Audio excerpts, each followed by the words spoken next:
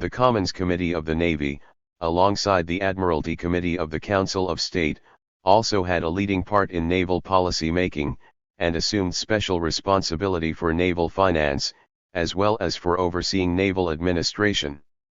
The initial chairman of this committee, during the Commonwealth's early search for security, was the new merchant's close collaborator, the parliamentary radical Miles Corbett. Morris's brother George Thomson succeeded Corbett as chairman in 1649 to 1650, and brought before the Commons most of the main measures for raising money for the Navy and for administering the build-up of the fleet. As to the committee itself, in the words of a recent authority, it was dominated by those MPs who were connected with the city and the mercantile world. In fact, 12 of the 20 MPs most regularly in attendance at the Navy Committee during the Commonwealth were merchants. Led by George Thomson, this body explained to the Commons the very large increases in financing that would be needed to construct the Navy, recommended how this money should be obtained, and took charge of its expenditure in overseeing naval construction and naval operations. 9. The Committee for Regulating the Navy and Customs, appointed at the recommendation of the Commons Committee of the Navy, was, as noted, totally in the hands of the new merchant leadership, headed by Maurice Thomson. This body initiated the reorganization of the Navy's administration and, in 1649, handpicked a new 5-person standing commission of the Navy entirely from its own membership to finish the job. It was these two committees, in concert with the Commons Committee for the Navy, that took charge of actually constructing the Commonwealth Navy. These bodies assumed, in the first place, the job of overseeing the dockyards, fitting out, hiring, and manning the ships, and paying the seamen. In so doing, they implemented the reform of salaries, the rationalization of shipyard personnel, and the attack on corruption in the name of efficiency and careers open to talents that had been authorized by the Commonwealth's political leadership. At the same time, these bodies succeeded in fundamentally reconstituting the Navy's leadership, bringing in a largely new corps of officers that was remarkably favorable to the new Republican order, a stronghold of political and religious radicalism. This they appear to have accomplished, to a striking degree, by appointing shipmasters from their own immediate politico-commercial circles. Two of their most typical appointees were also among the small group of senior commanders, just below Blake and Dean, viz., Robert Moulton and Edward Hall. Moulton had temporarily emigrated to New England in 1629 and would later collaborate with the Earl of Warwick, Maurice Thomson, and others in anti-Spanish and anti-royalist privateering.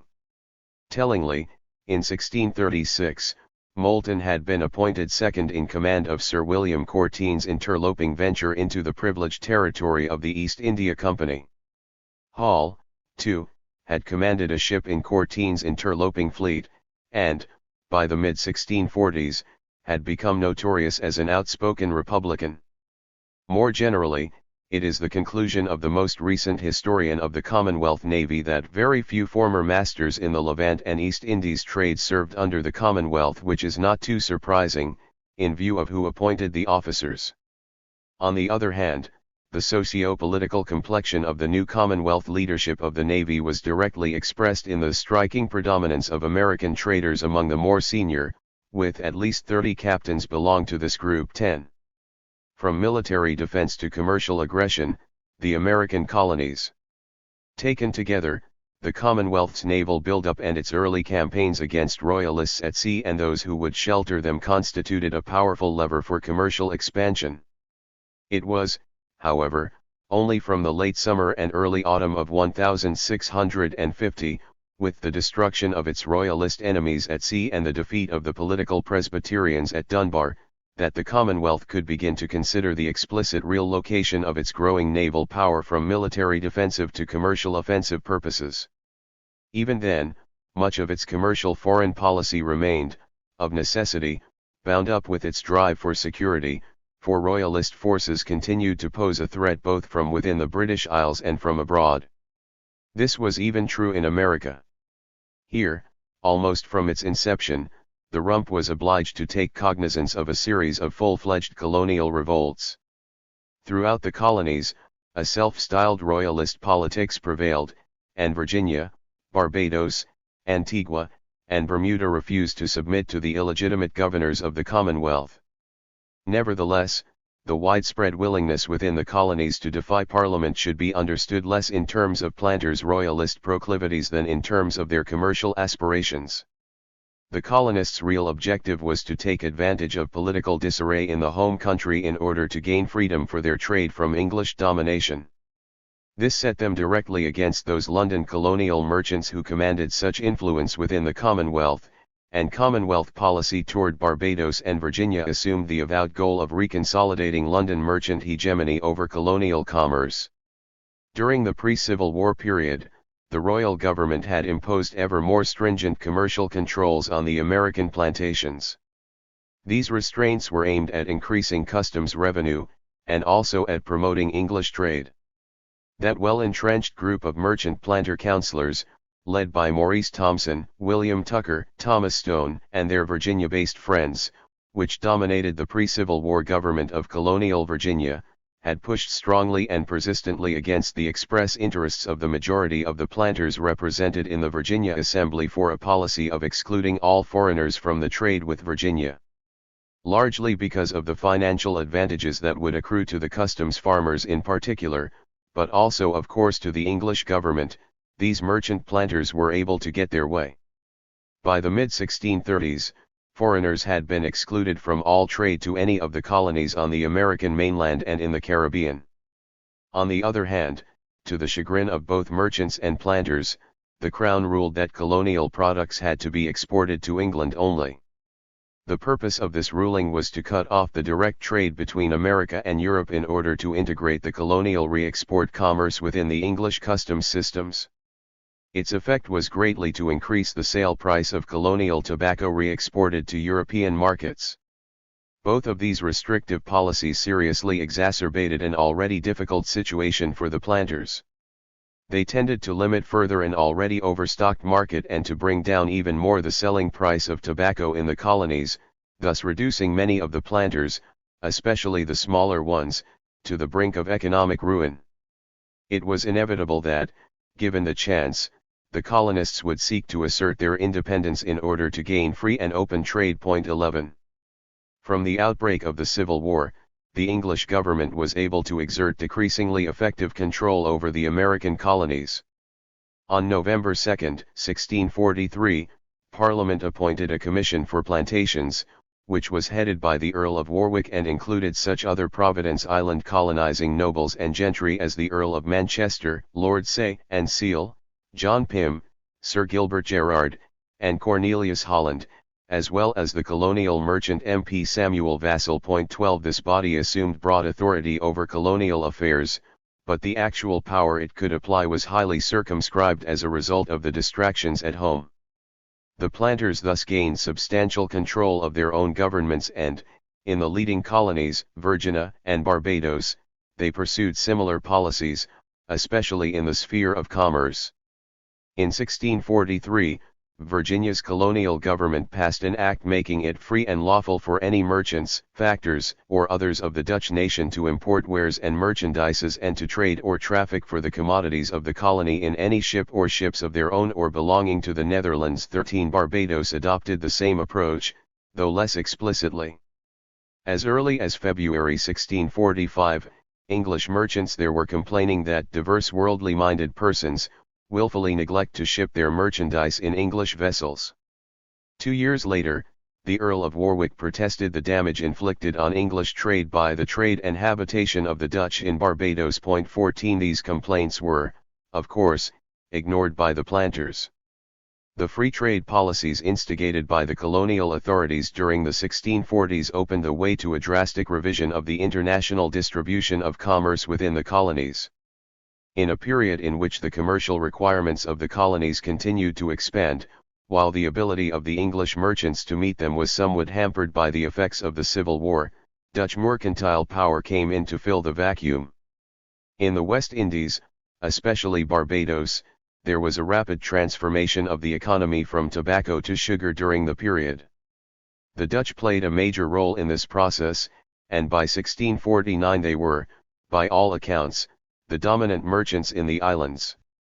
In Virginia the change was less dramatic, but there, too, Dutch penetration was significant. During the late 1630s, the Dutch had been largely absent from the trade. By 1643, the Dutch trader de Vries found in Virginia, alongside 30 vessels from England, 4 Holland ships which make a great trade here.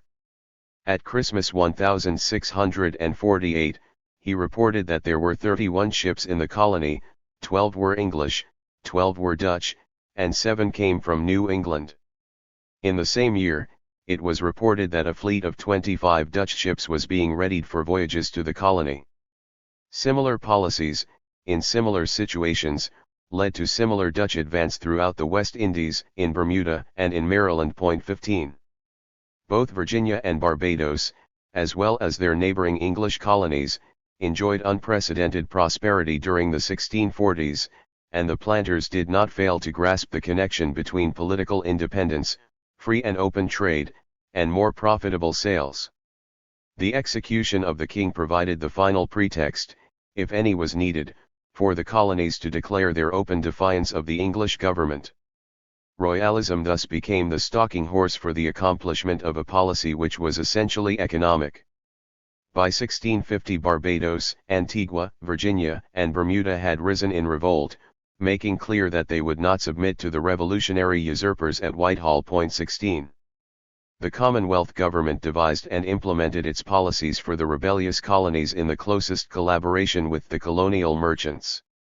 What the new merchants needed in the Americas was entirely straightforward: the reassertion of political and commercial control over the colonial economies. This required, in the first place, the creation of colonial governments favorable to the new merchants, the installation in leading colonial governmental positions of men who could be trusted to protect new merchants' interests, and the destruction of proprietary authorities where they still existed. It meant, in the second place, direct action by the English government itself to exclude Dutch merchant competitors. As it turned out, the Commonwealth did tailor its policies to achieve precisely these goals. Examining the policy-making processes by which the new regime responded to the new merchants' demands, offers some idea of how this came about. The first reference of the Republican government to the problem of colonial unrest came on March 15, 1649, when the Council of State asked the Committee of Merchants in charge of regulating the Navy and the Customs to take into consideration the condition of Barbados and to decide whether it was safe to continue to license the exportation of horses there in case of the colony's disaffection. 17 Although Barbados had yet to declare its defiance explicitly, the government was well aware of the obstinacy with which the Barbadians had resisted the commands of the Parliamentary Committee on Plantations during the previous years and therefore sought to deprive them of any strategic materiel for military resistance. The Council of State's referral of the problem to the Committee for Regulating Customs and the Navy gave an immediate and decisive indication that the new government intended to work hand in hand with the leading merchants of the colonial field. This 16-person committee, it will be recalled, was entirely controlled by the new merchant leadership. Its membership included the traders with the Americas and interlopers in the East Indies: Maurice Thompson, Robert Thompson, Thomas Andrews, Jonathan Andrews, William Bark-Ely, Stephen Estwick, Richard Hill, Richard Hutchinson, Samuel Moyer, William Penhoyer, Samuel Penhoyer, James Russell, Richard Shute, and William Willoughby. On July 26, 1649, the Commonwealth dispatched a letter to all of the colonies that announced the change in English government and required the inhabitants to continue their obedience. Barbados was still a year away from revolt, but, inspired by its strongly royalist governor Sir William Berkeley, Virginia had assumed an openly royalist stance starting in the middle 1640s. As early as 1644, the House of Commons had instructed its Committee of the Navy to report on the best course for reducing Virginia to the obedience of Parliament, but nothing could be accomplished while domestic politics remained unsettled. 18 Now, however, in the midsummer of 1649, with the new regime firmly installed, the government was at least ready to begin consideration of the matter, if not yet prepared to take action, and several important interested groups were at this time feverishly evolving plans for what they hoped would be the Commonwealth settlement in Virginia. That famous group of intellectual reformers, led originally by Comneus and at this juncture by John Dury and Samuel Hartlib, was especially concerned with what would happen in Virginia. These so-called utopian writers had long promoted economic, technical, and educational reform, as well as the propagation of the gospel, while spreading the idea of religious toleration. Through the agency of Benjamin Worsley, probably their chief representative on commercial and colonial matters, they now put forward to the new government a far-reaching program for reformation in Virginia, involving on the one hand the introduction of new commodities and manufactures and on the other the preaching of the word and the conversion of the Indians. As Worsley wrote John Dury on July 27, 1649, if the government be altered, the Parliament's authority instituted, free preaching of the gospel, civility and industry countenanced, many a good preacher might there find a call, trading very much advanced, and the knowledge of God among the Indians as well there as in New England promoted. 19. Apparently Worsley, Dury, and their friends hoped that the position they had taken against political Presbyterianism in the later 1640s would stand them in good stead with the new government. In particular, they seemed to have expected the influential MP John Trenchard and his son-in-law John Sadler, as well as John Bradshaw, President of the Council of State, to help them get the government to listen to them. To implement their plans in Virginia, they wanted the government to set up a new parliamentary commission to take charge of the colony, and it is significant indeed that the men they proposed for this body came to a very large extent from the ranks of the new merchant leadership. Worsley made Maurice Thompson, William Penhoyer, and Martin Noel his prime nominees for the commission, and he also prominently mentioned William Willoughby and Thomas Andrews. 20 All of these traders, except perhaps for Noel, were at the heart of the new merchant leadership. It is not really surprising that Worsley should have sought out these men, for the new merchants were already connected with Worsley's influential friends John Sadler and John Bradshaw, both of whom, as noted, were oligarchic Republicans, longtime activists in the city radical movement, and associated with such men as William Steele, Henry Parker, Henry Robinson, and John Cook in the promulgation of Republican and tolerationist ideas and in the Commonwealth movement for the progressive reform of the law. Moreover, although Worsley himself was apparently not yet personally acquainted with the new merchant leaders, he knew of their reputation as great plantation and parliament men, who, he no doubt realized, shared many of his own ideas about commercial and colonial development, as well as religious reformation in the colonies. 21 Worsley would, in fact, soon be intimately allied with a number of the top new merchant leaders and working closely with them in the creation of Commonwealth colonial policy. Worsley did not hesitate to get directly in touch with a number of the new merchants. On August 17, 1649, in a letter to Dury, he refers to some merchants, willing to subscribe a stock for to send to Virginia, apparently in support of the parliamentary mission of conquest. 22 By the following autumn, alongside Maurice Thompson, William Penhoyer, and a number of their colonial merchant friends, Worsley was taking the leading role in helping the Council of State's Admiralty Committee construct the Commonwealth's policy for Virginia. On November 29, 1649, the following decision was noted in the Council of State's Admiralty Committee minutes. In pursuance of an order of the Council of State of the October 13 last to consider the case of Virginia plantation, this committee upon consideration thereof and for the better settling of the said plantation in such way as may be for the best advantage of this Commonwealth and the good of merchants trading to those parts, ordered that Mr. Maurice Thompson and such other merchants as he shall think fit to advise with be desired to attend this committee upon Monday next, to be conferred with concerning the same, and to bring with them such proposals in writing as they shall conceive most conducing to the well settling of so public a work. 23. A week later, the scheduled meeting on Virginia was postponed when the Admiralty Committee was informed that Mr. Maurice Thompson could not be here by reason of sickness preventing him. It was rescheduled instead for the following week, at which time Thompson was desired to appear with such merchants trading to Virginia as he should think fit, and to bring with him such writings as he hath in his hands concerning the Virginia business. 24 Thompson nominated as additional merchant advisers his old trading associates William Penhoyer and William Allen.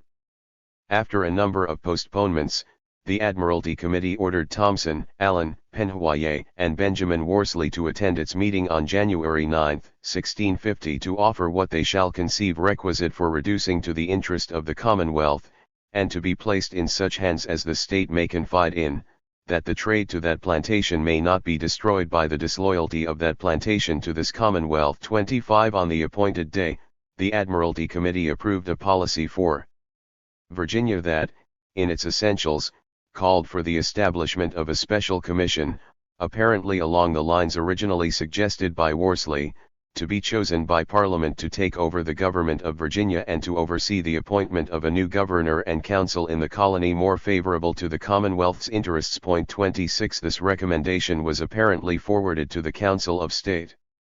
With additions, it served as the basis for the policy that was ultimately adopted. The Commonwealth's preoccupation with its enemies nearer home, both within the British Isles and at sea, prevented it from taking action concerning the rebellious colonies before the summer of 1650.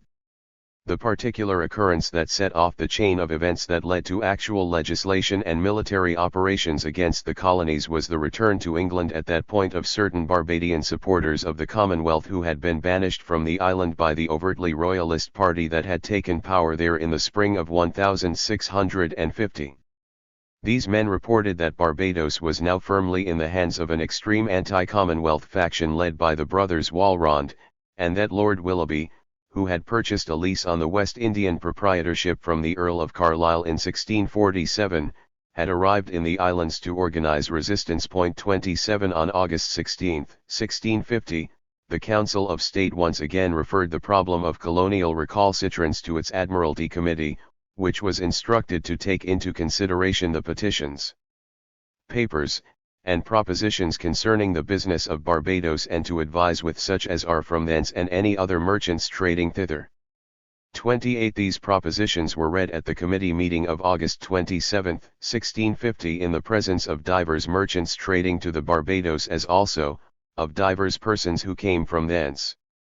The committee then ordered the merchants to draw up reasons they have to offer against these propositions, and present them in writing at the next meeting, at which time the committee would reconsider the matter upon a full hearing, on both sides. 29. The merchants' objections to the original propositions for Barbados, advanced, apparently, by the planters who had fled from the island are not known precisely. There can be no question, however, that the policy ultimately arrived at and forwarded to the Council of State was largely in accord with the merchants' interests and contrived with their full participation. 3 days later, after having heard the merchants' proposals, the Admiralty Committee ordered that an act be drawn up for presentation to Parliament specifying the prohibition of all trade to Barbados, either by foreigners or Englishmen. At the same time it resolved that a parliamentary commission to govern Barbados should be appointed and that a squadron of 6 ships, 4 to be merchant ships set forth at the charge of the merchants who are interested in the island, should be sent to subdue the colony. By September 10, the scope of the policy had been broadened to include the other royalist colonies of Bermuda and Virginia, and the committee's proposals along with additional propositions brought in by Mr. Maurice Thomson concerning the reducing of Barbados were forwarded to the Council of State for presentation to Parliament, to be turned into legislation. 30. When Parliament took up the Council of State's proposals on the colonies shortly thereafter, the new merchant leadership continued to exert a powerful influence on the formation of policy. On September 27, 1650, the Act for Prohibiting Trade and Commerce to Barbados, Antigua, Virginia, and Bermudas was read in the Commons for the first and second times and sent to its Committee of the Navy, referred to the special care of Col. George Thomson. Thomson was, of course, Morris's brother and the Navy Committee chairman. The Committee of the Navy was also authorized to contract for ships and provisioning for the expedition to the colonies. Colonel Thomson reported the Act back to Parliament on October 3, 1650 and it was passed on that day. At the same time, and quite significantly, Parliament moved to call in the proprietary patents for Barbados, Bermuda, and the West Indies. These had long been opposed by the new merchant leadership. 31. Parliament's decisions of late September, early October 1650 gave the colonial merchants just about everything they had requested. The decision to take the colonies by force and to put control of the colonial governments in the hands of commissions appointed by Parliament assured them, in the first place, the destruction of the West Indian proprietorship that they had so long pursued. With their increasing involvement as sugar planters in the domestic economy of Barbados during the 1640s, the new merchants had sought to protect themselves from the proprietors' arbitrary exactions and expropriations.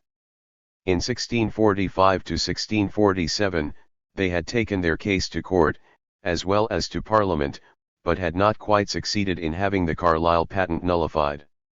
Under the Commonwealth, however, with Lord Willoughby, Carlisle's successor, at the head of a colonial rebellion, the English governing authorities had little choice but to grant the new merchants their wish and abolish the proprietorship.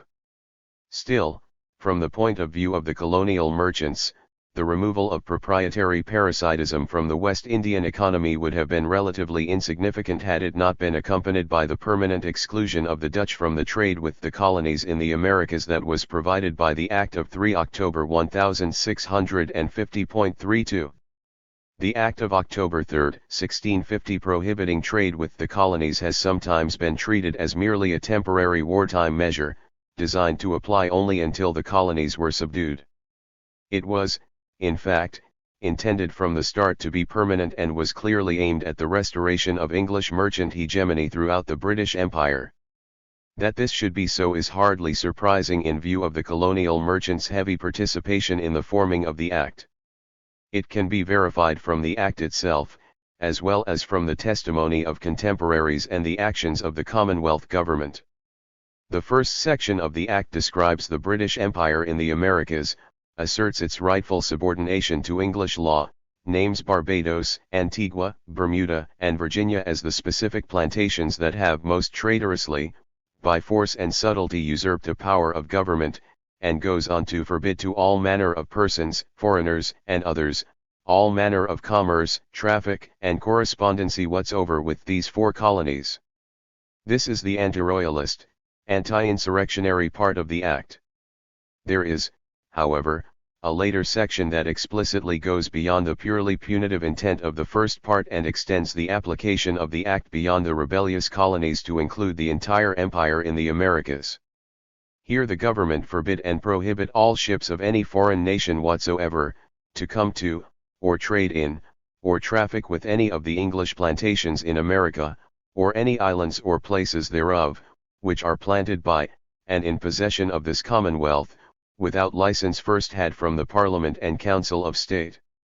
There is nothing in the Act to indicate that its application was merely to be temporary. 33. The colonies themselves were well aware that the Act of October 3, 1650 was to be applied on a permanent basis. The remarkably similar declarations of defiance framed by Barbados and Virginia attest to the planters' common understanding of the ordinance. They provide, in addition, a clear indication of the real significance of the colonial rebellions, as well as of the English actions to subdue them.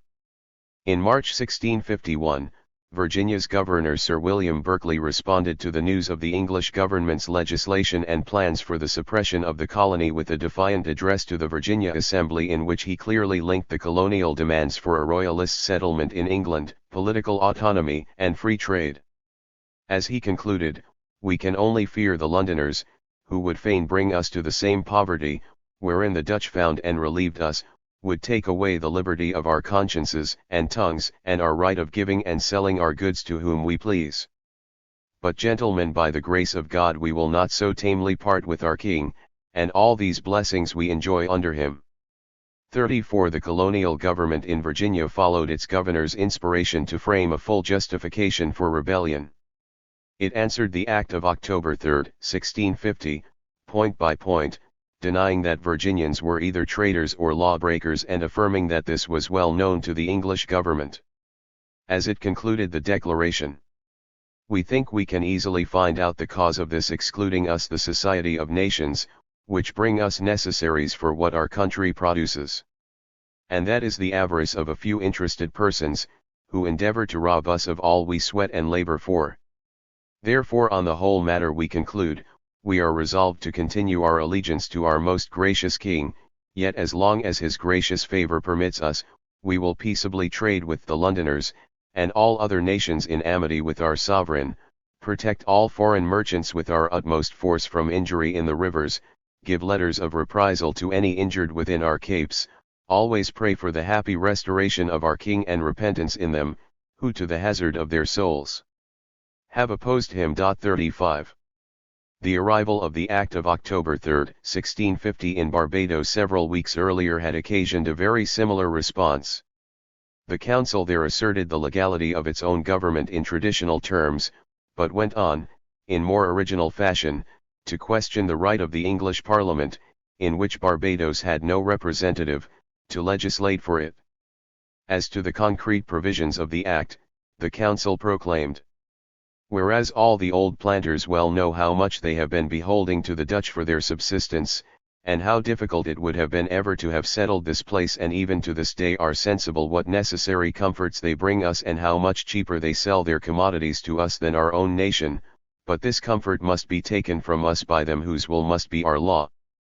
But we do declare that we will never be so ungrateful to the Dutch for former helps as to deny them or any other nation the freedom of our ports and protection of our laws, whereby they may still embrace a free trade and commerce with us. 36. The new merchants played a major role in seeing to the execution of the anti-royalist, anti-proprietor, and anti-Dutch colonial policies enacted by Parliament in September-October 1650 and in moulding the political settlements in the colonies that followed the Commonwealth's conquest. Less than a week after the passage of the Act forbidding trade with the colonies, acting on the advice of Maurice Thomson, the Admiralty Committee of the Council of State ordered the stay of 10 or 12 English ships that Thomson had learned were about to embark for Barbados from Middelburg and Flushing in defiance of the new law. Of course, no full enforcement was possible until the colonies had been subdued. The Parliamentary Navy Committee was, therefore, immediately charged with organizing the military expedition, and in this process Morris's brother, the committee's chairman Col. George Thomson, played a leading part. 37. On November 27, 1650, 37 merchants and planters, including such business associates of Maurice Thompson's as William Penhoyer, Richard Battison, John Wood, Edward Wood, Michael Davison, Jonathan Andrews, and Thomas Frere, petitioned the Council of State to give way to the said merchants at their own charge to provide 5 or 6 able ships with competent cargoes in them, to exercise all acts of hostilities against the islanders, in case the islanders refused to submit to the Commonwealth regime.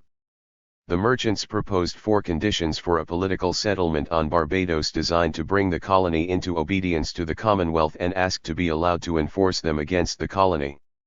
They further asked permission to trade with the colony immediately after it had been subdued. 38. This plan would have placed the whole process of suppressing the colonial revolts in the hands of the new merchants.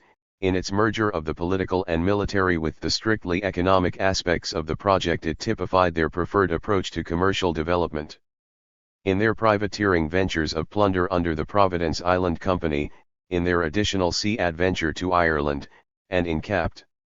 William Jackson's marauding voyage to the West Indies, these men already had carried out, on a smaller scale, much the same kind of private wars for economic aggrandizement that they were now suggesting. They well understood the significance of direct political control for any subsequent commercial settlement worked out for the colonies. The Council of State, however, saw the threat to its sovereignty implicit in the merchants' propositions, and declared that both in respect of matter and manner they are dishonorable to the government. Still, the government accepted at least the commercial part of the merchants' proposal, and the merchants supplied 5 of the 7 ships that ultimately composed the expeditionary fleet for the West Indies. 39. The 3 parliamentary commissioners who were chosen to carry out the reduction of Barbados at the end of 1651 do not seem to have been closely connected with the colonial interloping merchants. However, all 4 men who were placed in charge of the expedition against Virginia, Robert Dennis, Thomas Stegg, William Claiborne, and Richard Bennett, were themselves long-time colonial merchants. Moreover, 3 of them had long been close associates of the new merchant leadership, and 3 had been leading Virginia colonial officials.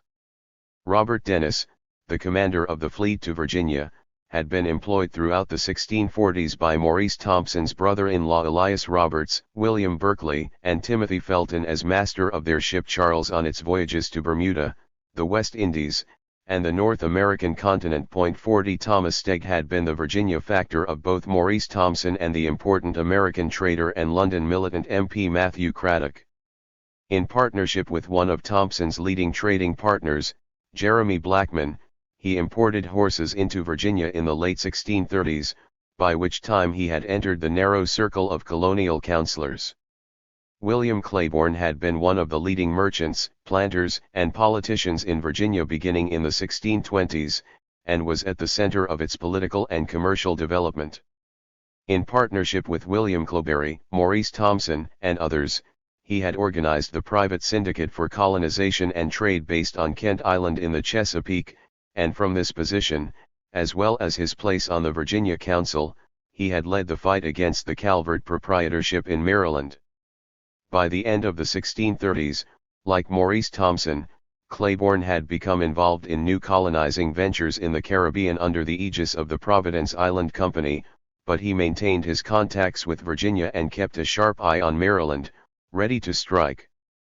Finally, Richard Bennett, although not, apparently, so directly connected with the new merchant leadership as the others, appears to have represented similar interests in Virginia. A major colonial planter and official, he was also a longtime leading merchant and thus tended to side with the merchant-planter councilor clique against the planters, and against the Calvert proprietorship. 41. The composition of the four-man Parliamentary Commission for Virginia evidences the success of the new merchants and their friends in convincing the Commonwealth government to restore to power in the Chesapeake colonies the old pre-Civil War merchant-planter councilor clique, with its anti-free trade and anti-Calvert program. There can be little doubt, in fact, that one of the major purposes of this commission was to reimpose that expansionist, anti-Calvert policy for Virginia which had been temporarily suspended in the 1630s under Charles I, but which had been revived by aggressive new merchant action during the troubled era of the Civil War. A coalition of English traders and Virginia planters, led by the merchant-planter councilor clique, had of course bitterly contested Lord Baltimore's proprietorship from its inception in 1632, basing its opposition in part on its desire to protect the trading colony on Kent Island led by Capt. William Claiborne, William Cloberry, and Maurice Thompson, but more generally on its concern to keep open the expansionary potential of the Virginia colony toward the north. From the early 1640s, first the London merchant Richard Ingle, then William Claiborne himself, had launched military assaults on the Maryland colony. The London traders with Virginia, led by the new merchant leadership, had followed up these military attacks by petitioning Parliament against Lord Baltimore in March 1647. The pressure exerted by these men, including Maurice Thompson, William Deacon, William Penhoyer, Richard Chandler, Thomas Gower, and Oliver Cloberry, seems to have induced the Parliamentary Committee for Plantations, already no doubt perturbed about the royalist activities of Baltimore's brother Leonard Calvert in the colony, to call in Baltimore's patent, although not yet formally to revoke it. 42. In 1649, Baltimore's old nemesis Richard Ingle revived his attack on the proprietorship and the matter was referred to the Admiralty Committee of the Council of State, which once again called on Maurice Thompson and his friends for advice.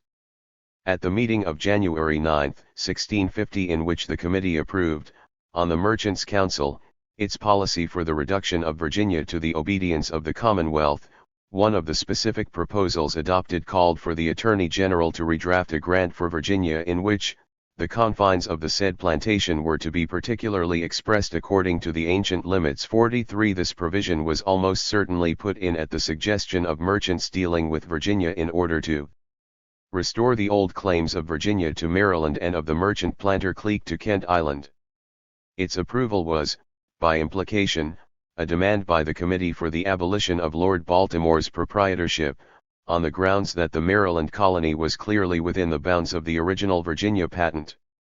When, in late 1651, the fleet to pacify Virginia was dispatched from England, the Rumps Commission in charge of the expedition carried instructions to reduce all of the plantations within the Bay of Chesapeake to their due obedience to the Parliament of the Commonwealth of England. This was clearly meant to include Maryland, and contained an implied threat to Baltimore's control of the colony. That threat was, of course, greatly magnified by the fact that the commission was directly in the hands of London merchants trading with Virginia, the old merchant-planter councillor Combine. 44. By the end of 1652, the new merchant leadership could hardly have been more satisfied with the evolution of colonial policy under the Commonwealth. The Royalist revolts had been put down and a policy of total exclusion of the Dutch from the colonial trade had been adopted.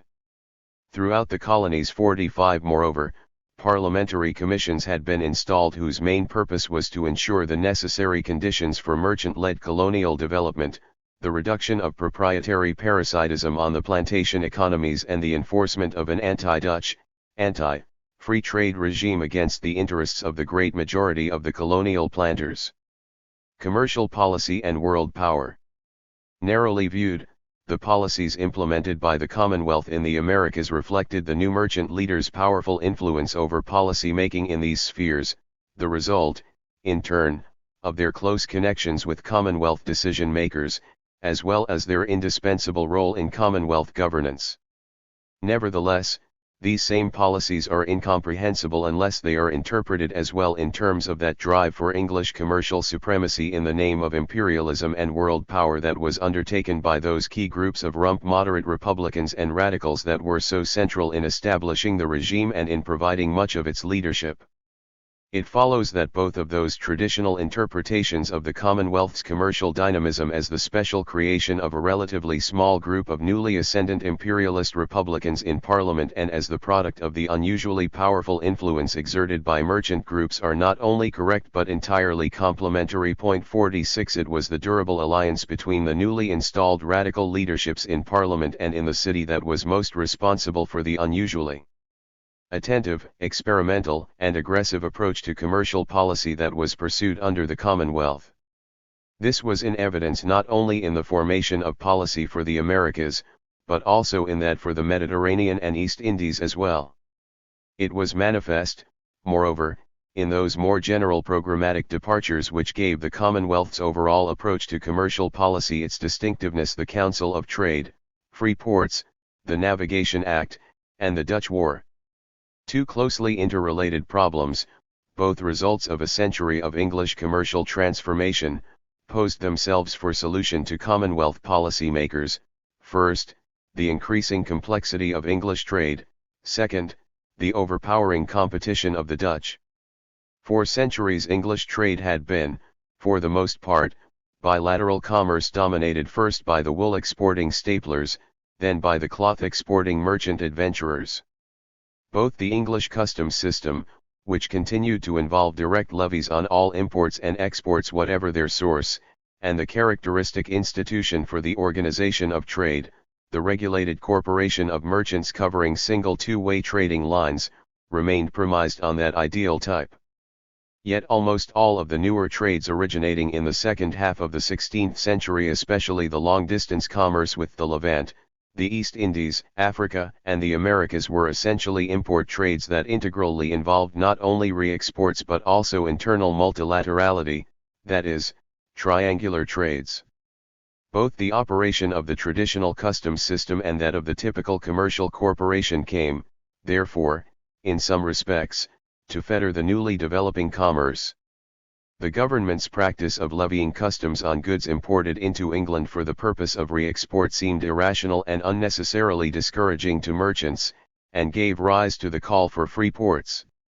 Similarly, the chartered companies' various restrictions on entry, as well as the narrow and traditional forms of trade the companies sometime dictated, seemed to some merchants to limit unnecessarily the play of capital and entrepreneurship, and thus gave rise to the demand for a freer trade. Both of these policy alternatives, free ports and free trade, were to preoccupy Commonwealth policymakers. Correlatively, the long-dominant merchant adventurers' commerce had traditionally involved trade in partnership with the Dutch as a defining characteristic. but almost all the newer trades had as their raison d'etre either the bypassing of Dutch middlemen or the opening up of entirely new sources of import commodities, and therefore increasingly had to be built up in commercial struggle against the Dutch. Until the 1640s the English had, for long periods, enjoyed an artificial insulation from their commercially superior Dutch competitors, due to the Hollanders' almost perpetual involvement in war with their key trading partner Spain. With the Peace of Munster in 1648, however, the Dutch were finally freed to capitalize fully on their enormous commercial and maritime resources. To make matters worse, English trade was, at this very moment, seriously disrupted by the Civil War, especially by royalist privateering. As a result, a commercial situation very favorable to the English, in which as late as the outbreak of the Civil War, English merchants appeared to be the dominant force in European commerce, deteriorated disastrously in the space of just a few years. Even in 1641, Sir Thomas Roe had been able to see that the recent successes of English commerce were very largely attributable to the involvement of the European states in war. "Our great trade depends upon the trouble of our neighbors," said Roe, "but if a peace happen between France, Spain, and the United Provinces, all these will now share what we possess alone." Roe had, if anything, underestimated the commercial carnage that would follow peace between Spain and the United Provinces. By the early years of the Commonwealth, the Dutch had recovered their near monopoly of the Baltic trade, essentially eliminating the English as serious competitors. They had regained their hegemony in the lucrative commerce with Iberia, especially in American re-exports, reversing the position attained by the English during the years in which the Dutch had been distracted by war with Spain. Most shockingly, perhaps, the Dutch had demolished the English merchants' position of predominance in the Mediterranean and were now threatening to exploit the disruption of English commerce by the Royalists and their confederates to gain a position at least of parity in the rich trades to Italy and the Levant. Simultaneously, while maintaining their long dominant position in the East Indies, the Dutch had, as noted, taken advantage of the Civil War to invade the trades with the English colonies in Virginia and the West Indies.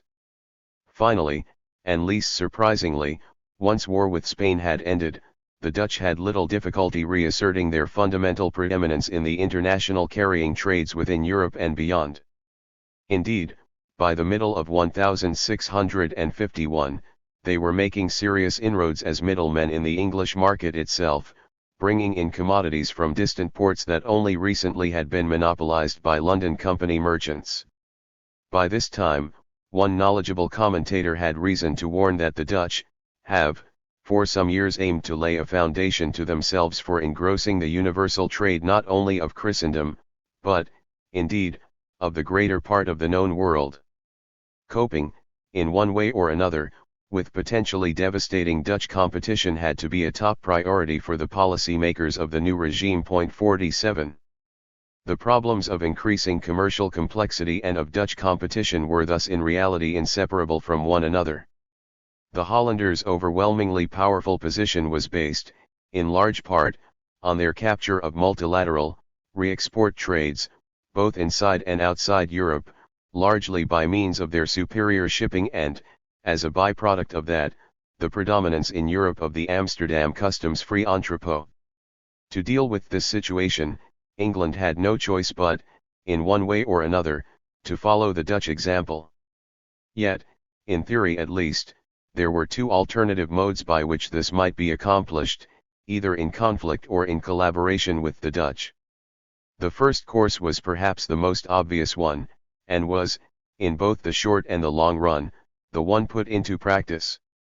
It meant powerful state intervention to rationalize English economic and financial organization, to protect English commerce and shipping from Dutch competition, and, ultimately, to destroy the Dutch competitors through war. But the path of alliance and cooperation, despite its prima facie implausibility, appears also to have been seriously mooted by Commonwealth policymakers. The facts of roughly common republican political systems and of generally similar Protestant religious systems seem to make the Dutch and the English natural allies against the threat posed by the monarchical counter-Reformation powers, Spain and France. Moreover, at least to the English, The prospect of improved commercial collaboration with the Dutch was a real attraction.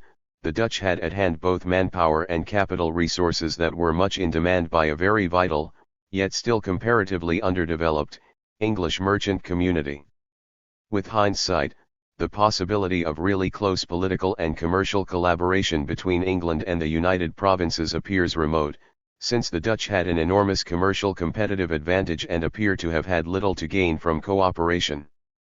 Yet, starting in the latter part of 1650, the Commonwealth government, at the crest of its strength following a powerful build-up of both its army and navy and the crushing defeat of royalist foes throughout the British Isles and around Europe, appears to have considered the closest alliance and even some form of unification with the United Provinces to be at least a possibility, at least for a time. This is not to deny that the Commonwealth government continued, throughout the period, to promote English commercial interests aggressively over and against those of the Dutch, as it did, for example, in its colonies in the Americas. But it was apparently hoped that the threat posed by English naval power to Dutch trading operations would help to make the Dutch see the long-run economic advantages of politico-commercial cooperation.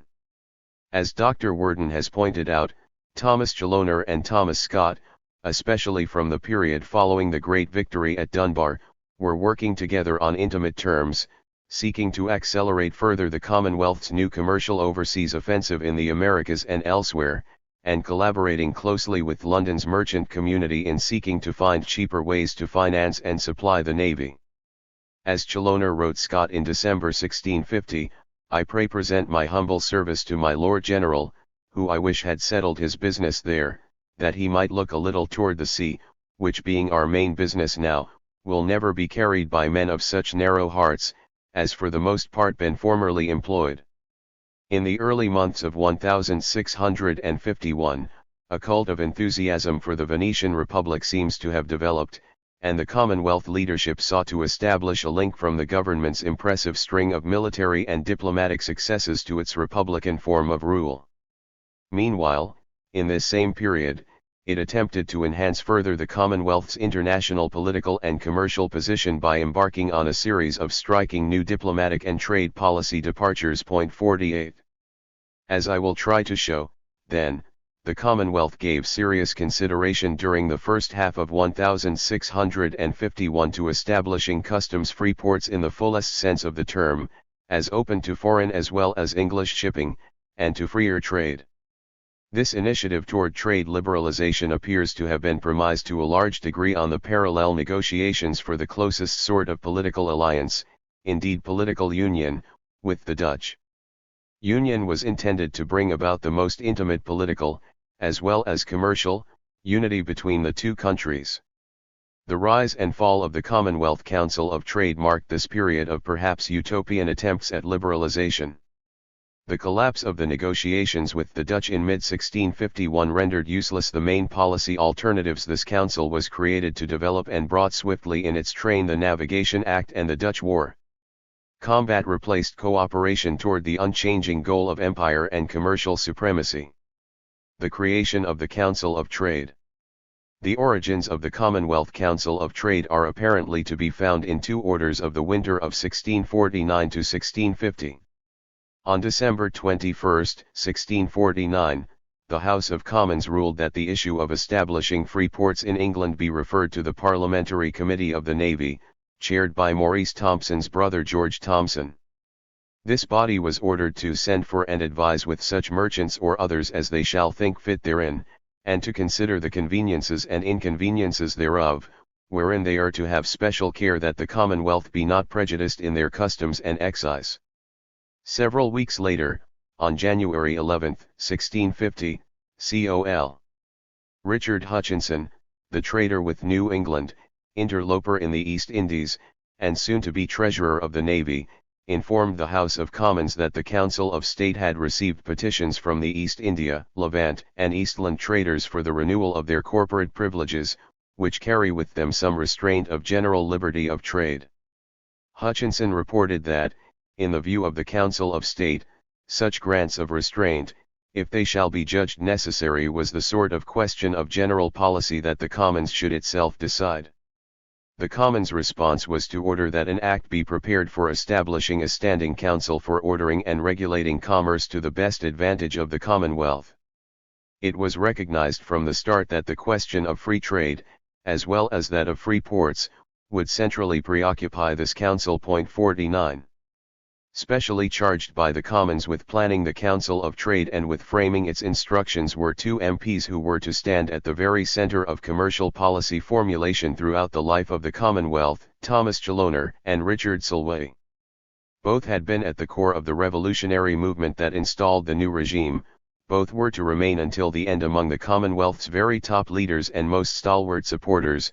Both had already shown a strong interest in commercial affairs. They are typical of the Republican radicals who helped to impart to rump commercial policy its particularly aggressive character. Thomas Chaloner had, according to Anthony Awood, returned from foreign travel a well-bred gentleman, but tinged, as it seems, with anti-monarchical principles. Ultimately one of Henry Martyn's gang, he became a great stickler for their new utopian Commonwealth 50 as early as 1646.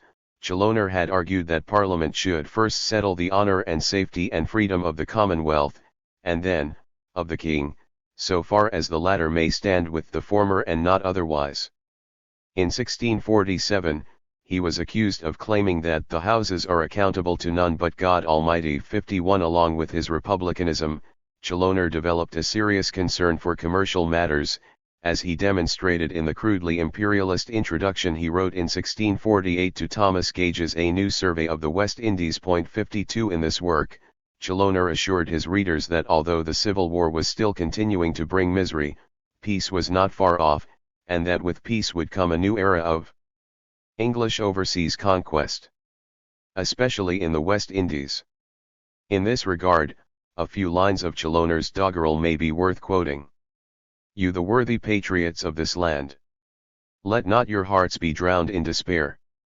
You shall again advance with reputation, and on the bounds of utmost western shore, where English colours ne'er did fly before, shall them transplant, and firmly fix their station. Richard Solway, a close political collaborator of Chaloner's especially in the support of an aggressive approach to commercial affairs, was the son-in-law of the colonial trader Richard Waring, who was a collaborator of Maurice Thompson's and an important representative of the new merchant leadership. Like his father-in-law, Solway became a London grocer and, in the early 1640s, he illegally interloped within the privileged areas of the merchant adventurers. Apparently a leader in the anti-royalist city apprentice riots of the early revolutionary period, Solway had, by the late 1640s, won an important place among London's political independents, and he was appointed to the city militia committees of September 1647 and January 1649.53. In the meantime, Solway had joined the army and become a major. It was no doubt politically significant that in his Political Independent Manifesto, Last Report of the English Wars, written in the summer of 1646, Hugh Peter singled out Richard Solway for special praise, along with such other prominent radical officers as Edward Whalley, Thomas Pride, and Thomas Rainsborough.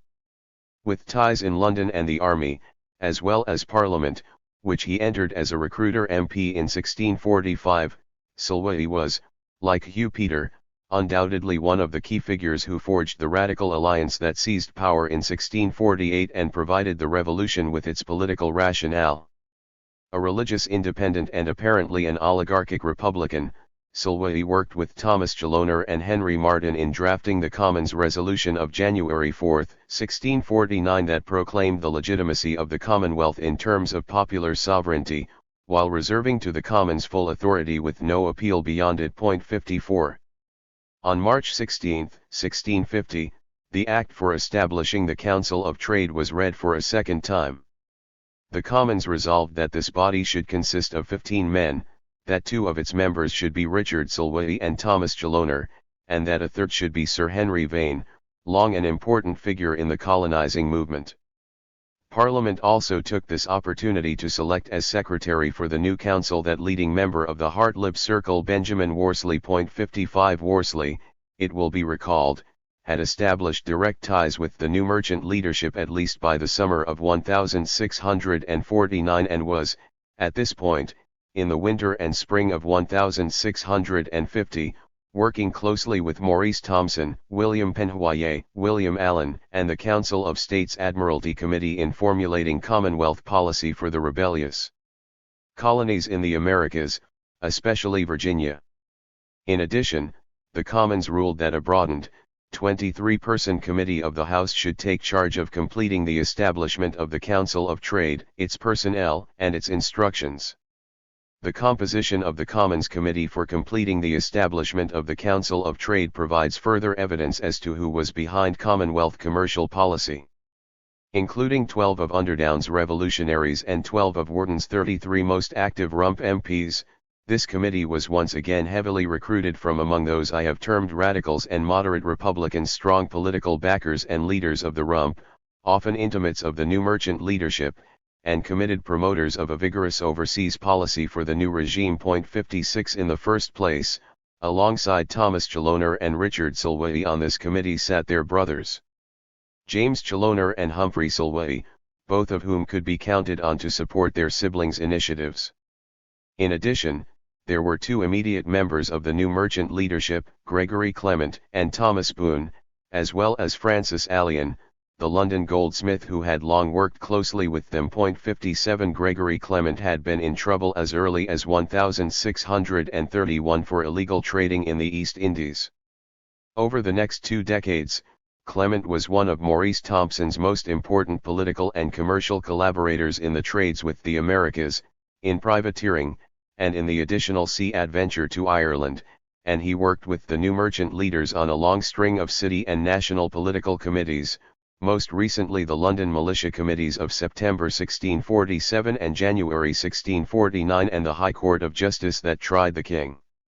Thomas Boone was, like Clement, with whom he was often allied, a West Country merchant with London connections, who only recently had joined the new merchant leadership in its Asada East Indies interloping project.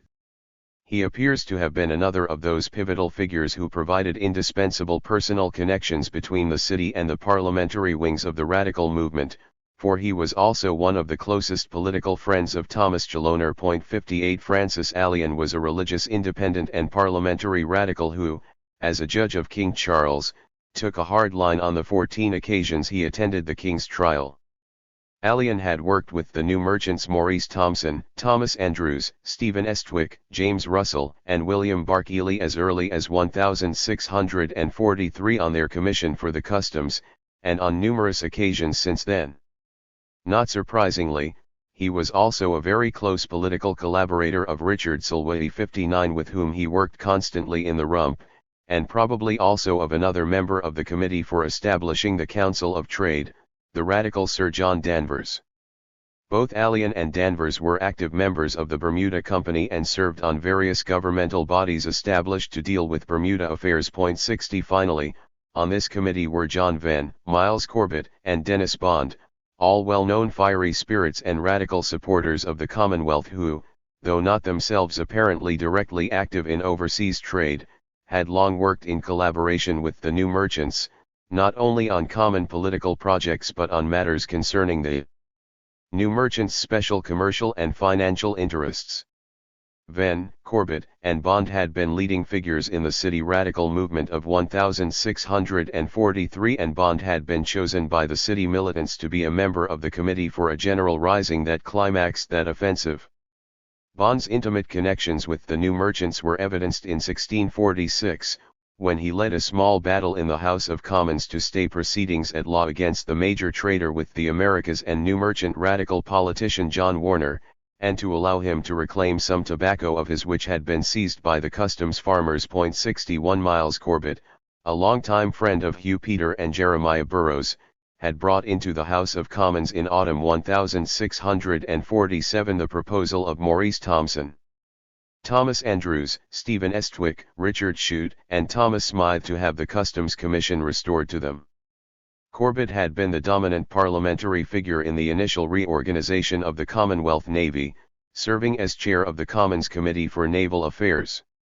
He appears to have taken a leading role in establishing the Commonwealth's Council of Trade, for on August 1, 1650 he brought back into Parliament the final redrawn act for this body, with the names of the commissioners and their instructions. 62. The membership of the Council of Trade, which by April 11, 1651 had come to include 17 members, 63 was made up of three distinct, but closely interrelated, groups. In the first place, there was the new merchant leadership, represented on the council by Maurice Thomson, the MP Thomas Boone, the India Company opponent John Fowke, and John Limbury, the colonial merchant who had gone to Holland in 1648 as a parliamentary commissioner to recover the rebellious ships, along with Maurice Thomson and Thomson's Anglo-Dutch East India interloping partners Adam Lawrence and Nicholas Cors Ellis. Second, there were the imperialist Republican MPs, represented by Thomas Chaloner and Richard Solway. Finally, there was the so-called Hartlib Circle, represented on the council by Benjamin Worsley, who was the council's secretary and one of its key moving spirits, by Robert Honeywood, who was Sir Henry Vane's brother-in-law and later the translator of a tract on the virtues of the Venetian Republic, and by Sir Cheney Culpeper. 64 All three of these groups were closely tied to one another, and were supportive of roughly the same policy directions. It did not take long for the Council of Trade to make an impact. By the autumn of 1650, it had forwarded to the Council of State for presentation to Parliament what is in certain respects the most characteristic piece of Commonwealth commercial legislation, the Act ordering English government convoys for Levant Company shipping in the Mediterranean. Previous governments had seriously contemplated this policy, but had never put it into effect, largely because of its cost. To make this program practicable, the Republic had to raise customs rates by 15%. That it unhesitatingly did so shows how far the alliance of imperialist Republicans and their radical friends in the House and the new merchant leadership had been able to take the Commonwealth beyond the traditional premises of English foreign policy making. Perhaps for the first time, English government fiscal policies were being consciously and systematically shaped to fit the needs of commercial development, rather than vice versa, as for example during the reign of Charles I. Appropriately enough, the ordinance was led through Parliament by that imperialist Republican Par Excellence Thomas Chaloner and passed on 31 October 1650.65. The Council of Trade's original 12-point set of instructions designated two major areas of potential innovation in policy that the Parliamentary Committee felt should be given special attention. First, the possibility of loosening the corporate organization of commerce, that is, free trade. Second, the idea of encouraging the English entrepot trade through setting up free ports. 66 Most probably, the Parliamentary Committee responsible for establishing the Council and writing its instructions supported both a freer trade and free ports. Clearly, too, the new merchant leadership, undoubtedly quite influential within that committee, also supported these commercial policy directions. But the question that historians have rightly asked is the degree to which such groups as these were able actually to have their way, in relationship to possibly opposed commercial interests and, more generally, the Commonwealth government as a whole. 67. Free trade. It has often been pointed out that despite the possible intent of the Council of Trade's instructions, the Commonwealth government did not in fact move to abolish corporate companies. The government explicitly sanctioned company organization for both the East Indies and Guinea, each a major area of activity of the pro-free trade new merchant leadership, and these actions have been taken as strong evidence against the idea that the new regime was especially favorable to a freer trade. 68 Nevertheless, to interpret the government's chartering of the East India and Guinea companies as indicating the continued force of traditional principles of company organization under the Commonwealth is, in my view, to mistake the form for the substance of these decisions. Consider, in particular, the trade with the East Indies, by far the most crucial case. Here government pressure was indeed responsible for the establishment of a unitary joint stock organization against the express wishes of the new merchant leadership for a freer commercial regime, a regulated company in which members would trade individually under rules and regulations set by the corporation. Yet what has not perhaps been well enough understood is how closely the government-imposed settlement of the trade with the East Indies nonetheless conformed to the new merchants' desires by requiring a complete break from the traditional modes of carrying on the trade precisely so as to achieve the effects generally intended by the demand for free trade. It will be recalled that by the later 1640s, the old East India Company was in deep crisis. The interloping syndicate under the leadership of Maurice Thomson was invading all aspects of the company's trade, and using its influence in Parliament to prevent the company from stopping the practice.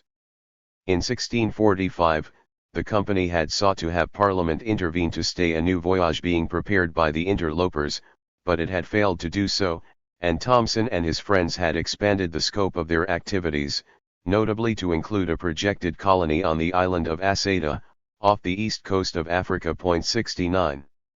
Even so, it had looked for a time as though the company might ultimately recover its privileges.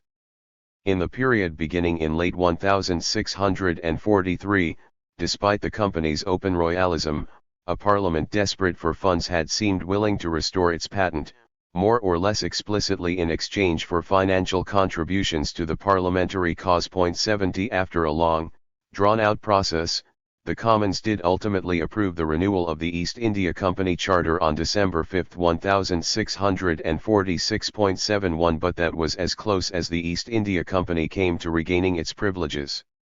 On February 13, 1647, Alderman John Fowke, representing Thomson's interloping syndicate, brought before the House of Lords Committee charged with considering the renewal of the company's patent reasons why the trade with the East Indies should cease to be governed by a joint stock company. Fowke, a bitter enemy of the old company who had been involved in interloping in the East Indies from the time of Courtines' initial venture, was of course a long-time collaborator of the new merchant leadership in a wide range of activities. On February 27, the Lords Committee actually recommended that the House of Lords approve the Commons Bill for the renewal of the patent.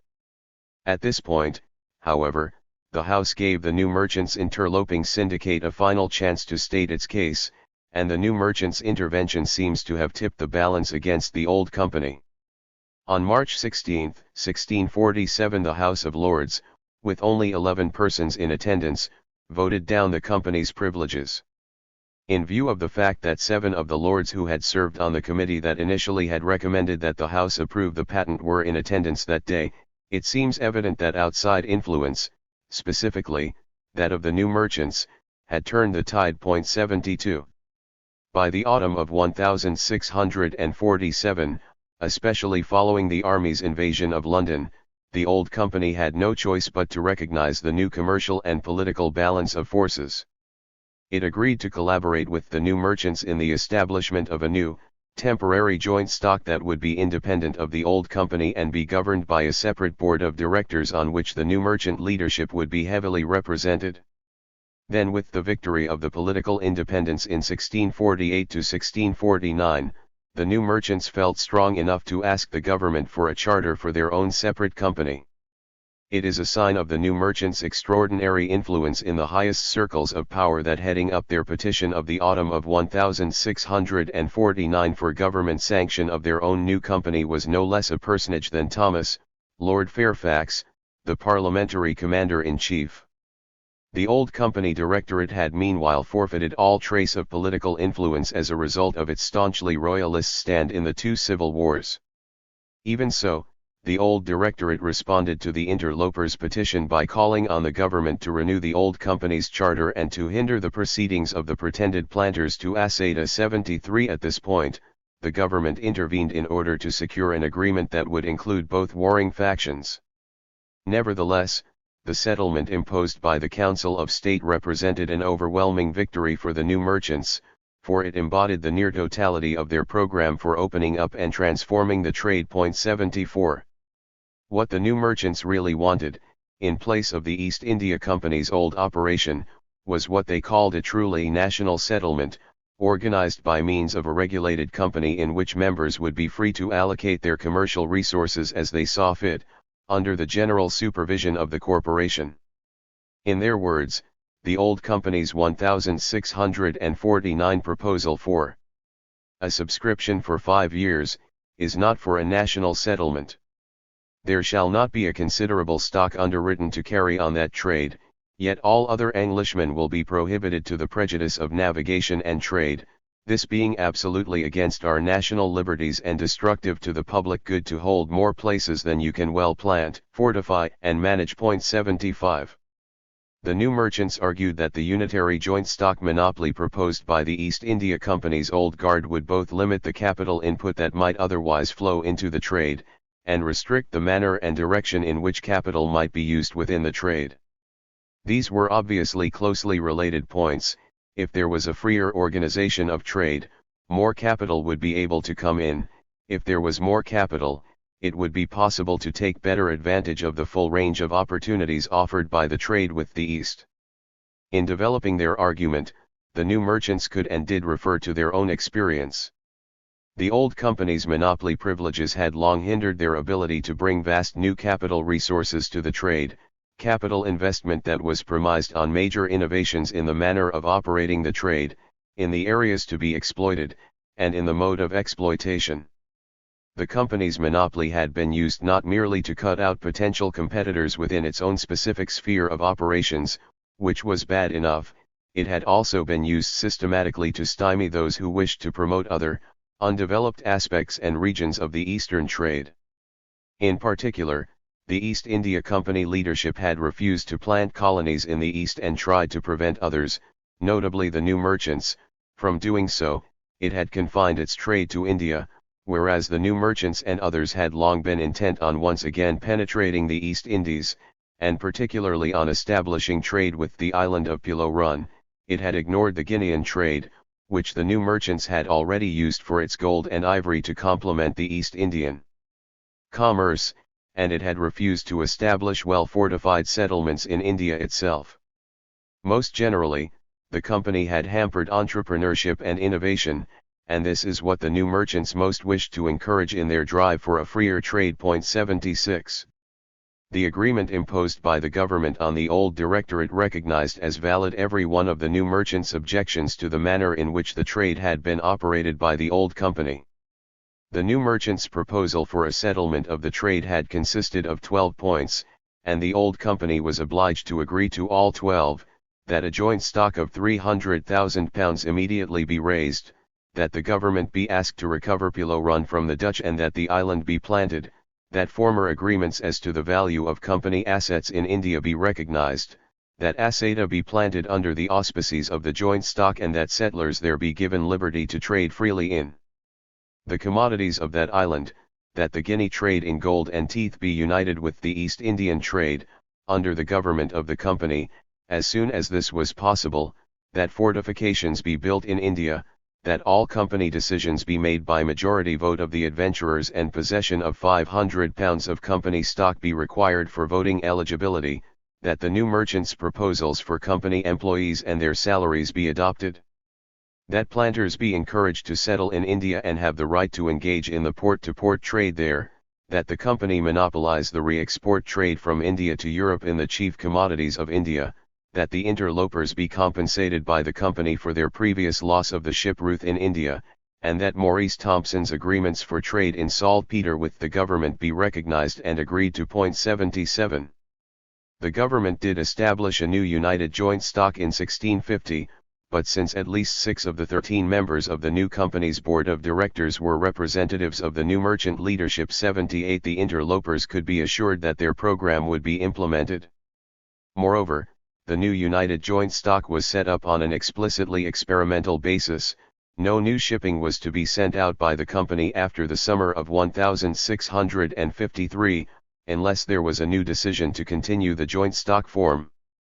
In fact, when the United Company's original stock did run out, the trade was allowed to lay open for some 4 years, during which time the new merchants reverted to their old policy of independent shipping. 79. Meanwhile, Maurice Thompson and some of his friends had taken advantage of the liberty granted under the agreement imposed by the government for individuals freely to create their own plantations and commerce on the island of Asada. In February 1650, Thompson, along with his brother William Thompson and his old interloping partners Nathan Wright, Thomas Andrews, Nathaniel Andrews, Jeremy Blackman, and Samuel Moyer, as well as Oliver Cromwell's secretary Robert Spavin and several others, organized a joint stock syndicate in which each invested £1,000, and, on that basis, pursued the development of a private 600-acre plantation on Asada, exporting its produce. Finally, and equally relevant to the issue of the Commonwealth's outlook on a freer trade, the settlement imposed by the government on the East India Company, as part of the agreement for the new United Stock, included a final crucial operating limitation on the company's monopoly, forced through by the new merchant leadership: if any of shall propose a new voyage to the Generality, if they should dislike it, it not unlikely but that upon good caution liberty would be given to such persons to prosecute the same on their own account. 80. In sum, while the form of government of the East Indian trade remained technically the same, its content was changed beyond recognition, in the direction of greater freedom of movement for capital and entrepreneurship. This was the basic intention of those who wanted free trade. It was because the new merchants program, enforced by the government, entailed so sharp a break from past practice that the old company struggled so long and so bitterly against it. It was a sign of the times of the predominance of new policy makers with new ideas and new friends that the East India Company's old guard was so soundly defeated. Free Ports and the Navigation Act. The place of the Free Ports proposal within English commercial policy making during the Commonwealth has long been the subject of debate and confusion. Controversy has centered, in particular, on two problems: who backed this proposal, and what was the relationship between the Free Ports Plan and other aspects of English policy, especially the Navigation Act and Anglo-Dutch relations more generally. Was the Free Ports proposal the project of the traditional company merchants, the new merchant free trading types, or neither? Was it complementary to, or in conflict with, the Navigation Act, a pro- or anti-Dutch policy? These are important questions. But answering them can compound confusion unless one is very explicit about the radically different ways in which the Free Ports proposal was actually framed by different groups of supporters. Depending on how it was stated, the demand for free ports could complement policies either relatively favorable or violently hostile to the Dutch, and thus, in different versions, elicit the support or hostility of different and sometimes opposed commercial groupings. The divergent implications of different versions of the Free Ports proposal can be seen in the debates on this issue that were carried on before the Council of Trade. Parliament had ordered the Council to advise how free ports or landing places for foreign commodities imported may be appointed in several parts of this land, and in what manner the same is to be effected. 81. The idea was to reduce the financial burden of customs on re-exports to the end of encouraging the development of an English entrepot.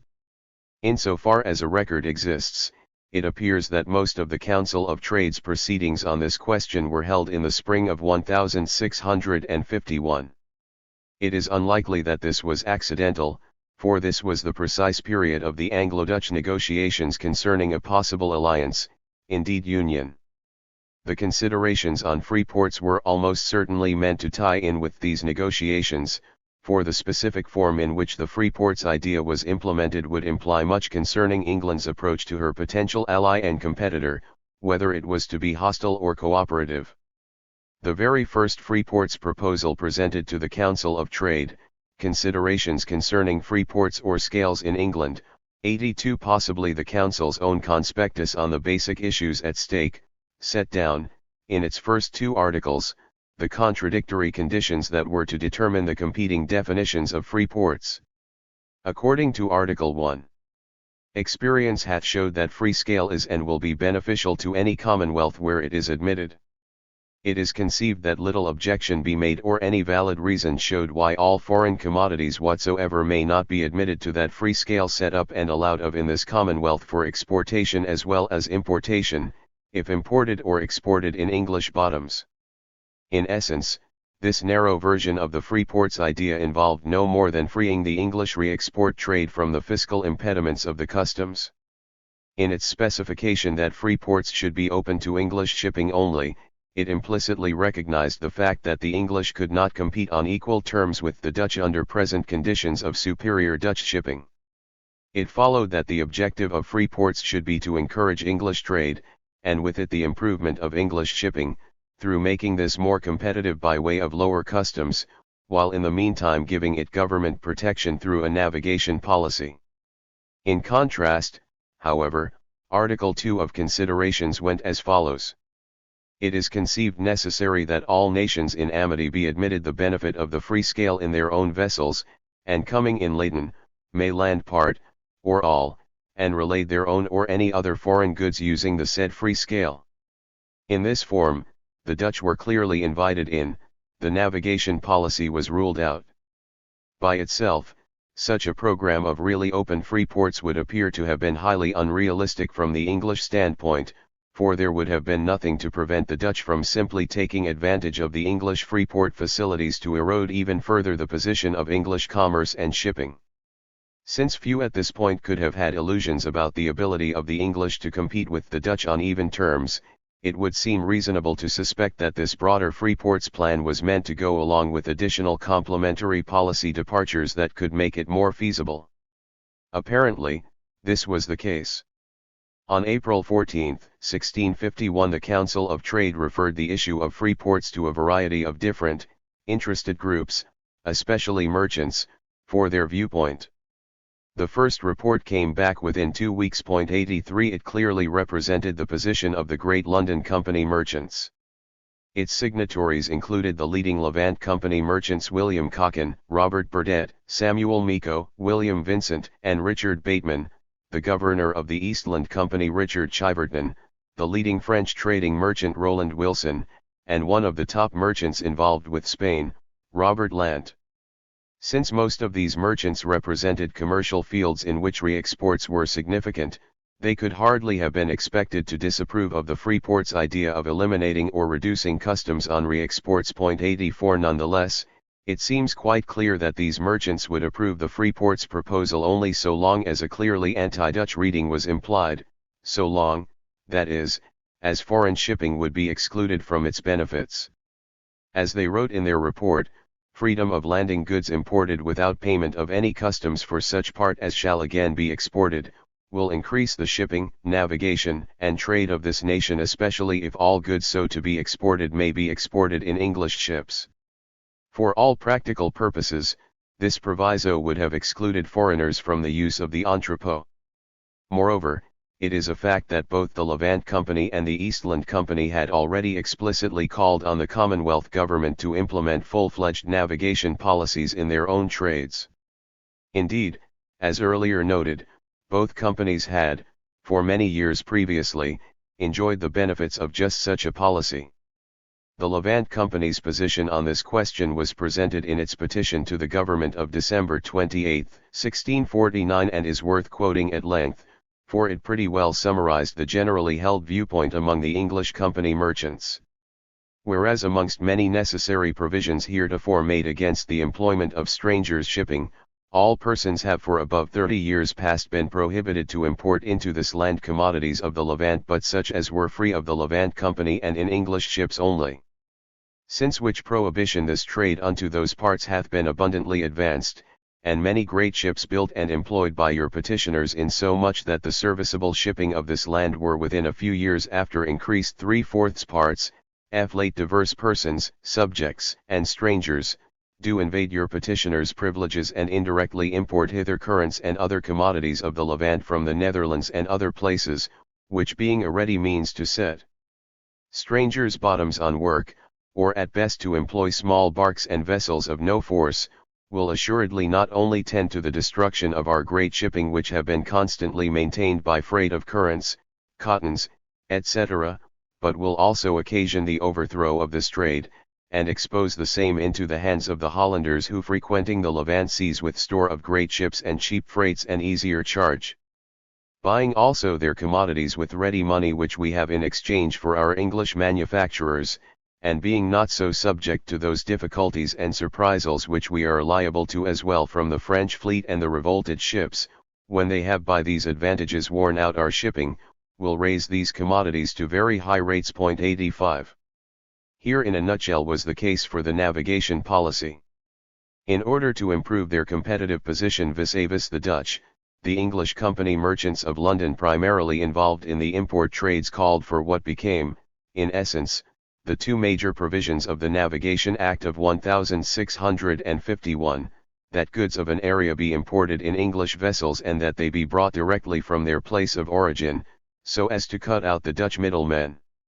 If company merchants could obtain for themselves in addition free ports, that is, customs-free re-export, so much the better, for this would further enhance their ability to compete. 86. Further evaluations of the free ports proposal were subsequently submitted to the Council of Trade by other groups of merchants.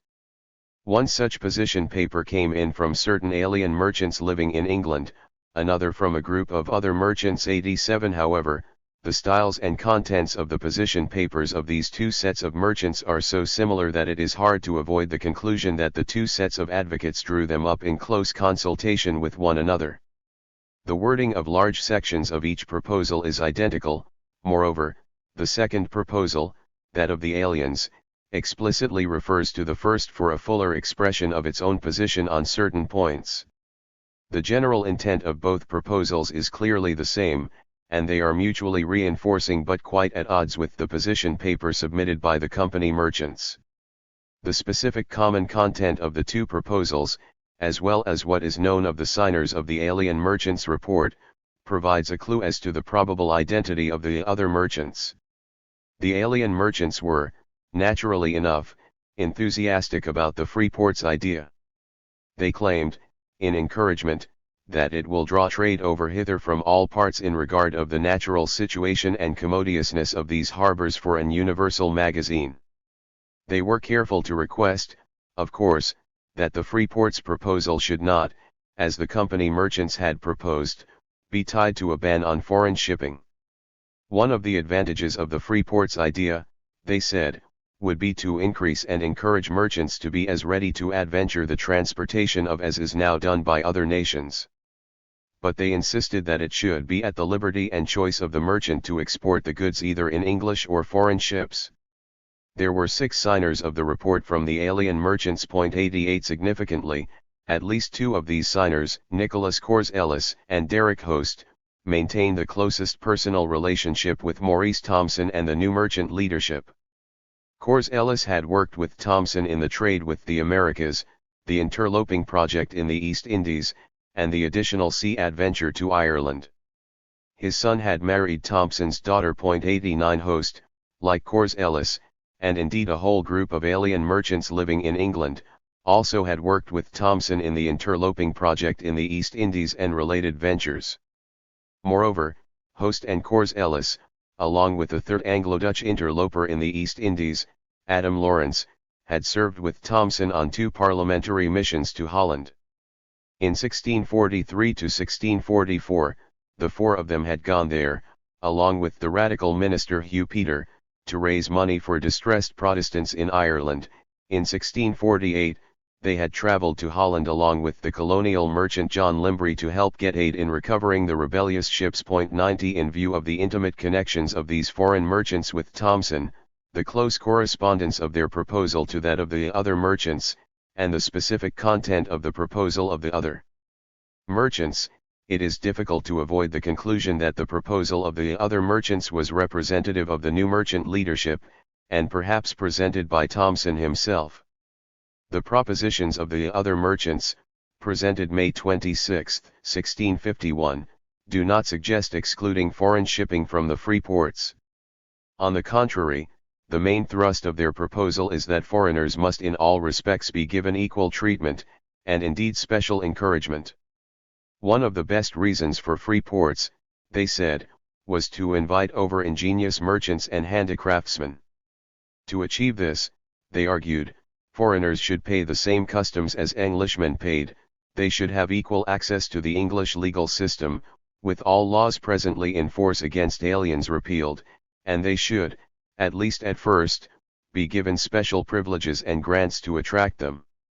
The concluding statement of the other merchants constituted such a vigorous defense of a free trade position as to make it difficult to connect it with any other merchants besides the colonial interloping leadership.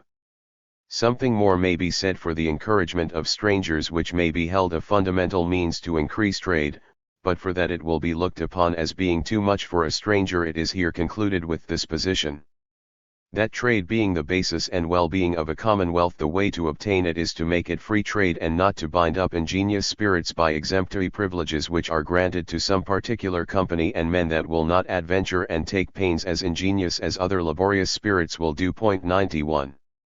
It remains to be asked, however, on what basis the new merchant leadership could possibly have supported truly open free ports. For certainly they, as much as the company merchants, appreciated the threat posed by the Dutch merchants' superior competitiveness. Had not these men themselves pushed vigorously and continuously to exclude all Dutch merchants from their main area of commercial involvement, the English colonies in the Americas? Two closely interrelated possibilities suggest themselves as the underlying premises for the new merchants' daring free ports proposal, one rather narrow and connected with the particular character of the new merchants' commercial interests, the other quite broad and related to the most general problems of English commercial policy making. The new merchants' very success in having already entirely excluded the Dutch from trade and shipping to the American colonies by means of the Act of October 3, 1650 may have been one major factor in allowing them the luxury of proposing free ports without special anti-Dutch provisions.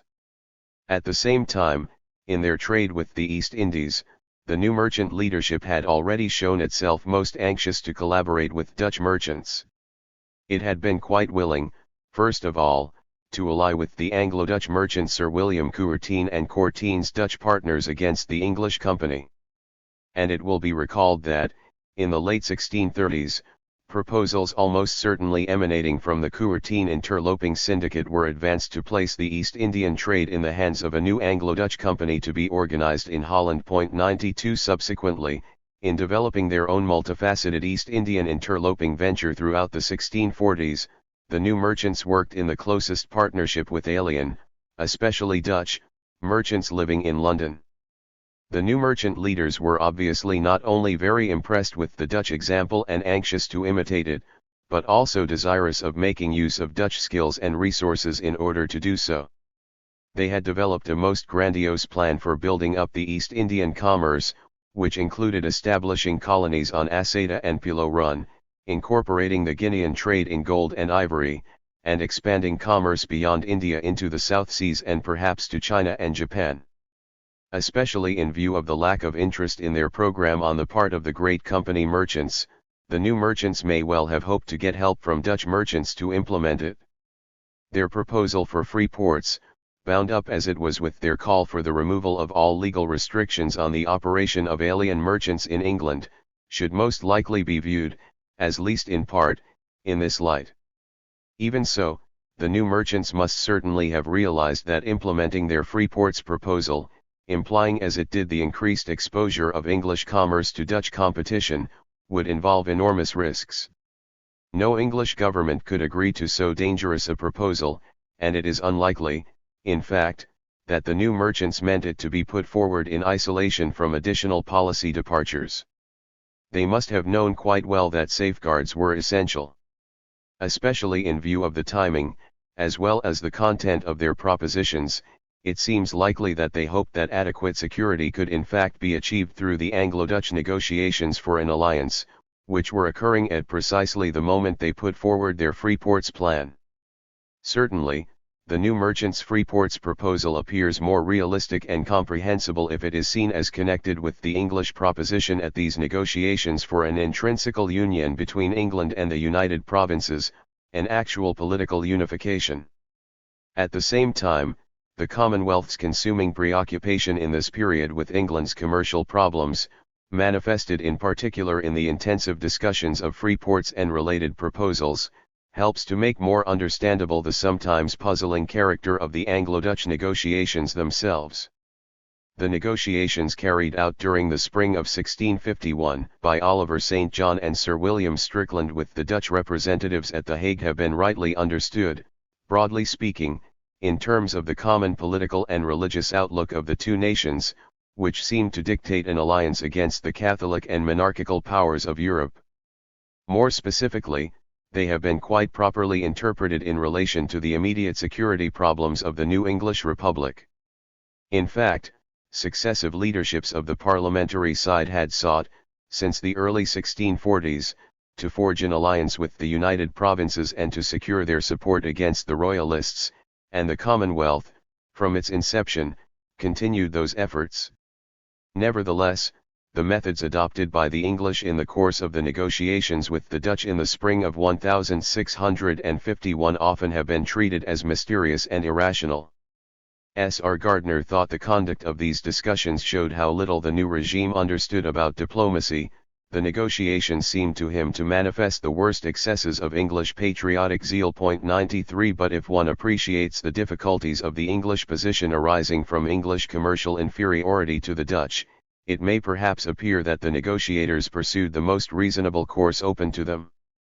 It has sometimes been overlooked that unless the English representatives at The Hague could achieve a cooperative solution to the mass of outstanding commercial questions that divided the English from the Dutch, stemming from their head-on trading competition throughout the world, they would have difficulty negotiating even a truly stable peace, let alone a satisfactory political alliance. For even if the English negotiators settled the most pressing politico-strategic issues, specifically the questions of mutual military aid and the disposal of pro-royalist forces in Holland, English commerce would still face the necessity of coping with overpowering Dutch economic competition.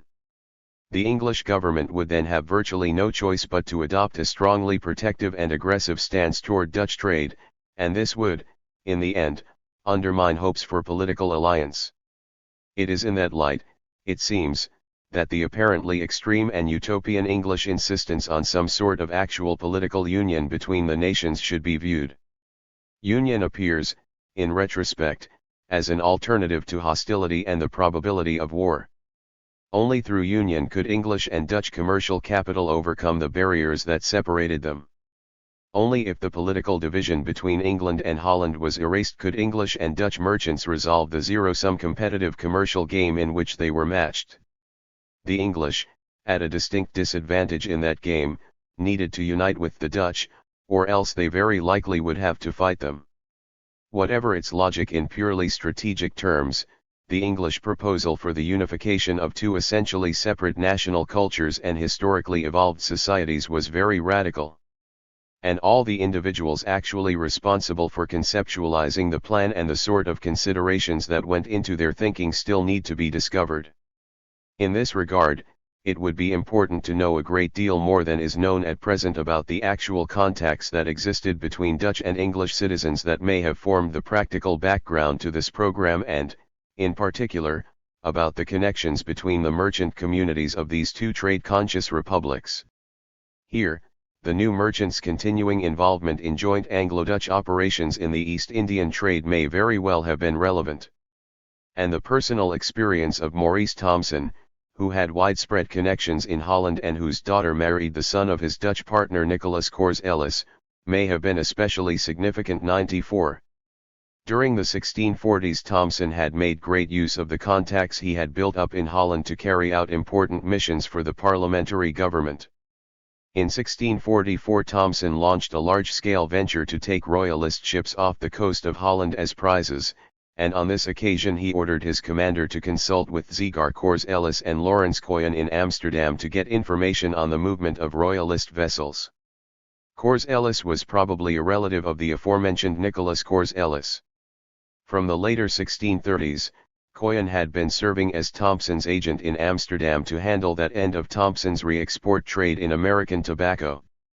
It was undoubtedly Thomson's knowledge of Dutch affairs and his extensive network of connections in Holland that made him the logical person to carry out the aforementioned parliamentary missions of 1643 to raise money for distressed Protestants in Ireland and of 1648 to try to recover the rebellious ships. 95 Most fascinating in this respect is a spy report, submitted to the Restoration government in June 1666 at the time of the Second Dutch War, in which Maurice Thomson and his brother Major Robert Thomson were accused of passing military intelligence to the Dutch. As this spy reported, "It was my chance to be where I saw and overheard 3 men who seemed to be persons of quality, and one of them in a traveller's habit, and spake his English with a Dutch pronunciation, mighty careful and serious in their discourse, wherein they much rejoiced that the Dutch had done so well, and attributed much of their good success to the care and diligence of Maurice Thomson and his brother Major, for that they gave them such timely intelligence of the dividing of our English fleet, with all the motions thereof, and an account how they were fitted out, etc. And that Maurice Thomson and his brother were the men that held the intelligence and supplied them throughout, from time to time, and highly recommended their great care and circumspection in performance of the same. And that it was of great advantage to their state, to have two such sure friends that never failed in their intelligence, and that Scott for his 1,000 guilders a year did not service in comparison with them. 96. Whether or not the foregoing charges concerning the Thomsons' conduct after the Restoration are true is essentially beside the point. What is significant is that they possessed a certain prima facie plausibility, in view of the actual experiences of the Thomsons during the Civil War and the Commonwealth, recalled in great detail in the remainder of this report, their advocacy of republicanism, their central role as organizers of the Navy, and, most especially, their close connections with the Dutch community. As the spy recalled, Thomson and Hugh Peters and one Nicholas Cors Ellis, a Dutchman, were at the beginning of the war sent over to the States of Holland to collect their charitable benevolence for the distressed Protestants in Ireland, and obtained a great sum, and was ever in great favour with the Dutch, and it seems he hath a greater kindness for them still than for England. It should not, of course, be concluded that under the Commonwealth Thomson and his friends wished to sell out English interests to the Dutch. Rather, because of their admiration for Dutch institutions, both political and commercial, and their goal of increased collaboration with Dutch merchants, especially perhaps on their projects in the East Indies, these traders appear to have hoped that the deep competitive commercial divide that separated the two merchant communities could be transcended by a political friendship, indeed merger, between the two nations, rather than resolved through conflict. In fact, it is not entirely implausible, as their enemies charged, that during the Commonwealth period, the new merchants and their political independent friends had lent what influence and resources they possessed to the pro-Holland, anti-Orange factions in the Netherlands, centered especially in Amsterdam, for, in some contrast with the pro-royalist stadtholder, these factions aimed to build friendly relations with the new English Republic. According to Clement Walker, observe practices in the Low Countries, where having by their spies and emissaries, found burghers of the same humour with themselves, they propagated their doctrines so far as to endeavour to strike the aristocratical members out of the Commonwealth, by abetting some of the States Provincial to lessen the Lord States General, to ruin the Prince of Orange, to whose family they owe their liberty, to dissolve the general union of the said United Provinces, and so to take in pieces the whole frame of that Republic. 97. Until his death in 1650, William II supported a policy favourable to the Stuarts, and had given aid and comfort to royalist exiles in the Netherlands. With his demise came the ascendancy of Holland and the revolution in foreign policy, which opened the way to much closer relations between the Netherlands and the new English Republic. 98. The English government's proposal in 1651 for a closer union with Holland almost certainly was the indispensable premise of, and complement to, the new merchants' proposals that legal restrictions on Dutch merchants living in England be lifted and that free ports be established. This impression is given further weight when one takes notice of a pamphlet, A Good Word for a Good Magistrate, published by Hugh Peter, the new merchant's close collaborator, on June 7, 165,199, at the height of the Anglo-Dutch negotiations for union and less than 2 weeks following the submission to the Council of Trade of the new merchant's own pro-alien free ports program on May 26, 1651. 100. Peter's document is, from one point of view, little more than a paean to the Dutch example and a plea for the English to follow it. Peter repeats the new merchant's demands for free trade, free ports, and the removal of all legal restrictions on alien merchants, and goes on to call for a policy of wholesale imitation of the Hollanders across a wide range of institutional spheres: political, legal, cultural, and commercial. He proposes not only a Dutch-type national bank and a Dutch-type single tax system, but in addition the establishment of firefighting brigades and road gutters inspired by Dutch models. As Peter grandly remarked, this nation is not barren altogether of self-denying spirits, and ingenious patriots, and though Holland seems to get the start of us, yet we may follow, as to stand at length upon their shoulders, and so see further. 101. It seems reasonable to conclude, therefore, that in Commonwealth England there existed an influential section of public opinion that was actually quite serious about union with Holland, despite the difficulties it would obviously entail. The proponents of unification among them, the new merchants and their political allies, saw in Holland the most promising model for the general reform of English institutions in the interests of economic and social development, under the aegis of a stable, commercially oriented oligarchic republic. The apparent willingness of these men to make substantial changes in order to bring English institutions into line with those of the Dutch helps one understand how they could so readily conceive of an actual union between the two national cultures. The English, of course, could have had no illusions that the Dutch would easily accept their proposal for union. They realized, certainly, that in the short run the Dutch would be sacrificing a great deal should it actually come to pass.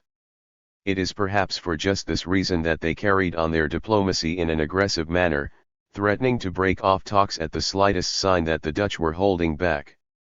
Gardner thought St. John's ignorance of commercial and diplomatic matters accounted for his haughty attitude toward the negotiations.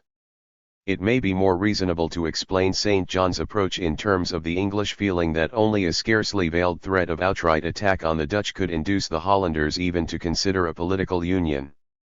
In the end, the Dutch refused to yield.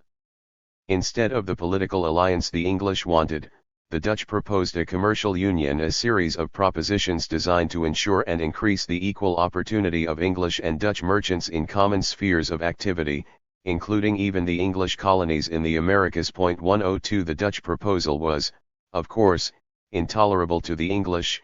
It was equivalent to a proposal that both nations move politically to ensure that the Dutch commercial competitive advantage over the English should have its fullest effect.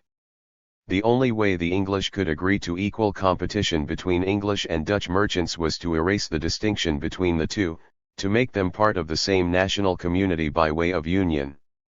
When the Dutch showed they would not agree to this, the English knew they had little choice but to take a protectionist and combative stance. The Navigation Act.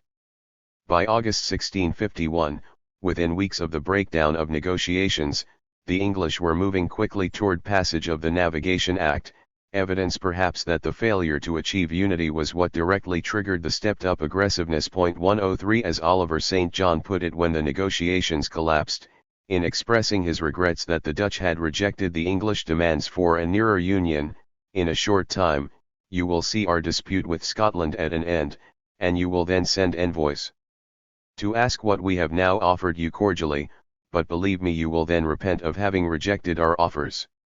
104 If they could not have collaboration through unification, the English well knew they must have competition through aggression. Writing in 1654, the Dutch ambassador who came over to London for the negotiations which climaxed the Anglo-Dutch War asserted that some few persons interested in the highest degree in the East Indies and in the new plantations of this nation, gave the principal impulse to the making of the. A royalist commentator had slightly earlier remarked, "As for sea affairs the war at first was set on by those men that were the procurers of the act prohibiting trade, which act was procured by some few men for their interest." 105. Technically speaking, these assessments are almost certainly correct. In view of their central participation in almost all other aspects of Commonwealth commercial policy making, it would have been surprising indeed had the new merchant leaders failed to play a major role in the framing of the Navigation Act, especially given their economic interests. The Council of Trade produced 2 drafts of the Navigation Act for presentation to the Council of State, and this body was, as noted, composed largely of new merchant leaders and colleagues of theirs. The author of the Navigation Act as well as of the pamphlet The Advocate, which was initially presented in August 1651 and which ultimately constituted the Council of State's main public justification of the Act, was Benjamin Worsley, Secretary to the Council of Trade. 106 Worsley was, of course, one of the new merchants' chief collaborators in the making of Commonwealth commercial policy. Worsley had worked in concert with the new merchant leadership in framing the Act of October 3, 1650 for excluding the Dutch from the trade with the colonies in the Americas, in planning the military expeditions to put down the Royalist revolts in Virginia and the West Indies, and in establishing and operating the Council of Trade. There is every reason to think that he continued to work with them on the Council of Trade in the case of the Navigation Act. Nevertheless, it would be extremely misleading to deduce from the important facts of the new merchants' influence on Commonwealth policy making in general, and the new merchants' participation in the framing of the Navigation Act in particular, that the Navigation Act and the Dutch War are comprehensible mainly as an expression of the narrow desires of the new merchant leadership. First of all, it should be clear that, by this time, even taking into account only the trading lines in which they were directly active, the new merchants could hardly be said to represent a mere special interest. Their private commercial needs were in an important sense national commercial needs. If the Navigation Act is understandable, to an important degree, as a response to the new merchants' difficulties with Dutch competition in the long-distance trades with the Americas, Africa, and the East Indies, it must be admitted that their special problems were now the general problems of the nation. Moreover, the colonial interloping traders were hardly the only group of merchants strongly supporting the Navigation Act. Both the Levant and the Eastland companies had, as noted, already been calling for the Act's two main provisions, that goods be brought in directly from their country of origin and that they be imported in English ships. In the wake of the peace between the United Provinces and Spain, devastating Dutch competition had, with shocking suddenness, imposed itself in every one of the dynamic import trades that had grown up since the reign of Elizabeth and assumed such a central place in English overseas commerce. The English merchants who operated these trades were obliged to do so almost entirely on the basis of English ships, at a serious competitive cost disadvantage, and legitimately fearful, they had to see the Navigation Act as an indispensable first step to protect at least their English market against a Dutch commercial invasion that was already underway. 107. Even so, to interpret particular commercial policy departures of the Commonwealth, the Navigation Act included, simply as responses to pressure exerted by specific merchant groups on the government from the outside, would still miss the point. In consequence of the central role of imperialist Republicans and other longtime radicals in its leadership and of its close collaboration with London's political independent rulers and the colonial interloping merchants, the Commonwealth government had adopted the view that the expansion of commerce was a fundamental means of enhancing England's international strength and its own legitimacy. At the same time, it had come to envision the secret of commercial success as revealed by the Dutch example as the state's systematic support of trade. This was made abundantly clear in the Advocate, by Benjamin Worsley, which was not merely a public justification of the Navigation Act, but a semi-official declaration, published by the Council of State, of the government's general approach to commerce in relation to international politics. It is by trade, and the due ordering and governing of it, and by no other means, that wealth and shipping can be increased and upheld, and consequently by no other that the power of any nation can be sustained by land or sea, it being not possible, for any nation, to make itself powerful in either of these without trade or a thorough inspection into trade and the course of it. 108. The Dutch had thus achieved commercial preeminence not only through the great number of shipping that they constantly built, but also by the manner of managing their trade and shipping in a conformity and direction to their grand end of engrossing the universal trade. Consequently, the Dutch government had seen to it that their fleets were and have been always carefully and constantly attended with a convoy at the public charge. It had also made sure of the smallness of their custom or port duties so as to encourage the growth of shipping and offer Dutch merchants a competitive advantage. Furthermore, it had provided for the prudent laying on and taking off impositions for the furtherance of their own manufacturers and for the encouragement of bringing in some and discouragement of bringing in other commodities, notably dressed and dyed English cloths, thus providing a systematic policy of protection. Finally, the Dutch government had sought the improvement of trade by their treaties or articles of confederation with other princes and, in general, by making care and protection of trade abroad in all places their interest of state.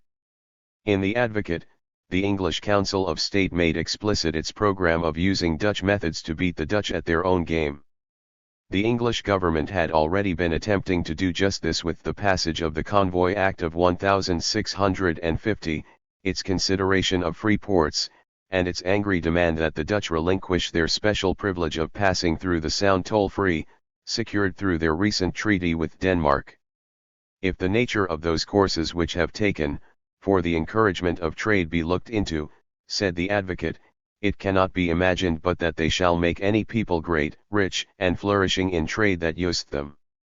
Nor will our neighbors therefore, take it, ill, it went on, if we see the necessity of providing for the defense of the Commonwealth by shipping, or, if we take up some of the like courses as they for the encouragement of trade.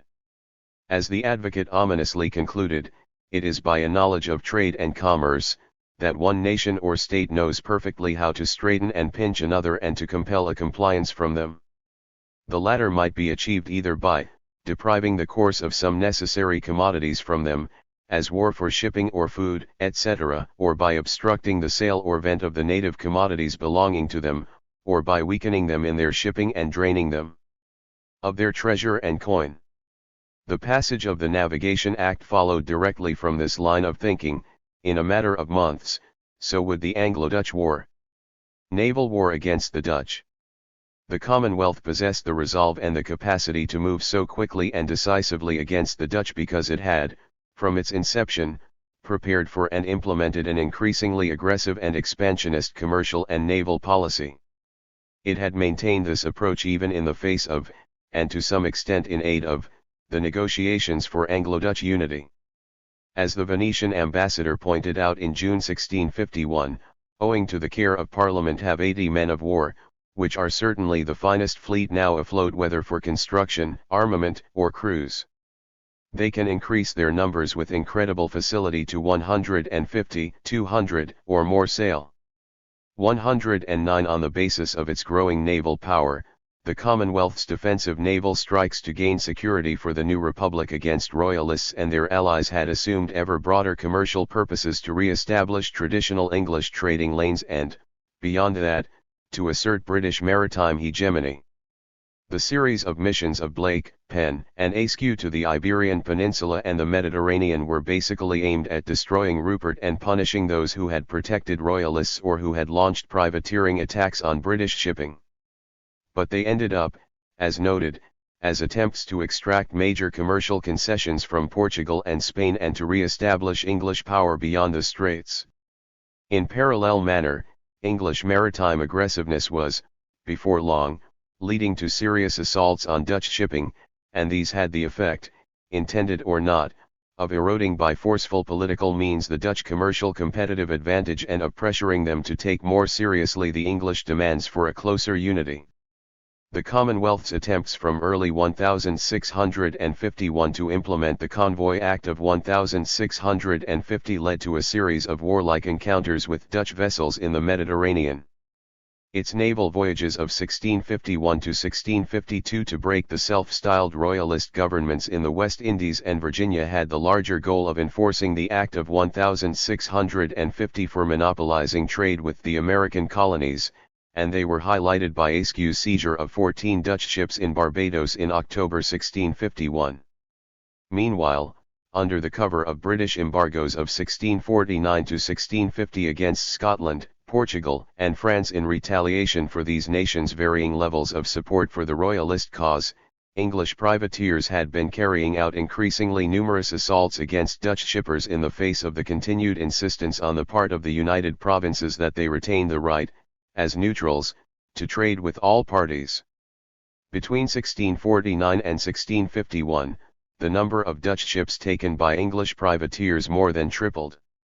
Even while negotiating for closer union, the English government had, as noted, during the spring of 1651 drawn up preliminary drafts of the Navigation Act in case those negotiations failed.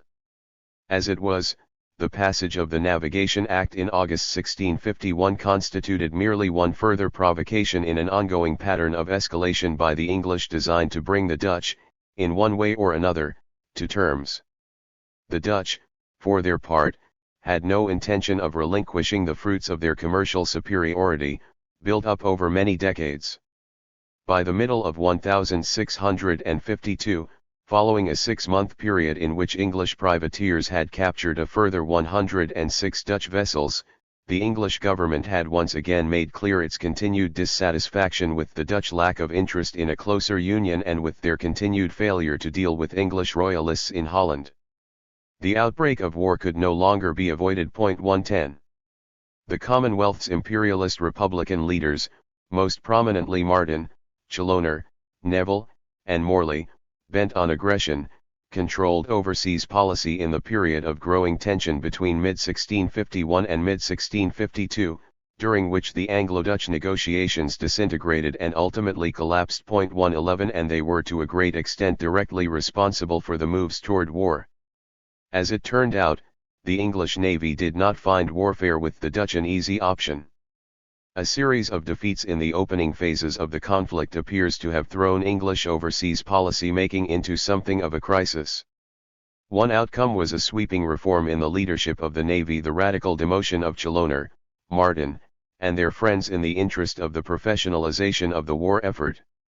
In the wake of the defeat of General Robert Blake at Dungeness at the end of November 1652, the government moved to concentrate responsibility for naval policy and administration in a new 6-person Admiralty and Navy Commission, endowed with wide powers and recruited mostly from outside Parliament. This commission included the colonial interloping leaders George Thomson and James Russell, as well as their intimate city friends and collaborators the MP Richard Selway and John Langley, along with the MPs Sir Henry Vane and the militant John Carew. 112 The first 4 of these men were representative city radicals or moderate Republicans. Characteristically, they carried out their assignment with extraordinary energy and efficiency, and, in the space of a few short months, they succeeded in transforming the operations of the Navy. They ironed out and stepped up the provision of the fleet, solved the crisis of naval manpower that had been brought on by the pile-up in arrears of sailors' pay, and, finally, established the closest working relationship with the admirals of the fleet, notably Robert Blake and Richard Dean, moderate Republicans like themselves. There is reason to doubt that the English victories in the First Dutch War, which followed the initial period of setback, could have been achieved had it not been for the work of the men on this committee. 113. The ability of the Commonwealth leadership to integrate so systematically and successfully the quest for world power with the drive for commercial hegemony was not missed by contemporaries. And at least some of them attributed this capability to the close interpenetration and cooperation of politicians and merchants in the governance of the Republic.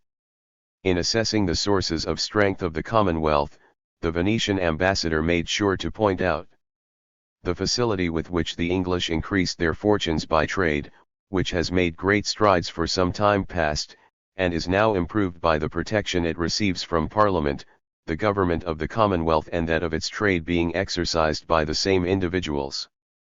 The advantage of this was formerly recognized by other nations who are now impoverishing themselves because in our time the source of our greatness is considered dishonorable. 114.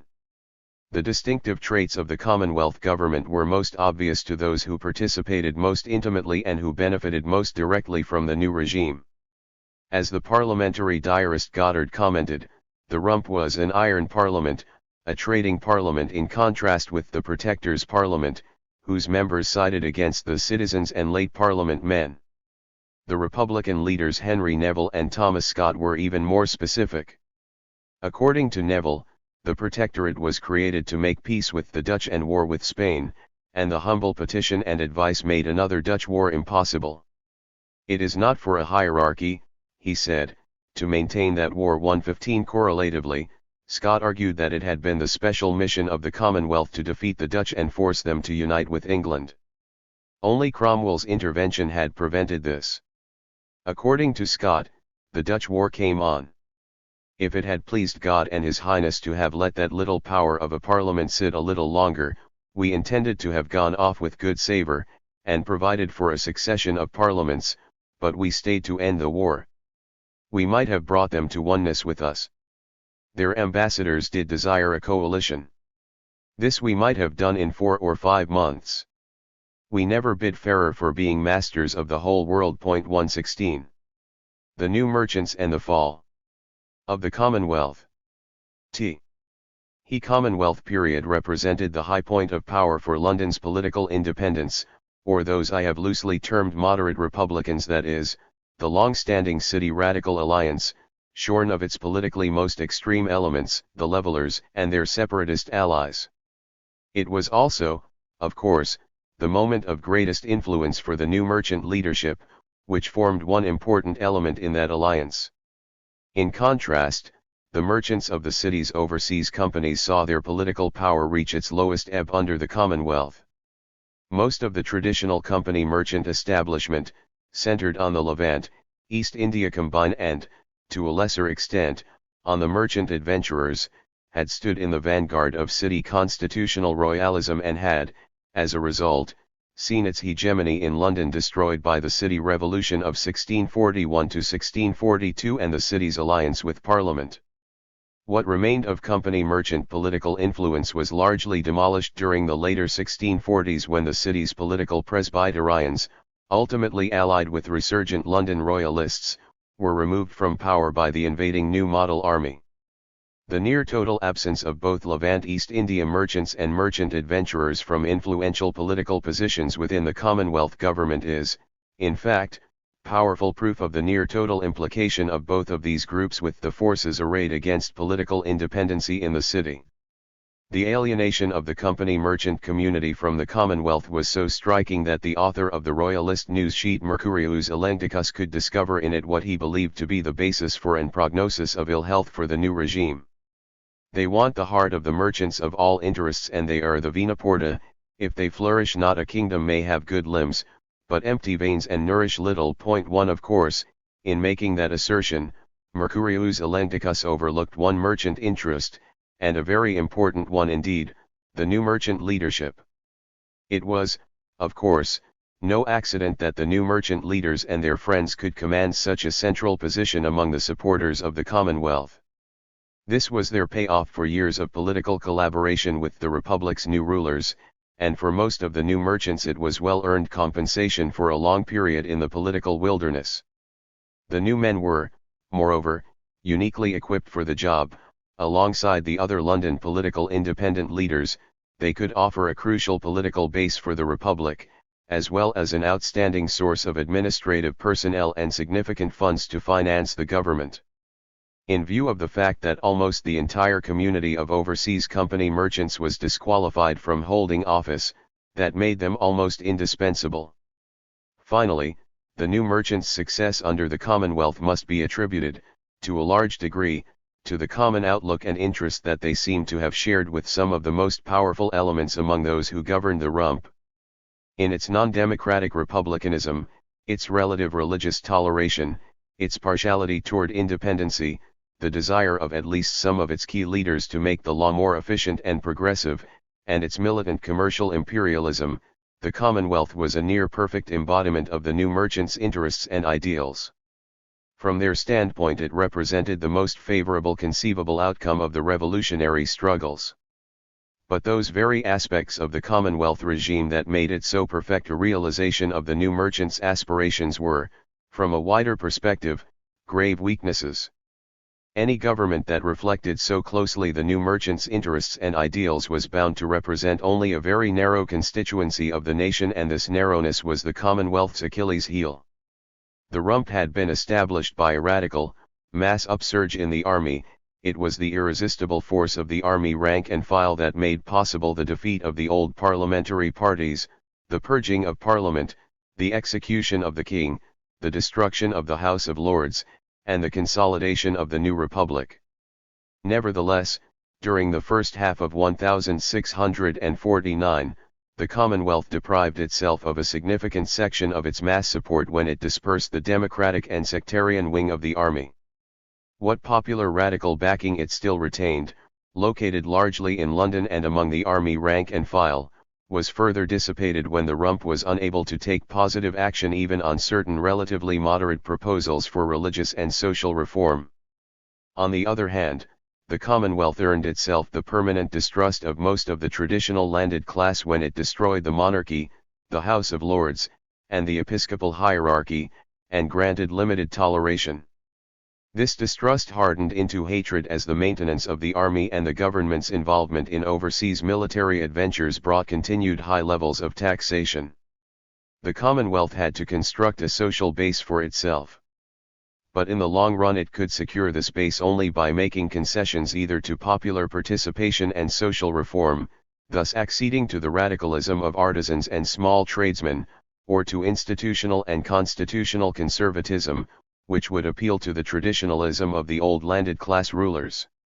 Taking either course would tend not only to further alienate either radicals or conservatives, but also would likely lead to the regime's own dissolution.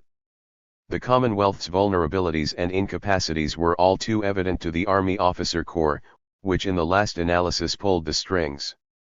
Yet, while the Commonwealth was entirely dependent on the Army could not easily dispense with the Commonwealth. The rump offered the Army at least the fig leaf of legitimacy, whereas direct Army rule would appear to be the rule of naked force. A frustrated officer corps did ultimately dissolve the Commonwealth in 1653 in a half-hearted attempt to respond to popular forces within the Army and London.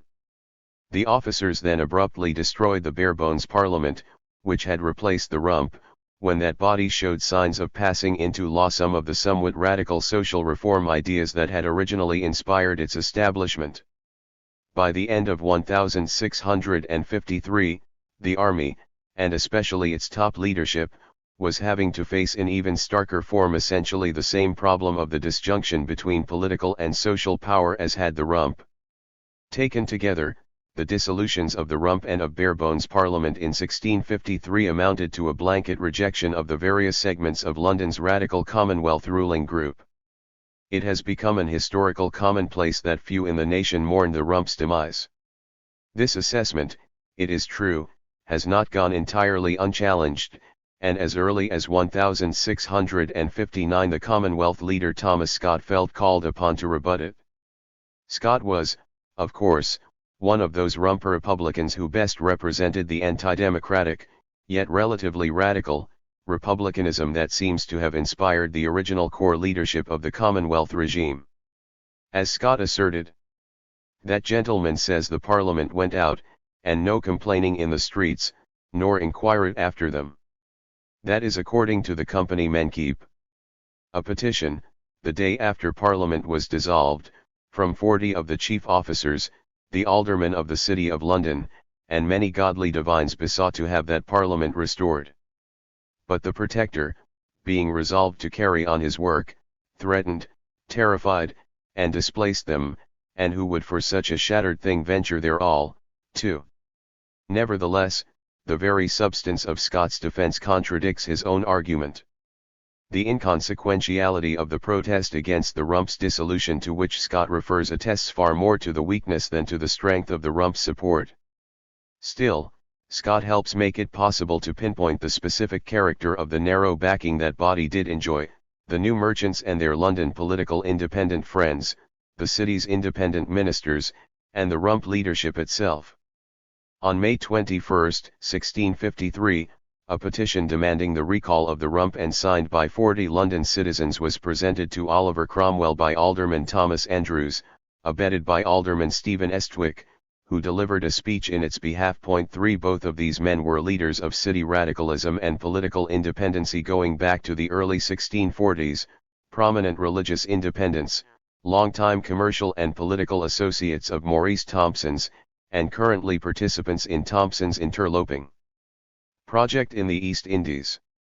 According to one contemporary observer, the Londoners' petition was put on foot by the rooted members and some independent ministers, for this is quite plausible, since the rule of the Commonwealth was marked by the closest collaboration between key sections of the rump's leadership, the city's political independents and new merchants, and the independent divines.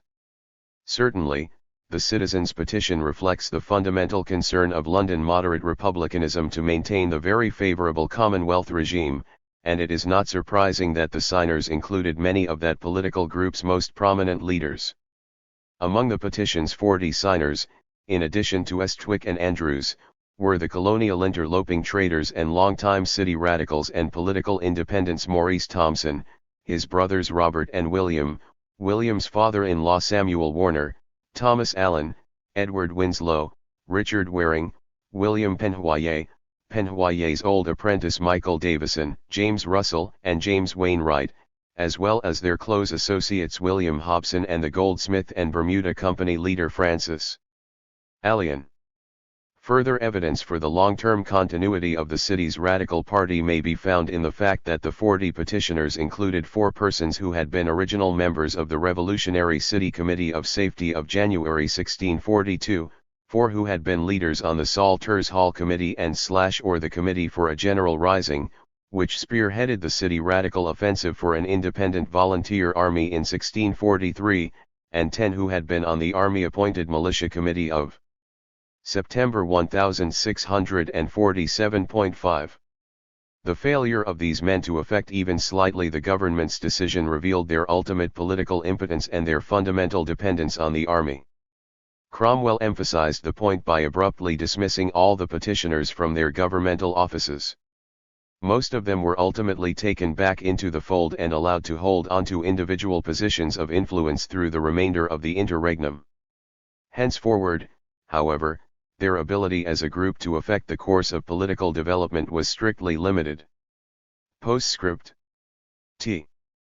His study has proceeded from commercial change, considered as a socio-political and not simply an economic process, to the formation of merchant groups, to the character of merchant ideology and politics, to the nature of merchant commercial and political ties with non-merchant political forces, and finally to merchant political interventions in successive phases of political conflict during the first half of the 17th century, and the broader impact of those interventions. Perhaps it is now appropriate to take the final, necessarily much more speculative, step of asking explicitly how the results of this inquiry might bear on the broader interpretation of the political conflicts of the Stuart period. The intent here is less to summarize achieved results than to suggest tentative hypotheses for further research and analysis. The traditional social interpretation of the English Revolution. During the middle decades of the 20th century, what might be termed the traditional social interpretation dominated the historiography of the political conflicts of the Stuart era. In this view, a rising bourgeoisie, composed of traders and industrialists in the towns and gentry and yeomen in the country, grew up in the interstices of the old order, came into conflict with an old aristocracy that had been unable to adapt to the new pressures and opportunities of the emerging market economy, and ultimately overthrew that aristocracy in the English Revolution. By this account, the rise of trade plus the price revolution provided the original motor of capitalist development in Tudor England.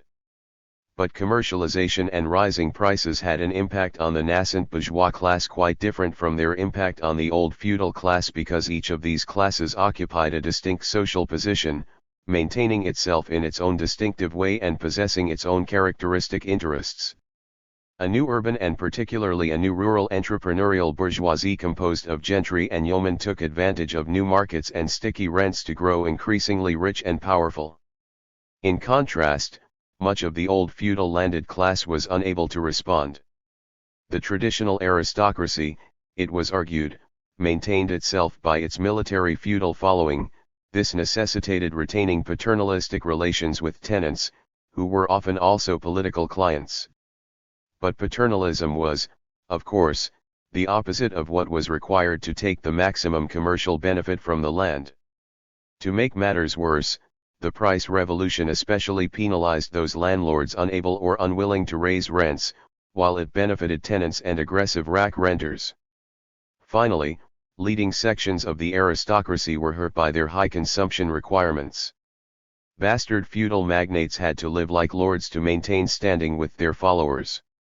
Court nobles had to assume heavy diplomatic costs, while also keeping up conspicuous consumption for prestige purposes. In sum, bastard feudal, passive, and court aristocrats suffered in the new economic environment engendered by the growth of commerce and the rise of prices, while non-feudal, active, and country gentry, as well as yeoman tenants and owner-operator farmers, profited. By the late 16th century, the aristocrats' immobility had left them in financial crisis, while the gentry and yeomen grew from strength to strength. To compensate for its economic difficulties, the aristocracy sought political remedies and was obliged to turn to the monarchy for support. The monarchy provided succor to the crisis-bound aristocracy through the creation of court offices and other perquisites, and it financed these sinecures by granting commercial and industrial monopolies and by levying unparliamentary taxes on the newly developing bourgeois economy, fettering the growth of production.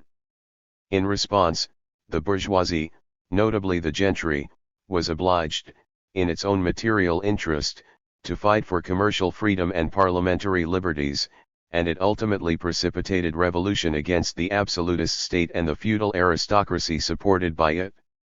The traditional social interpretation has suffered from certain disabling weaknesses.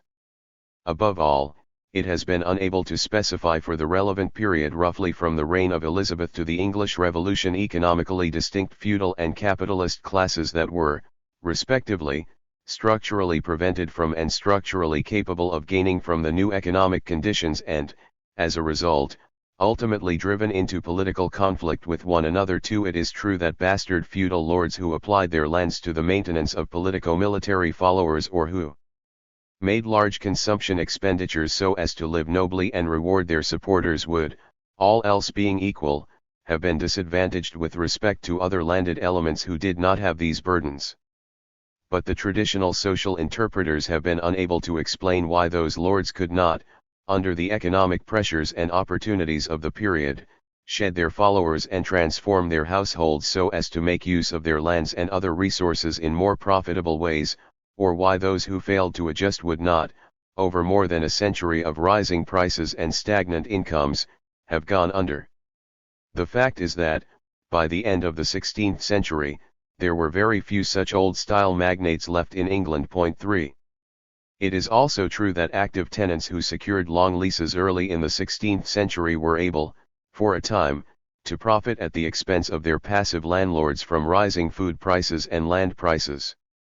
But again, this temporary difference in structural position could not determine a long-term difference in capacity to make a successful economic response. It is clear that by the end of the century most long leases had fallen in, and landlords could now easily profit from rapidly rising rents. 4. As for the supposedly greater consumption requirements of courtier aristocrats in comparison to country gentry, it is not easy to see why these would not have been met, or more than met, by the courtier aristocrats' access to lucrative offices and gifts. In fact, the argument that court life was especially burdensome for the nobility refers mainly to the reign of Elizabeth, when the monarch's expenditures on her officers and courtiers were unusually low. This situation was reversed during the reign of James I and the first part of Charles I's reign, when spending at court skyrocketed. 5. The upshot is that, by the era of the Civil War, it is very difficult to specify anything amounting to a class distinction of any sort within the category of large holders of land, since most were of the same class. In England the distinction between nobles and gentry was inadequate to specify distinct social classes, given that nobles were generally recruited from the greater gentry, while nobles' younger sons were non-nobles and mostly gentry. More to the point, by the middle decades of the 17th century, after a long evolution, a strong majority of English landlords, titled and untitled, great and small, were maintaining themselves in the same way, deriving the bulk of their income from taking competitive rents from commercial farmers for the lease of their absolute landed property. The failure, so far, to discover convincing evidence that feudal and capitalist classes took divergent economic paths and entered into conflict during the half-century or so before 1640. Indeed, the inability even to identify such classes in those years has led to the emergence of a very different picture of socio-economic and political evolution in that epoch than the one originally envisioned by the traditional interpreters. First, it is now rather clear that, far from suffering economic crisis in the period before the Civil War, the peers, who included most though by no means all of the greatest landlords of England, enjoyed very striking economic success, a long-term substantial improvement in their economic position. Indeed, if anything, this was an era of rise, not decline, for the aristocracy and for the landlord class as a whole. But this should not be surprising in view of the fact that the years between 1580 and 1640 were ones of rising rents and food prices, as well as of agricultural improvement. Both nobles and gentry should have done very well, so long as they had ceased to maintain themselves as military magnates and could assume the position of absolute owners and commercial landlords taking market-determined rents from their tenants. 6 Over the early modern period, rather than bringing about the rise of a dynamic new bourgeois class alongside and in conflict with a declining feudal class, a profound process of socio-economic change brought about the broad transformation of the landed class as a whole. This process may, at the start of the period, have had differential effects, positive and negative, on those rooted, respectively, in emergently capitalist social property relations and those still dependent on feudal social property relations reliant on magnate-centered affinities and or faced with tenants with rents fixed by custom or by long leases. But by 1640, there had emerged in England a landed class that was by and large, though not of course uniformly capitalist, in the sense of depending on commercial farmers paying competitive rents, rather than one that was sharply divided into advanced and backward sectors. Second, as a direct consequence of their socio-economic transformation, the greater landed classes were able, in relative terms, to constitute themselves as an extraordinarily homogeneous aristocracy. There were few sharp social or political distinctions between occupants of the top layer of the landed class, composed largely but by no means entirely of peers, and those of the layers below it.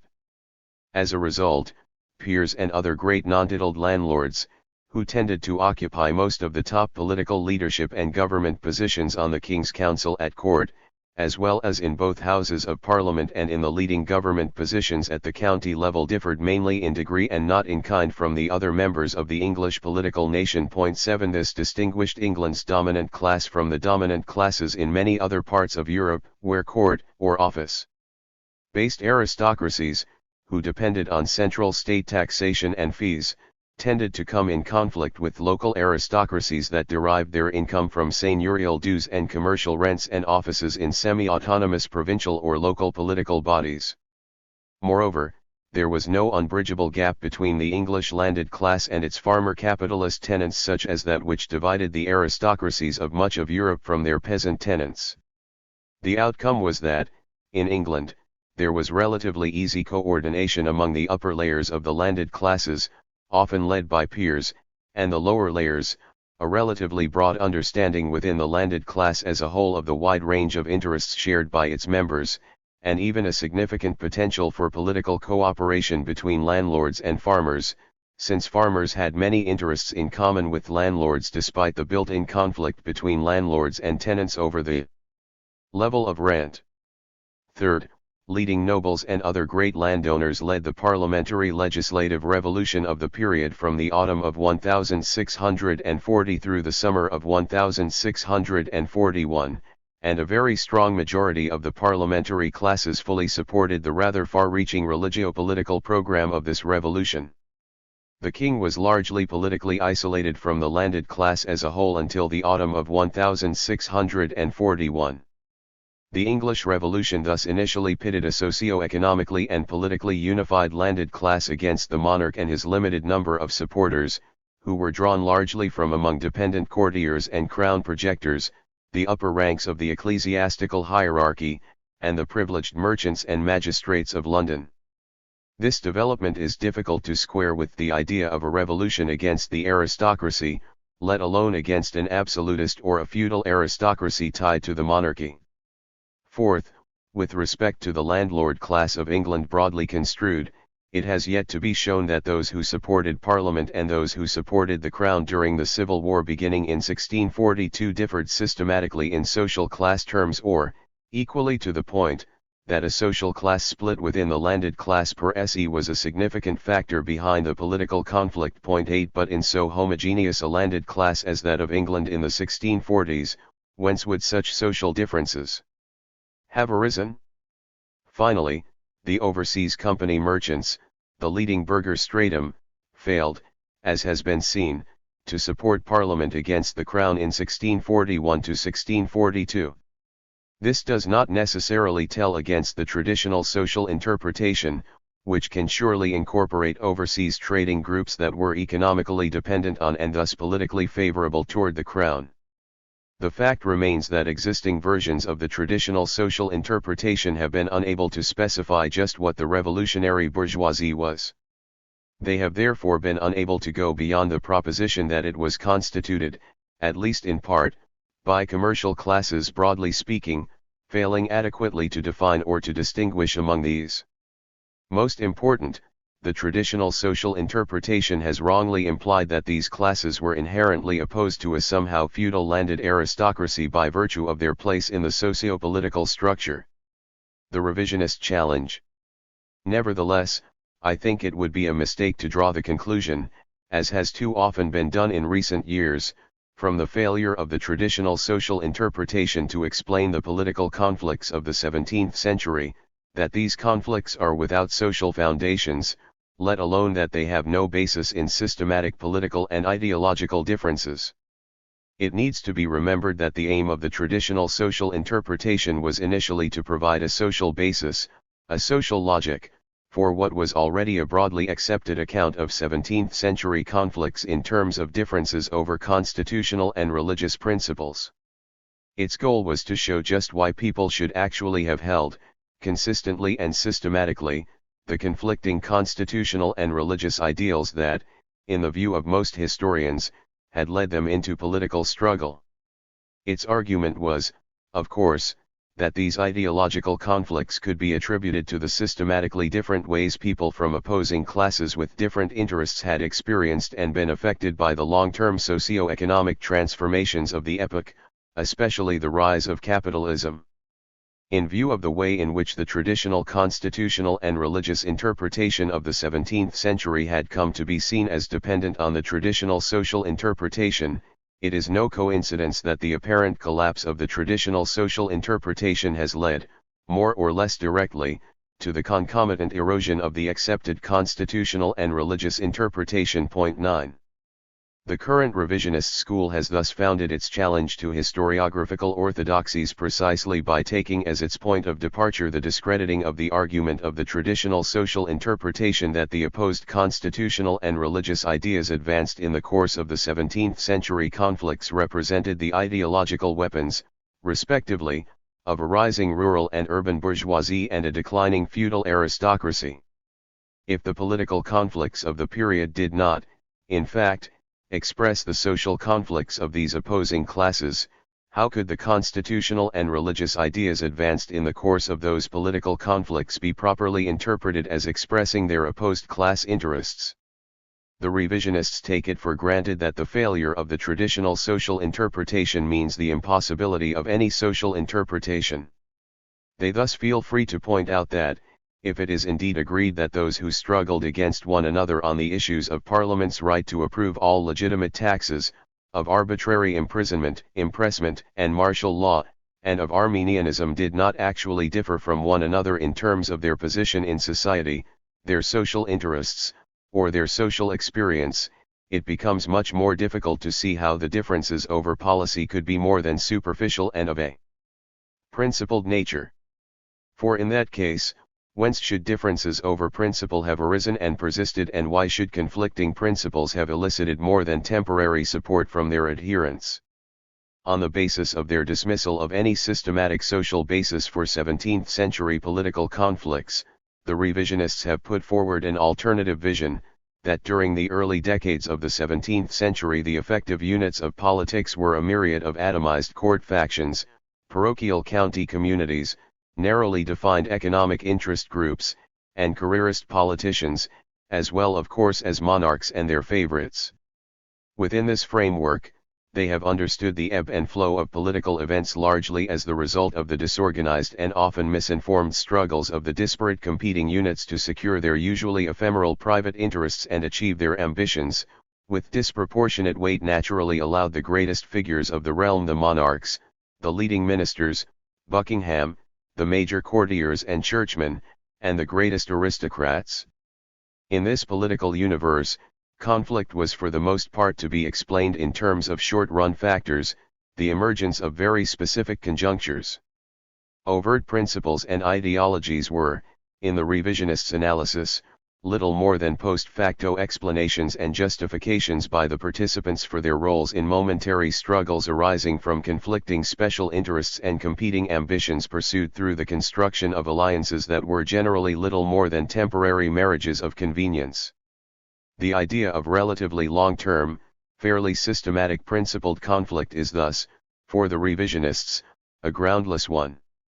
Leaving aside Arminianism in the later 1620s and Puritanism in the early 1640s, there was, in the revisionists' view, a rather generalized consensus among all parties on basic constitutional and religious ideas during the first 4 decades of the 17th century. 10. As the leading proponent of this general perspective, Conrad Russell begins by reinterpreting the conflicts of the early 1620s as mild and unsystematic, and goes on to argue that the politics of these years exemplify the politics of the pre-Civil War period as a whole. In this context, Russell contends that the descent into the very sharp struggles of the later 1620s was the result of accidental or exogenous causes, specifically the nation's involvement in war.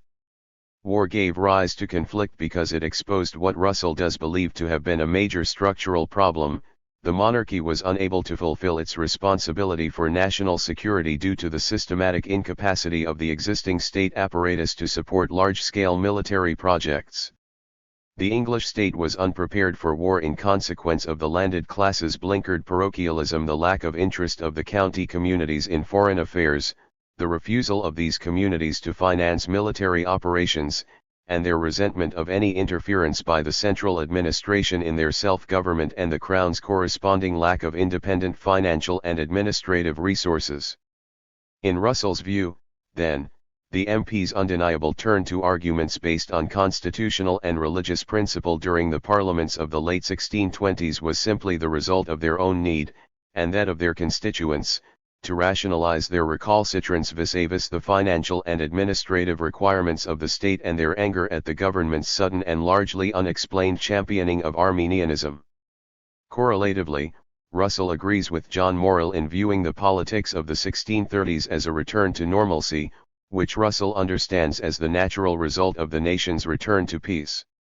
Like Morrill, moreover, Russell interprets the new descent into conflict at the end of the decade as again only the consequence of outside pressures, in this case the rebellion of the Scots. Revising somewhat his earlier position, Russell does now agree that broad sections of the landed class and their parliamentary representatives resisted the Caroline regime from the later 1630s in order to defend sincerely held constitutional and religious principles. Nevertheless, he continues to insist that the failure of many parliamentary leaders to understand the financial and administrative needs of the state remained a central underlying cause of the inability of the Crown and Parliament to find a mutually satisfactory solution. For in the last analysis, Russell contends, King Charles and Parliament could come to an agreement on at least the central constitutional issues. Indeed, it is Russell's fundamental conclusion, shared with Morrill, that given the extent of the consensus on basic principles, civil war was placed on the agenda only because of still another exogenous event, the outbreak of the Irish Rebellion. It was actually fought because first the Scots and then King Charles forced to the surface an already existing major division within the landed class over religion, and because militant Puritans would not agree to relinquish their goal of further reformation. 11. Ironically, then, but not really surprisingly, the systematic disassociation within the historiography, following the discrediting of the traditional social interpretation of political and religious ideas from their social context, has led, in the hands of the revisionists, to the denial that 17th-century political conflicts are explicable as a consequence of clashes of constitutional and religious principles. Instead, we have the assertion that these conflicts are largely understandable as the product of accidents and misunderstandings, occurring for the most part in situations where the outbreak of war has placed unbearable pressures on the polity, opening the way to the disruptive interventions of fanatical religious minorities. Toward a new social interpretation. It seems to me that the fundamental prima facie objection to the revisionists' conception of 17th-century politics as constituted by clashes among essentially particularized individual and group interests within a general political context of ideological consensus is that it is demonstrable that analogous political conflicts over essentially similar constitutional and religious issues broke out on a whole series of occasions during the pre-Civil War period and in fact throughout the 17th century, and that those who opposed one another in these struggles consistently articulated their positions in terms of quite similar sets of principles that are incomprehensible merely as ad hoc rationalizations for the forwarding of narrowly personal, factional, or local short-term interests. From this standpoint, wars certainly did, in many instances, provide the occasion for conflict. But this was not so much because they posed insoluble problems for an underfinanced and understaffed monarchy faced with a political nation that was oblivious to the needs of the contemporary state. It was, first of all, because, throughout the 17th century, monarchs tended to undertake specific wars and pursue particular foreign policies of which the parliamentary classes could not approve. This was true of Charles I's wars of the mid-late 1620s and could hardly have been more the case for his conflict with the Scots at the end of the 1630s. It was, more generally, because the monarchy's pursuit of war tended to bring to the surface precisely those questions of constitutional and religious principle concerning parliamentary powers, subjects' liberties, and the character and security of the Protestant settlement that were most in dispute. The resolution of these questions would bear very heavily on what would be the nature of the English state. Once the Crown had begun to undertake wars more to the liking of the parliamentary classes, and the central issues of principle had been satisfactorily settled as effectively happened by the end of the 17th century, financing and administering wars ceased to be the insurmountable problems that they previously had appeared to be.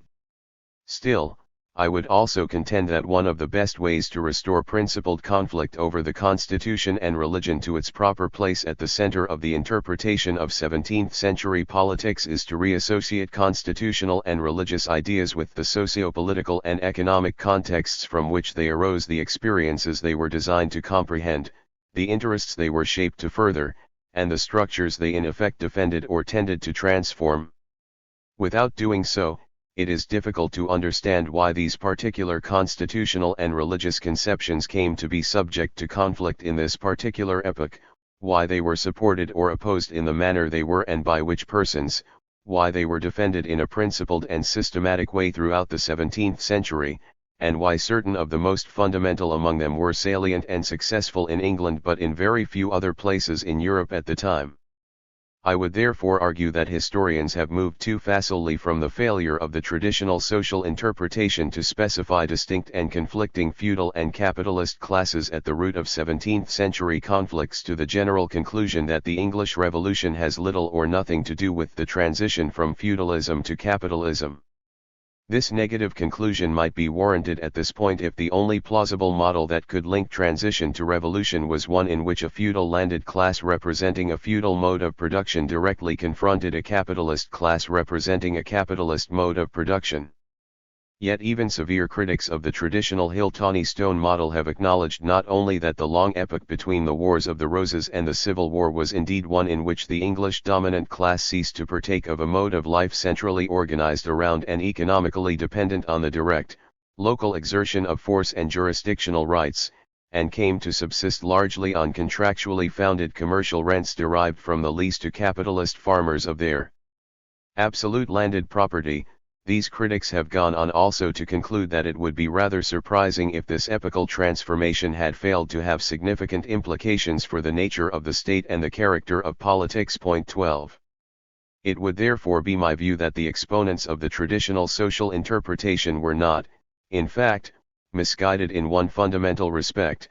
They quite properly searched for the roots of the 17th-century political conflicts in structural problems emerging as a consequence of the long-term transformation of English society in a capitalist direction from the later medieval period. The fundamental flaws of their approach derive instead from their guiding vision of the transition to capitalism as taking place in England by way of the emergence of a bourgeois society within the womb of a largely inert, constraining feudal structure encompassing a significant part of the landed class. A secondary, though important, problem is their conception of capitalism as virtually equivalent to commercial society and of the commercial classes as undifferentiatedly capitalist. In contrast, it would be my own point of departure that capitalism developed in England from the end of the medieval period by means of the self-transformation of the old structure, specifically the self-transformation of the landed classes. As a result, the rise of capitalism took place within the shell of landlord property and thus, in the long run, not in contradiction with and to the detriment of, but rather to the benefit of the landed aristocracy.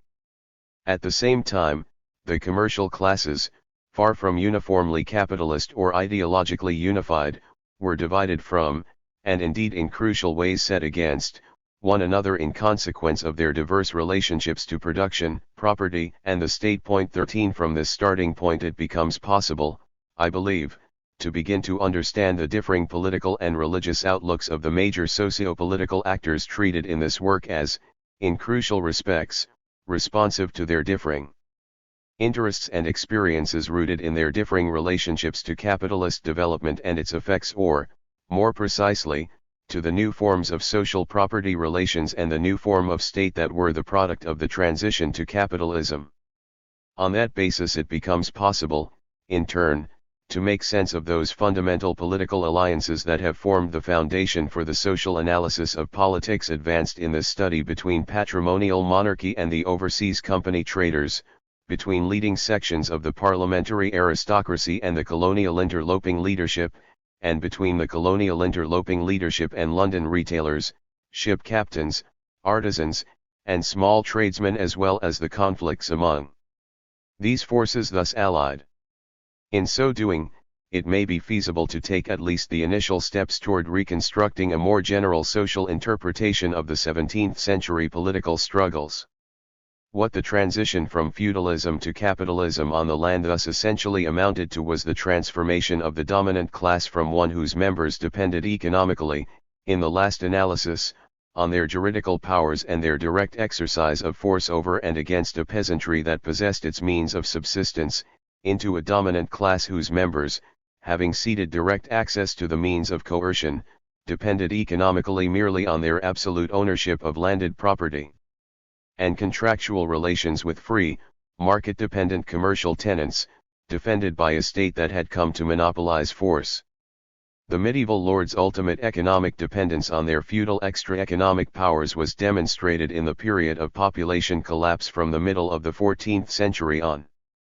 In this epoch, the lords were obliged to revert to seigneurial reaction and parliamentary legislation to have a hope of maintaining their seigneurial levies, but were not able to prevent the collapse of their lordships under the pressure of peasant resistance and flight, losing the capacity to take coerced rents and failing to prevent the peasants from achieving free status.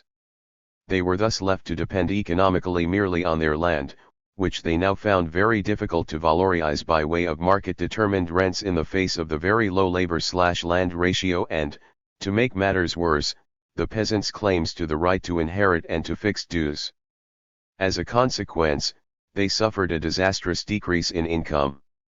The lords did succeed during the subsequent era in securing absolute property in their landed estates, in part against the claims of the customary tenantry, in part by maintaining broad demesnes as an inheritance from the medieval period. They thereby gained the ability to take commercial and competitive, not merely customary and fixed, rents from their tenants, and were able to take advantage not only of the rising food and land prices that marked most of the early modern period, but also of the growing competition in the land and product markets among their commercial farmer tenants. The result of the latter change was increasing social differentiation as more efficient, often larger producers won out over less efficient, often smaller producers, and significant agricultural improvement, leading to the growth of agricultural productivity. Because of their self-transformation partly imposed on them, partly implemented by them, the greater landed classes thus succeeded in accumulating their great wealth and social power directly on the foundations of capitalist property and capitalist development. 14. The transition from feudalism to capitalism had a formative impact not only on the nature of the aristocracy, but also on the evolution of the state during the Tudor-Stuart period. But whereas capitalism and landlordism developed more or less symbiotically, capitalist development helped precipitate the emergence of a new form of state, to which the relationships of capitalist landlords and of the patrimonial monarchy were essentially ambiguous and ambivalent and ultimately the source of imminent fundamental conflict.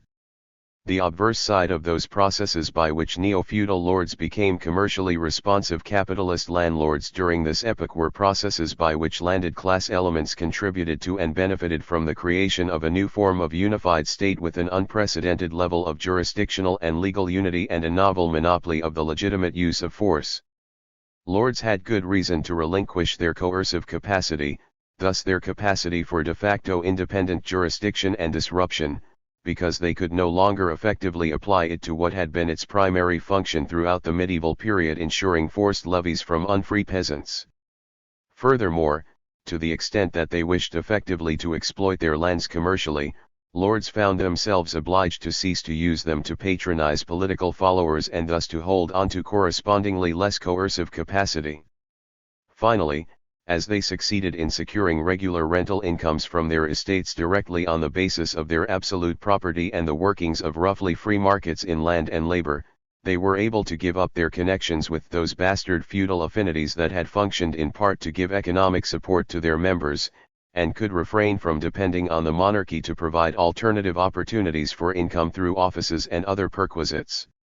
The upshot was that, as they emerged as successful commercial landholders overseeing an emergent capitalist agrarian economy, English landlords ceased to require forms of state, of political community, either local or national, that had as one of their central functions the economic support of the members of the dominant class by means of the maintenance of politically constituted forms of private property, either by making possible direct lordly levies from the peasants, based on lordship, or by constituting property in central or local offices, based largely on peasant taxation. They thereby distinguished themselves from most of their counterparts on the continent, who continued to depend on politically constituted forms of private property precisely because they were obliged to continue to maintain themselves through the coercive exploitation of possessing peasants.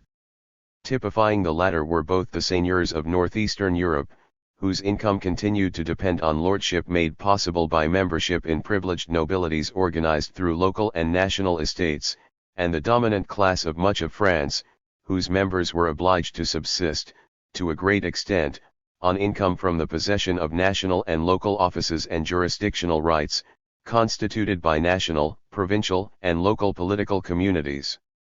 In direct contrast, by the 17th century, the English landed classes not only could take substantial incomes from their lands without recourse to lordship and the intra-lordly political communities on which lordship ultimately rested, but also, for the same reason, could dispense with property in office and the national or local tax/office states on which it tended to be based. 15. No longer needing to possess what was in effect a piece of the state, be it a lordship or an office, to maintain themselves economically, what the greater landed classes of England now merely required was a state able to protect for them their absolute private property initially, both from marauding bands of neo-feudal magnates and from peasants seeking to conquer what they believed to be their customary rights to the land, ultimately, from landless squatters. They therefore associated themselves ever more closely during the early modern period with the monarchy in the construction of an increasingly powerful and precociously unified state that succeeded, by the early 17th century, in securing a monopoly over the legitimate use of force. This monopoly of force was, from one point of view, extraordinarily effective in guaranteeing landed class property. 16. On the other hand, the unification of the state by the early 17th century left the monarchy in an unprecedented position vis-a-vis the landed class. The previous epoch had witnessed the effective elimination of those semi-private political bodies, above all the magnate affinities, that by virtue of their direct control of the means of force and consequent territorial authority had, throughout the medieval period, retained the potential to exert a significant direct limitation on national government, especially in their localities, but also at the center. Correlatively, the state had vastly increased its effectiveness by improving its administration, extending its activity into many new spheres, and accruing massive new, especially landed, wealth in the hands of the monarch. Yet the monarchy continued effectively to control this much more powerful and much more unified state, for it maintained, as a legacy from the medieval period, considerable financial and administrative resources of its own and the right to appoint most major governmental officers, while suffering relatively few de jure limitations on what it could do. Monarchs were no mere executives, but great patrimonial lords, viewed by contemporaries as virtually inseparable from the state. As great patrimonial lords, English monarchs inherited political rights to economic resources sufficient to maintain themselves and to constitute their own political following, what might be called the patrimonial group, the membership of which was composed of individuals who depended on various forms of politically constituted property, created and maintained by the monarchy and the patrimonial group itself. Just as the monarch's followers depended on the patrimonial group and their place within it to maintain themselves economically, the monarchs found in the patrimonial group the core of their own political base.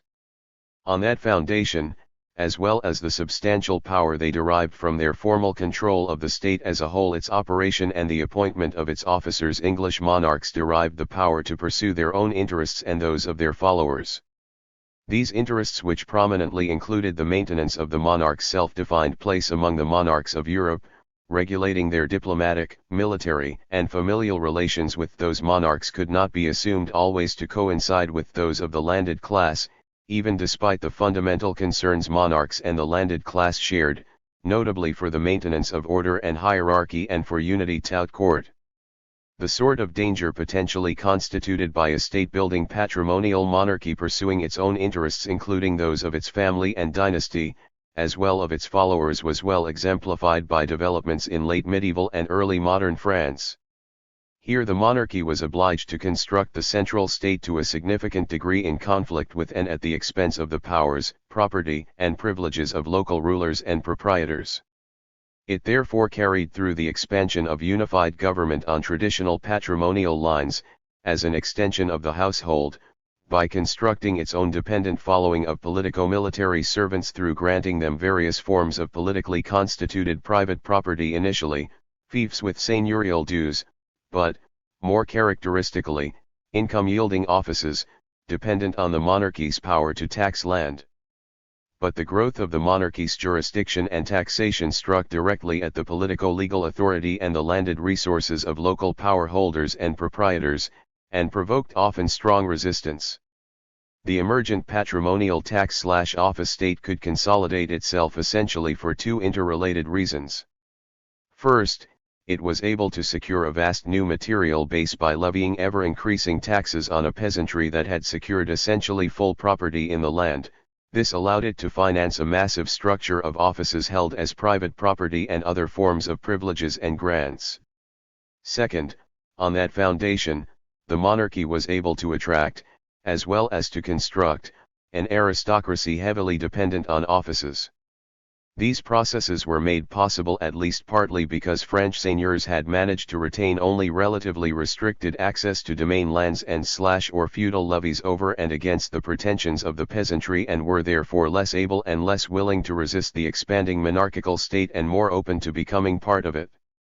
The absolutist tax/office state thus succeeded in establishing itself in France, as the outcome of much conflict over an extended period, not only by attacking sections of the aristocracy, but also by effectively reorganizing much of the aristocratic class within the state itself, precisely by means of constructing a vastly expanded monarchical patrimonial group, composed of proprietors of offices and other beneficiaries of royal largesse. 17. In England, the patrimonial monarchy posed, in the final analysis, the same underlying threat. But there, in some contrast with France, the greater landed classes could willingly assume an active role in the creation of a unified polity and an effective state, precisely because the monarchy was obliged to carry through the process of state building by means of the closest collaboration with them. This was largely because the transformation of the aristocrats into successful capitalist landlords had not only relieved them of the need for a state consisting of locally based associated lordships or estates to dominate the peasants directly, It had also very much restricted the potential for the construction of an absolutist tax/office state by limiting the landlord's need for office as a source of income and by restricting the amount of landed property that could be taxed without directly confronting the landlord class. As a result, within the unified state, the English monarchy had, in comparative terms, only limited independent sources of income and a restricted patrimonial following of dependents. It therefore had few officers it could call its own, and was thus dependent on unpaid officials drawn from the landed class to staff local government, administer justice, and organize the military. At the same time, the landlord class retained significant leverage over state finance, taxes were levied on its land and it retained the traditional right to approve them in Parliament.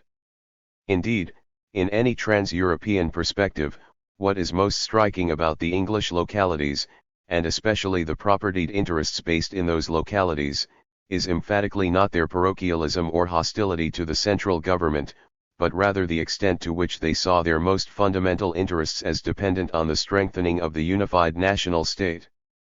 The greater landed classes could thus hardly view the state merely negatively as a threat to their local proprietary and political hegemony, as is implied by the one-sided notion that the gentry's politics and worldview were focused narrowly on the county and the parishes and that their main concern with national government was to prevent the intrusion of the state. Despite superficial similarities, the English landed classes' political interests must therefore be sharply distinguished from those of the truly locally focused dominant classes of northeastern Europe, to which they have sometimes been misleadingly compared. 18 Local landed proprietors initially looked to a more effective national monarchical state, of which county government was an integral part, to defend their property from peasants and neo-feudal magnates. But they also closely identified their own interests with the growth of the power of the monarchy and the state in a whole series of other crucial areas. They backed the extension of the monarch's authority against the pretensions of the international papacy and the national church hierarchy.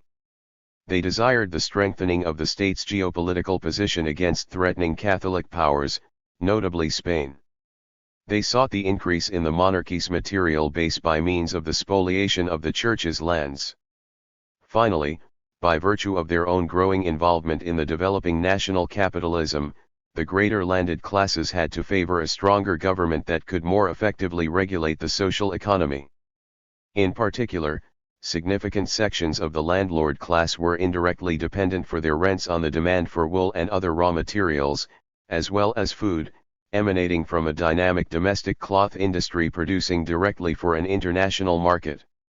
Since the prices to be paid for agricultural products, as well as the security of the social order in the face of commercio-industrial fluctuations thus depended, to an important degree, on the health of the cloth industry, landlords had little choice but to interest themselves in government policy to regulate cloth production and cloth commerce, and especially in the state's actual capacity to make and enforce such policy.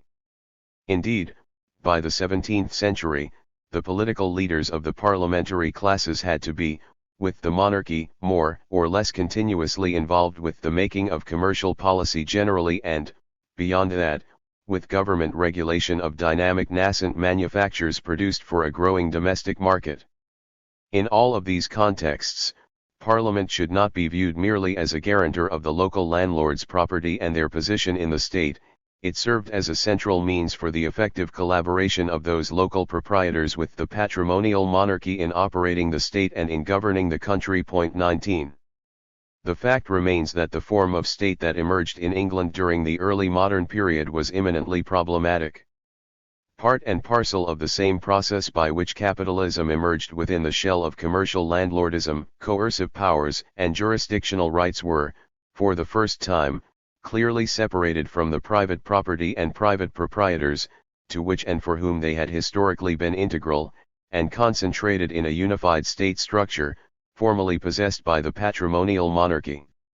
At the same time, patrimonial monarchs in England could actually exert only restricted control over the state in consequence of their restricted material resources and their quite limited patrimonial following of political dependence, as well their difficulty in taxing the land, given the ownership of most of it by a powerful landlord class, rather than by peasants.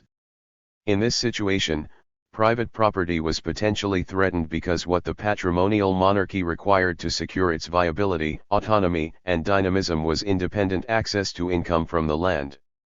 At the same time, institutional measures taken to guarantee the security of private property against the state could jeopardize the politico-economic strength, the very maintenance, of the patrimonial monarchy.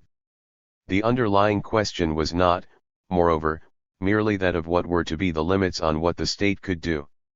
Because state action had become so crucial to meet the needs of both the monarchy and the landed classes, the question was also one of who was to control the state and for what ends. The same point can be expressed in a somewhat different manner. Sociopolitical evolution in early modern England appears to be marked by two fundamental long-term continuities extending far back into the medieval period. First, socio-economic power in the country generally remained in the hands of the landed class. Second, government continued to be led by the monarch, as a great private lord, who continued ultimately to rely on the members of the League of Landed Lords to operate a governmental administration that, crucially, belonged to him. But by the 17th century, these two major continuities tended to mask two equally fundamental, interrelated discontinuities. First, the country's landlords no longer maintained themselves economically by their capacity directly to coerce a possessing peasantry, a capacity that had depended on membership in various kinds of local, regional, and national patrimonial political communities or groups. Instead, they had come to rely simply on their unconditional landed property and thus on the protection of their private property by the indirect coercion exerted by the state. Second, the monarch, while remaining a great lord with the capacity to maintain himself, in the first instance, by virtue of his private wealth and patrimonial following, had ceased to depend for his government on lords who, by virtue of their own political organizations, often centered on the households of great bastard feudal magnates, had private access to the means of coercion, their own authority within a limited territory, and thus an effective right and capacity to govern within a given locale.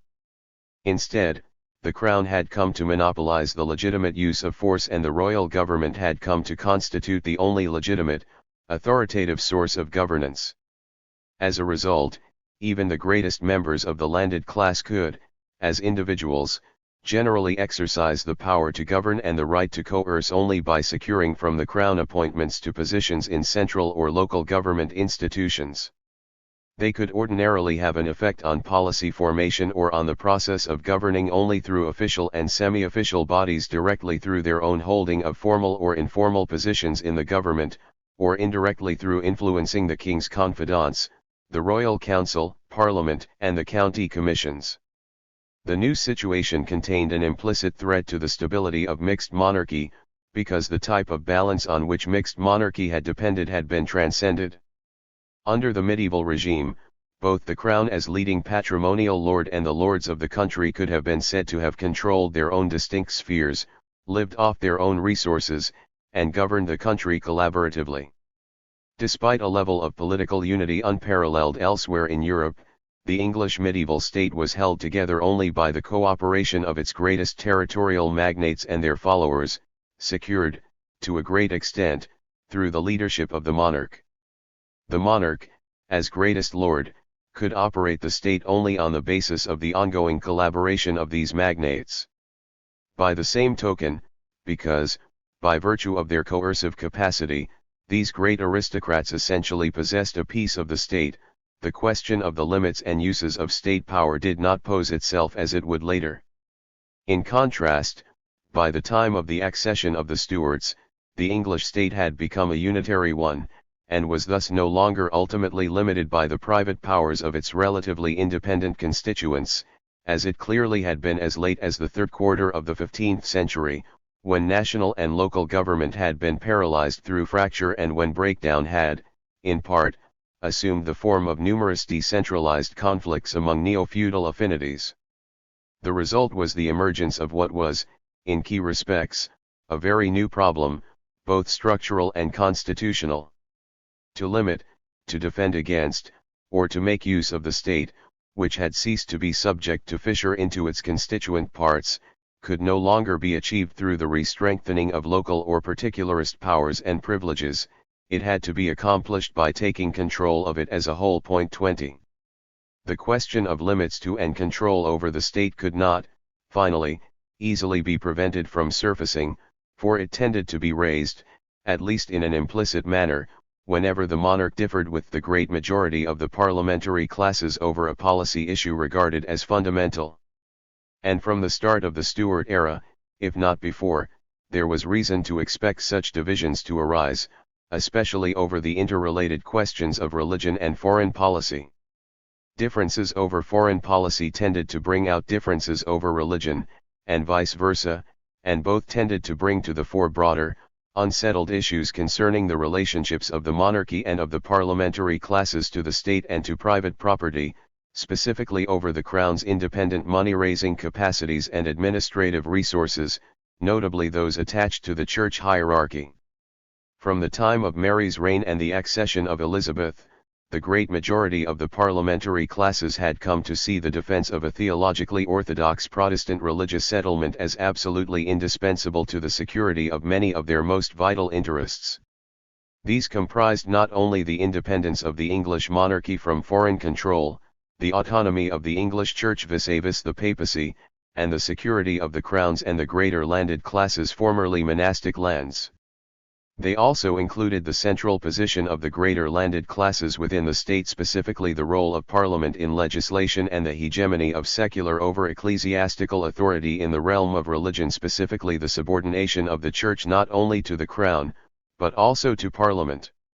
A state defined as Calvinist Protestant had thus become a sine qua non for the parliamentary classes, in large part because the construction of a state that would defend their vital interests over the course of the Tudor period had had to take place over and against opposing forces that had, systematically or episodically, defined themselves as Catholic and anti-Protestant, not only the papacy, elements within the old church hierarchy, and Spain, as well as magnate rebels and peasant resistors, but even the patrimonial monarchy itself.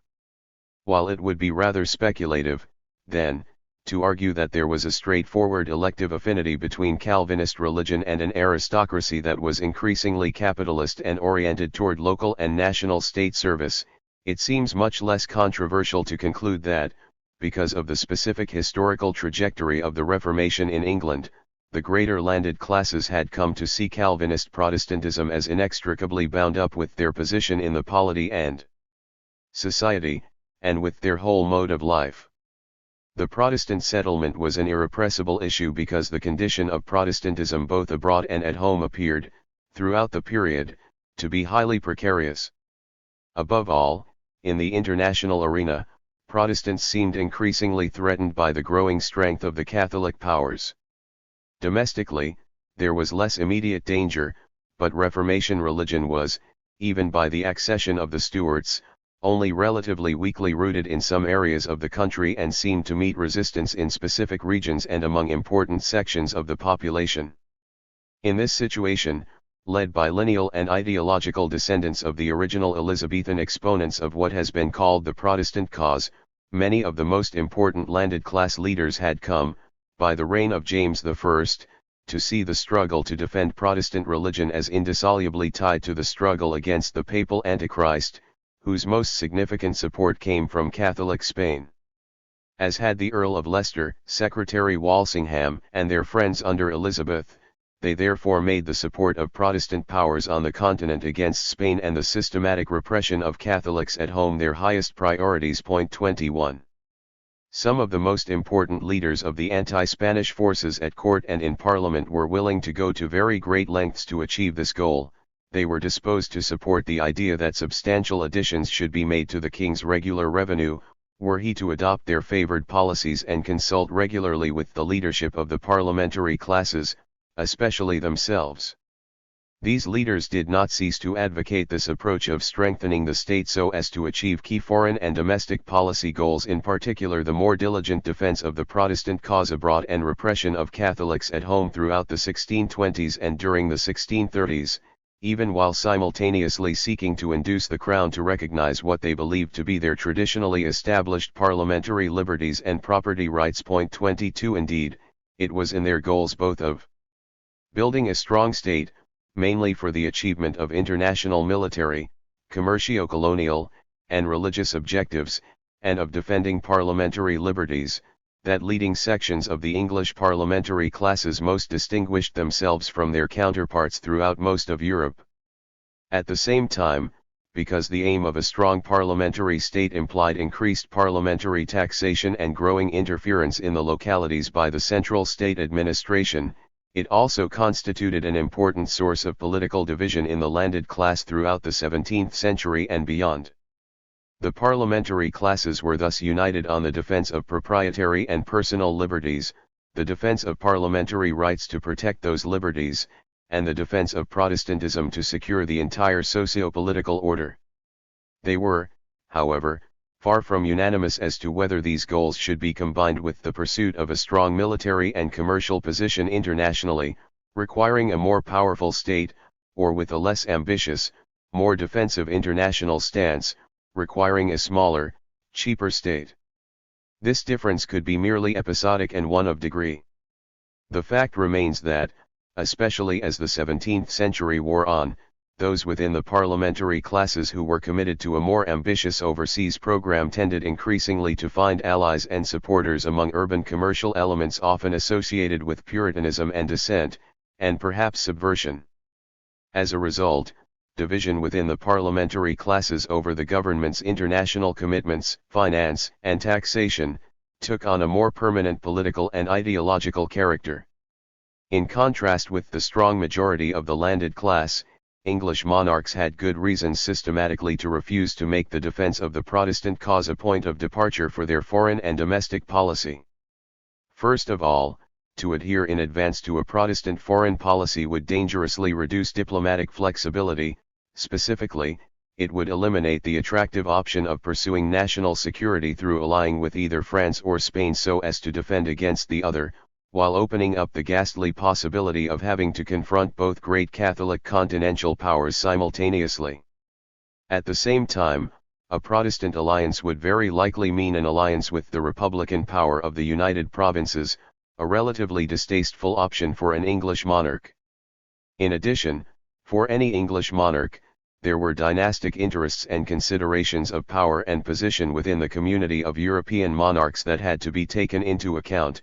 To do so was likely to be incompatible with the defense of the Protestant interest, because the French and Spanish monarchical families but apparently none of the ruling families of the Protestant states could offer a daughter of a status sufficient to be the wife of an English king. Finally, an inflexible commitment to the defense of Protestantism internationally would make it difficult to stay out of war, to avoid the enormous costs of war, and to maintain financial solvency and keep from depending on Parliament. On the other hand, an alliance with Spain or France could bring with it the potential through dowries, secret subsidies, and the like from these monarchies of financial gains of such magnitude as to go far to repair the Crown's fiscal weakness. 23. Were the monarchy in fact, to reject a foreign policy oriented to the Protestant cause, further points of conflict would tend to emerge. Friendship with either Catholic Spain or Catholic France might logically be pursued by means of a marriage alliance. Yet for an English monarch to secure a marriage alliance with a Catholic monarchical family was not only bound to badly frighten parliamentary classes already attuned to the rising strength of popery abroad, it could not but require significant toleration for Catholics at home, and the parliamentary classes were allergic to Catholic toleration in any shape or form. In contrast, English monarchs tended to approach the question of Catholic toleration far more flexibly and pragmatically. Indeed, they often found it practical to recruit Catholics from among the elite to serve as leading counselors or servants. Such men, dependent as they were upon the monarch for political protection and promotion, could usually be especially relied upon to hew closely to the monarch's political line. Disagreements over an ideologically Protestant foreign policy tended, moreover, to reflect or exacerbate differences concerning the formally Calvinist Protestant settlement itself, how it should be interpreted and what were its implications for policy. Of course, Calvinism could be perfectly compatible with, and intensely supportive of, monarchy, episcopal hierarchy, and social order. The fact remains that Calvinist religion required intense intellectual and practical self-conscious activity on the part of both its clerical and its lay practitioners in reading and interpreting the Bible so as to understand one's duty to God. It could, in consequence, provide a path to conclusions about the requirements in action of God's Word that were more than unwelcome to those in authority. This was especially so in late Tudor and early Stuart England. The established church itself was but halfly reformed, its practice still containing significant popish remnants. A large part of the population was unlearned in or resistant to Protestant ideas, and the Reformation itself seemed to be endangered by the growing power of Catholicism internationally. In this context, taken seriously by godly minorities in a sea of unregenerates, disciplinary Calvinism could, paradoxically, lead to the self-organization of the godly, independent of the official church, for purposes of securing a more perfectly Protestant religion, either to attempts actually to subvert or overthrow the episcopal order and install a fully fledged Presbyterian order, or to separation by visible saints to form independent or separatist congregations. 24. In this situation, zealously Protestant ecclesiastical authorities and secular aristocratic leaders, obliged to defend or at least go along with the established church and its imperfections, yet desirous of furthering evangelical activity at home and the defense of Protestantism abroad, might prove excessively tolerant of nonconforming elements among the godly. They might also prove all too self-indulgent in fulfilling their own professed obligation vigorously to advise the monarch about the requirements of God's Word with respect to international policy. They might even willingly organize not only to bring pressure from within the political nation on the monarch in an effort to induce him to change his policy, but also, with the cooperation of their friends among the Calvinist clergy, to inform people outside the governing class of the monarch's errors and even to incite them to action. Not surprisingly, Tudor and Stuart monarchs tended to move in a rather different direction on religion. Elizabeth I had experienced much uncomfortable pressure from some of the country's greatest aristocratic leaders to adopt a more purely Protestant stance both domestically and in foreign policy. More than this, she had witnessed the emergence of a truly subversive Presbyterian movement among the clergy, some of the key leaders of which received significant protection from top representatives of the church hierarchy and the parliamentary classes. Elizabeth's response had been to press for a religious settlement more or less self-consciously directed toward the maintenance of monarchical authority and social order, one that was therefore focused on ceremonies and mechanical prayers, that emphasized hierarchy in the church as well as in the state, that discouraged preaching, and that vigorously repressed nonconforming Protestants. Her appointment of John Whitgift as Archbishop had furthered all these policy directions. Meanwhile, she had resisted any systematically anti-Catholic stance in foreign policy and had sought ways to tolerate and include within the government Catholics who were loyal to the English state. She had, moreover, turned to Catholics and crypto-Catholics among the elite in order to balance overzealous Calvinist aristocrats at court and on her council and thus retain her own freedom of action. 25 The policies of James I and Charles I ultimately represented variations on the same basic themes. Indeed, both monarchs ended up pursuing interrelated initiatives of which the majority of the parliamentary classes could not approve: to ally with Catholic powers internationally, to increase toleration for Catholics at home, to place Catholics or crypto-Catholics in high positions at court and on the King's Council, to follow anti-Calvinist courses in religion, to downplay or repress preaching in favor of set routines, and to crack down on nonconformity and to strengthen the episcopal hierarchy so as to lean to a greater extent politically and administratively on the Church. It cannot, of course, be concluded that it was inherently impossible for the patrimonial monarchy and the parliamentary classes to reach agreement, or that conflict was inevitable. The fact remains that their differing socio-political positions within the state and with respect to private property did tend to endow them with conflicting interests and conceptions concerning the proper nature of the state, its constitution, and to lead them to differing general perspectives on foreign policy and religion, as well as state finance and administration. As a result, on what might be termed the menus of policies acceptable to the monarchy and to the parliamentary classes respectively on each of these questions, there were included major policy options quite unacceptable to one or the other. Moreover, while the Crown considered the making of foreign policy perhaps the sphere most appropriate to the exercise of the royal prerogative, differences over foreign policy had the greatest potential for erupting and for creating broad polarization. This was because, in view of what appeared to be a highly perilous international situation over a long period, the parliamentary classes found it difficult to refrain from making their opinions known. But when differences over foreign policy occurred, they tended not only to go along with disputes over religion, but also to set off serious conflicts over royal finance and administration that brought to the surface unresolved differences over the constitution, the nature of the state. Thus, while the monarchy initially had no long-term aim for an absolutist state and the parliamentary classes no conscious goal of parliamentary sovereignty, and while both certainly saw unity as a fundamental ideal and disunity a major danger, each was almost obliged to pursue its policy goals and defend its own conception of mixed monarchy in ways that could easily lead in one or another of those directions. That is, merely to defend its own conception of the status quo, the monarchy was almost bound to seek to increase the financial and administrative resources it could secure by exercise of the prerogative to build up, as it were, an independent material base for itself, especially for increasing and strengthening its patrimonial following.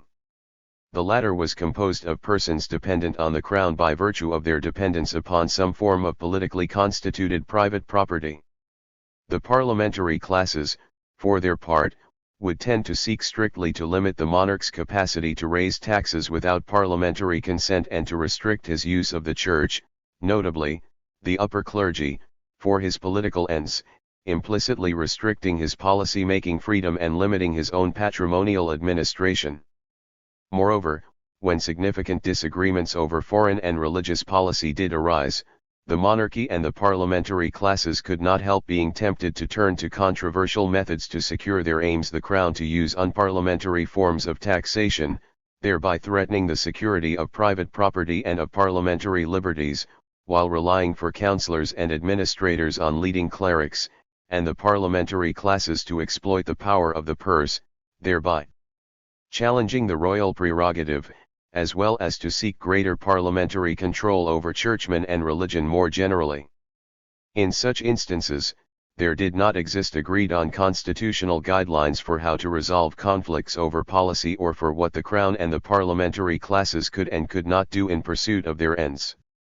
It is therefore not surprising that both the monarchy and the parliamentary classes tended to formulate divergent principles to explain and justify their actions, with the monarchy turning to divine right justifications for its obligation to defend the public good as it saw fit, and the parliamentary classes turning to traditional ideas of proprietary and parliamentary rights. Nor is it astonishing that each sought to pursue its goals by forging alliances with other social elements with whom it shared similar or complementary social interests and ideological perspectives. The Crown would tend to build its patrimonial group or alliance by constructing bonds with other social forces dependent on politically constituted forms of property, notably representatives of the upper levels of the church hierarchy, dependent courtiers and royal projectors created by Crown grants of various sorts, and London's overseas privileged company merchants. The parliamentary classes would tend to seek allies among other social forces concerned with defending absolute private property, opposing arbitrary taxation, and defending the Protestant cause, some of them well outside the political nation, especially tenant and owner-operator farmers in the countryside, Calvinist ministers, and, ultimately, the new merchants, artisans, and small tradesmen of London. The result was that, during the pre-Civil War period, and indeed throughout the 17th century as a whole, one witnesses a pattern of recurrent conflicts, over unparliamentary taxation and over religion and foreign policy, that became inextricably intertwined, bringing to the fore major underlying differences about the nature of the state and of constitutional perspective, making for the consolidation of alliances, and leading to serious political explosions. Unparliamentary taxation, the Crown and Company merchants allied by the notion of mixed monarchy that continued to constitute the generally accepted conceptual framework for politics in the early part of the 17th century, the monarchy was, in its ordinary affairs, supposed to live of its own, that is, on the basis of the politically sanctioned financial resources that accrued to the prerogative lands, feudal incidents of various sorts, and taxes on trade called impositions. Parliament was, in theory, obliged to provide for the crown's extraordinary needs, above all for military expenses. Nevertheless, because of Elizabeth I's very costly combat with Spain, by the time of James I's accession to the throne in 1603, the crown found itself in dire financial straits that threatened its freedom of action, and with it the political structure of dual authority and responsibility embodied in the mixed monarchy ideal. 26 Even so, James I felt obliged to make massive expenditures on patronage to consolidate his rule, and, to make matters worse, was unable to control his generosity to his friends and his own self-indulgence. The result was that the crown soon found itself facing an ever-increasing debt, resulting from a large annual deficit growing out of control. 27. To cope with its financial crisis, the monarchy had essentially three alternatives. It could ask Parliament to vote its subsidies, it could come to an agreement with Parliament to make possible an increase in the Crown's regular sources of non-parliamentary income, or it could turn to unparliamentary prerogative money-raising measures. Reliance on parliamentary subsidies was problematic because it meant increased dependence on Parliament. The Crown and Parliament did make a series of attempts to arrange to raise the Crown's ordinary income, the most prominent of which was the proposal for the Great Contract of 1610, but they could never come to a mutually satisfactory agreement. The upshot was that the Crown felt obliged to turn to prerogative methods of government financing, and in this field unparliamentary taxes on trade appeared especially promising. 28. Unparliamentary taxes on trade avoided many of the central political problems associated with taxing the landowners. They did not hurt the landowners materially, they did not depend on local government, controlled by the landowners, to collect them, and, by definition, they avoided further dependence on Parliament. They could also easily be adjusted to inflation. On the other hand, unparliamentary customs seemed to fly in the face of the constitutional tradition that taxes be approved by Parliament. The Crown sought to get around this problem by presenting unparliamentary impositions as if they were tariffs, coming under the Crown's jurisdiction of the regulation overseas trade. The fact remains that, when challenged by merchants and MPs, James I was ready to justify unparliamentary taxes on trade on principle, for the king needed the income they would yield in order to maintain his freedom, his capacity to act as a monarch. The Crown's judges in Bates' case argued that the king had absolute power to do what was necessary for the common good, a view held by both James I and his son. And to the extent that the Crown sought to maintain this position in practice, as it would do on a series of occasions over the next 3 decades, it had recourse to a constitutional ideal that was unacceptable to the parliamentary classes. Sharp, principled conflict over the question of unparliamentary taxation of trade was thus a continuing major theme of English politics throughout the early Stuart period. 29. It was therefore no accident that the Crown sought to have the weight of its unparliamentary taxes fall, for the most part, on the overseas company merchants. It believed, with justice, that it could count on these traders to accept them, because the monarchical government had historically proved such a powerful supporter of the company merchants' interests. Especially because they faced such great barriers to taxing the land, English monarchs as a rule took special care to promote overseas trade as a base for government finance, as well as for other reasons. This distinguished them from a number of their continental counterparts, notably the French monarchs, who possessed the alternative of collecting unparliamentary land taxes and were, moreover, under severe pressure to grant commercial and industrial privileges to parasitic aristocratic courtiers, often at the direct expense of merchants and their companies.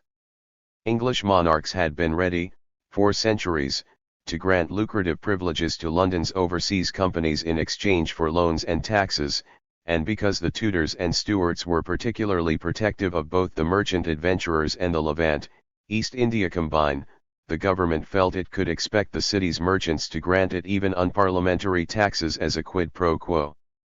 The company merchants were more than willing to honor their side of this deal. To begin with, the company merchants' very ability to maintain themselves, to make a commercial profit, depended on their ability to buy cheap and sell dear, and thus on their ability to prevent overtrading in their markets, and thus, to a great extent, on their ability to exert privileged political control over their markets. Their profits were therefore not only independent of any direct participation in capitalist production, but were doubly dependent on the political organization of their economic activity. The company merchants did not trade merely on the basis of individual decisions about the allocation of their resources, they traded in close coordination with other members of their regulated companies, which collectively decided times for trading, the kind of shipping to be used, and individual and total amounts to be traded in order to keep supply and demand in balance.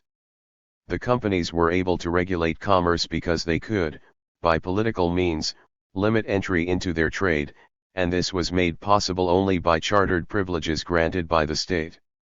The merchant adventurers had risen to a position of unprecedented dominance during the century before 1550 because they were able to sell their broadcloths cheaper than could any of their competitors in the European markets, and the adventurers remained, until the early 17th century, by far the most important group of merchants in London.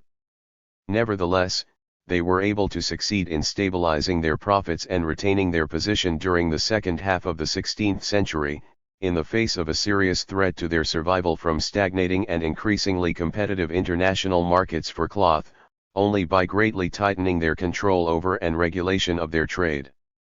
This they accomplished by inducing the government to abrogate or severely reduce the trading privileges of their main foreign competitors, by sharply raising the fee for entry into their company, and by excluding from the trade all those who were not mere merchants. In turn, the Levant East India Combine was able to succeed the merchant adventurers as London's leading group of overseas traders in the decades immediately prior to the Civil War because it was able to exploit the dynamically growing English demand for imports from southern Europe, the Near East, and the Far East by establishing powerful positions in the ultimate markets for these goods. But these traders were able to carry through the substantial entrepreneurial activities that made possible the founding and development of their trades with Russia, Morocco, Venice, the Levant, and the East Indies as successfully as they did only because of the government's willingness to offer them sole access to new areas of commercial development, to provide the chartered privileges that formed the basis for their companies, and to give them significant commercial and political protection from foreign competitors. Ironically, then, there remained in the very constitution of the company merchants' property and, indeed, in their whole approach to commercial development on the basis of that property, a critical, irreducibly politico-jurisdictional element of the sort that had long been transcended in the property of the landlord class. This was a crucial determinant of their perspective on politics and led, inexorably, to the closest alliance with the monarchy. The merchants were dependent on politically constituted private property and the monarchy was prepared to create and maintain this for them in exchange for political and financial support. The company merchants, next to the ecclesiastical hierarchy, provided perhaps the best and most consistent socio-political base for the crown during the pre-Civil War decades. Aside from the exceptional period of Buckingham's rule, the privileged company merchants generally went along with the Crown's unparliamentary taxation, failed to join Parliament in protesting it, and worked in close collaboration with the monarchical government. By the climatic years of crisis from 1637 to 1640, taxes on trade constituted perhaps 40% of the monarchy's annual income, and the merchants in that critical period showed far less desire to protest unparliamentary levies than did the parliamentary classes. 30. The parliamentary classes against unparliamentary taxation of trade. In clear contrast to the overseas company merchants, the parliamentary landed classes offered consistent, militant, and principled opposition to unparliamentary taxes on trade, even though these taxes had a very limited impact on their economic well-being. Their opposition is only superficially paradoxical, for unparliamentary taxes on trade appeared to threaten the position of the greater landed classes in the state and thus their property. The parliamentary classes were free to oppose these taxes without ambivalence because their private property no longer depended directly on political powers and privileges, with the result that they did not depend for their very economic survival directly on support by the state. This set them apart from their counterparts in Europe as well as from the company merchants of London who secured their material base through politically constituted private property, valuable posts, immunities, or special privileges granted by the monarchy, and who therefore had to be at least ambivalent about, if not entirely sympathetic to, increasing the monarchy's capacity to strengthen itself materially by whatever means, including arbitrary taxation. Some French aristocrats, for example, were hurt by royal levies on their lands, but many of these same aristocrats, like many others, were economically dependent on the fruits of property in office, which were based, in turn, on the expansion of the monarchical state and, directly or indirectly, on the growth of taxation. In contrast, the general success of the English parliamentary classes as commercial landlords left few of them dependent on offices or court perquisites, but it left them vulnerable to arbitrary taxation. They had to view arbitrary taxes on trade as an unmitigated threat to the parliamentary liberties that were the central defense of the property rights on which they relied for their very existence. 31.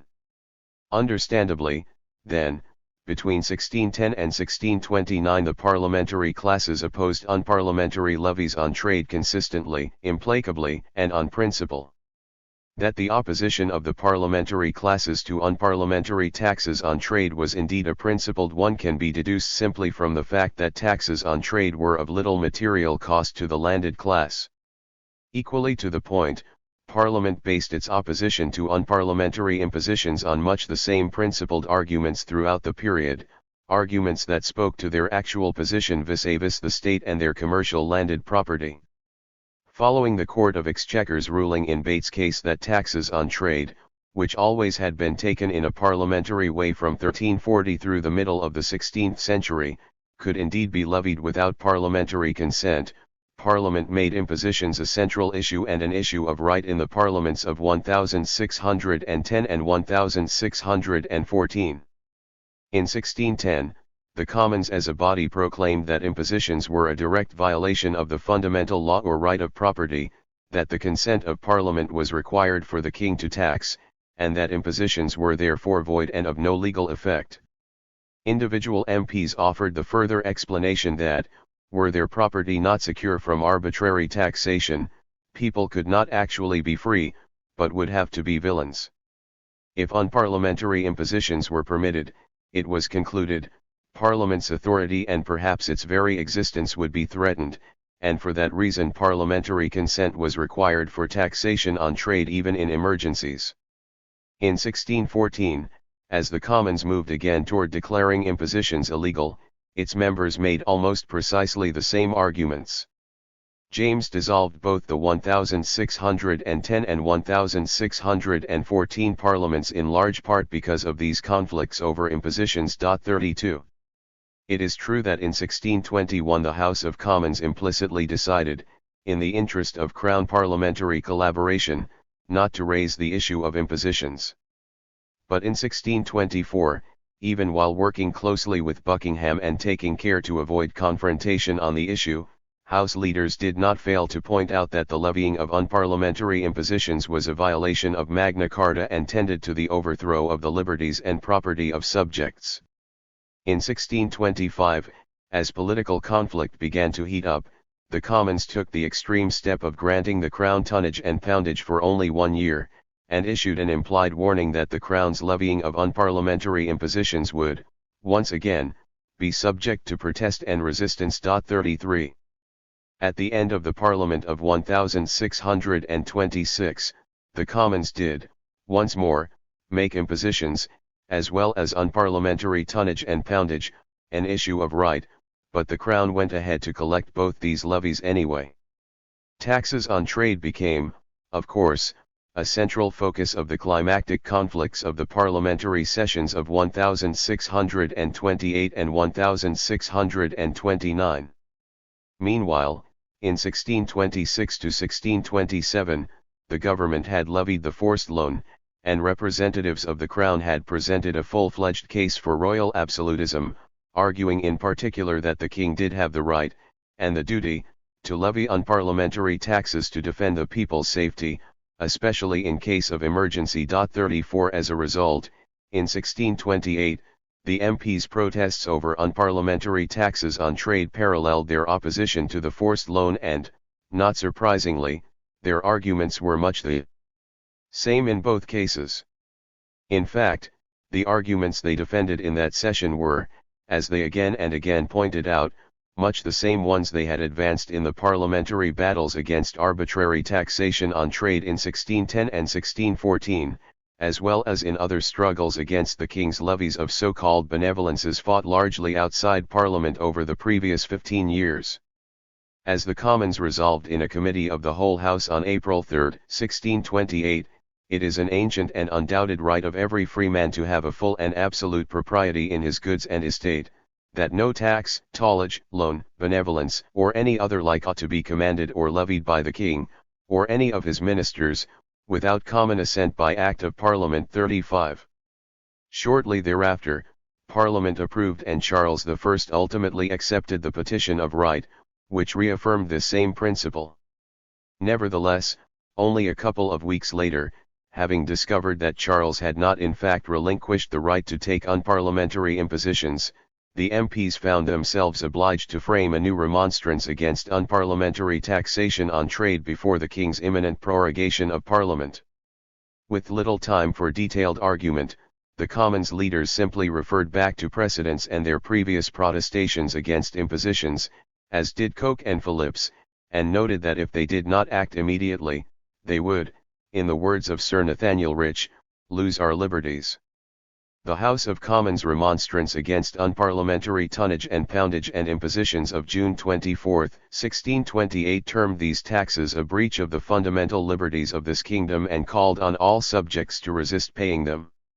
Less than a year later, the session of 1629 concluded in tumult, with the Commons once again demanding that the country oppose arbitrary government by refusing to pay taxes on trade. 36 The parliamentary classes, composed largely of commercial landlords, could secure their absolute landed property, in the presence of a patrimonial monarchy in effective control of a state with a legitimate monopoly of the means of force and of the authority to govern, only if they could limit the monarch's independent power to tax.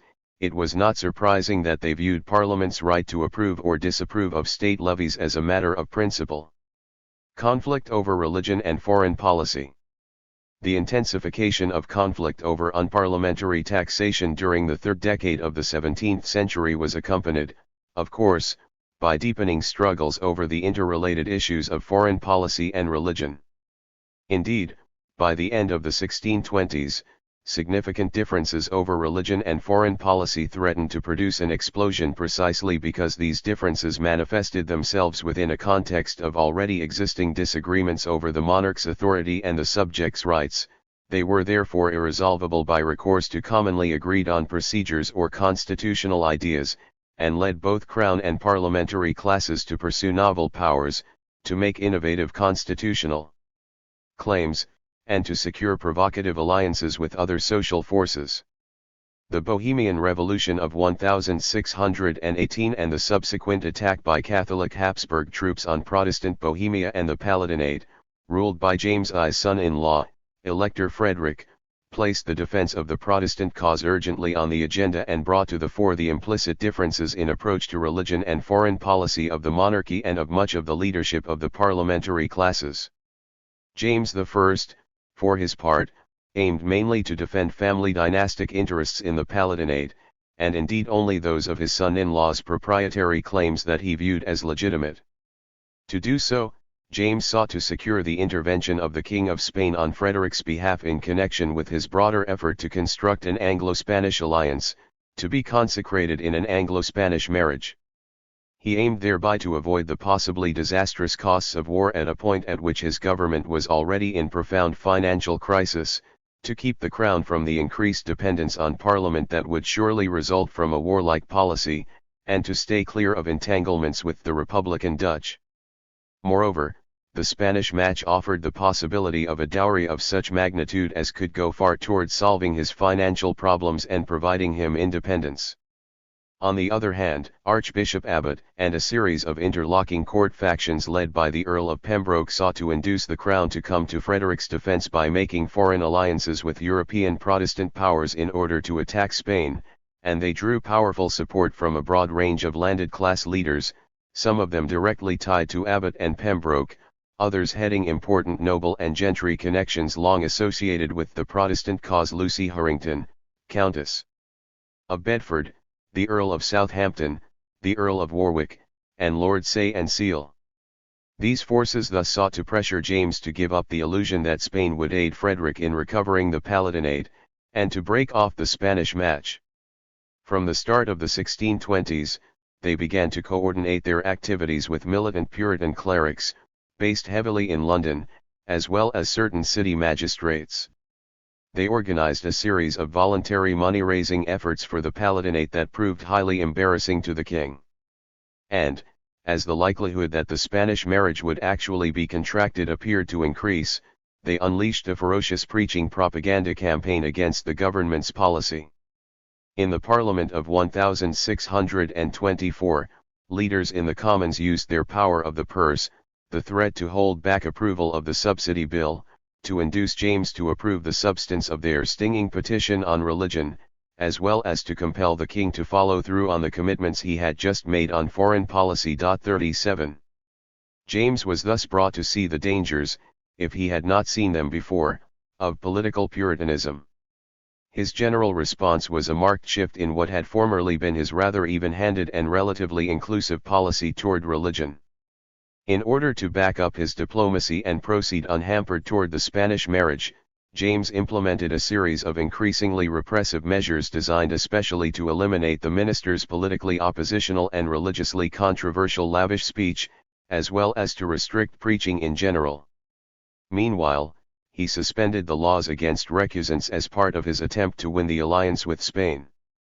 In addition, reversing his long-held strategy of maintaining a rough balance of power among polar religious tendencies within the Church, James began to promote leading Armenians, and came to the defense of the Armenian cleric Richard Montague, under attack in the Parliament of 1624. These moves were politically understandable. The Armenian clerics were uncommitted to the Protestant cause internationally, rejected the conception of the Pope as Antichrist that had come to justify the Protestant cause, and recognized the Church of Rome as a true church. They were therefore quite willing to support the Catholic toleration and pro-Spanish foreign policies that were anathema to their Calvinist colleagues. But the result was that the early 1620s was a period of not insignificant political polarization, foreshadowing in important ways, though not of course inevitably issuing in the polarization of the later 1620s and indeed that of 1639 to 1641.38.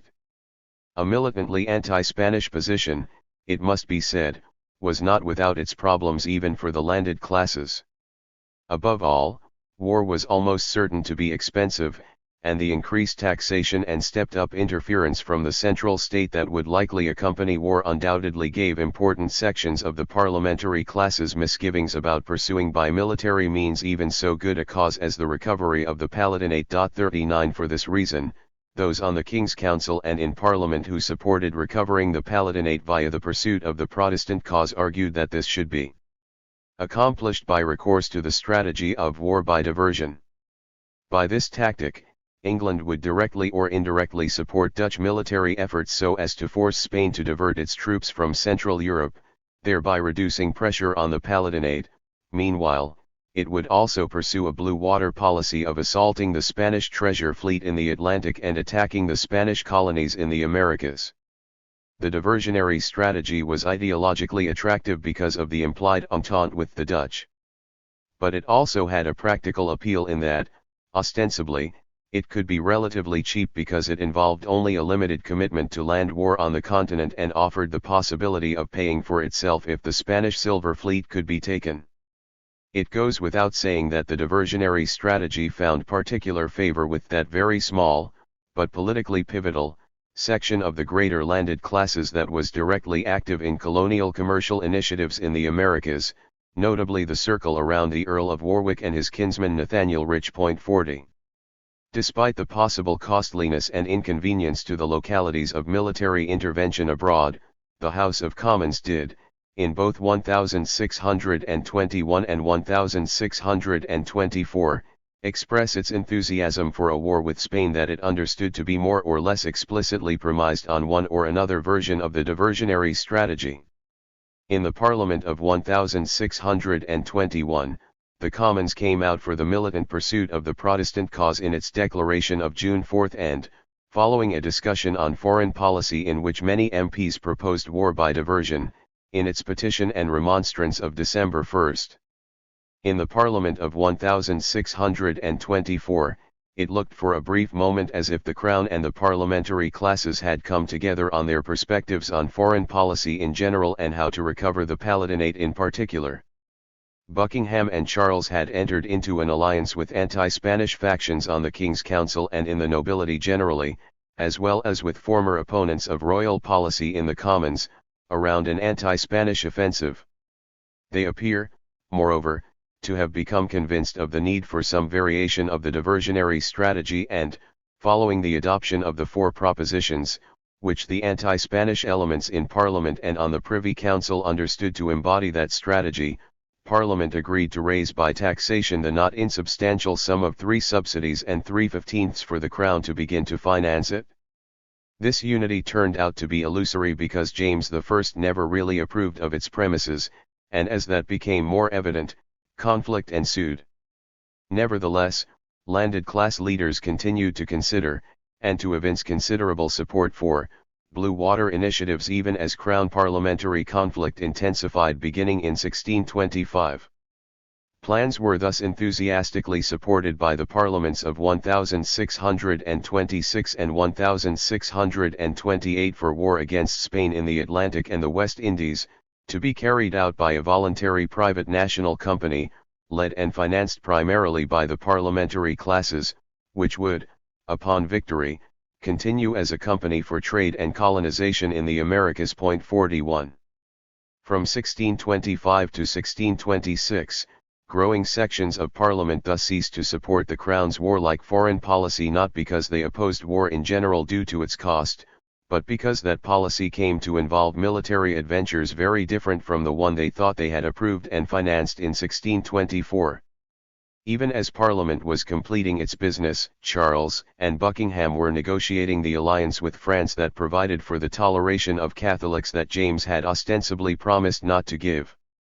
Count Ernst von Mansfeld's ill-fated mission to Central Europe signified the government's willingness to attempt the land war that Parliament had hoped it would avoid.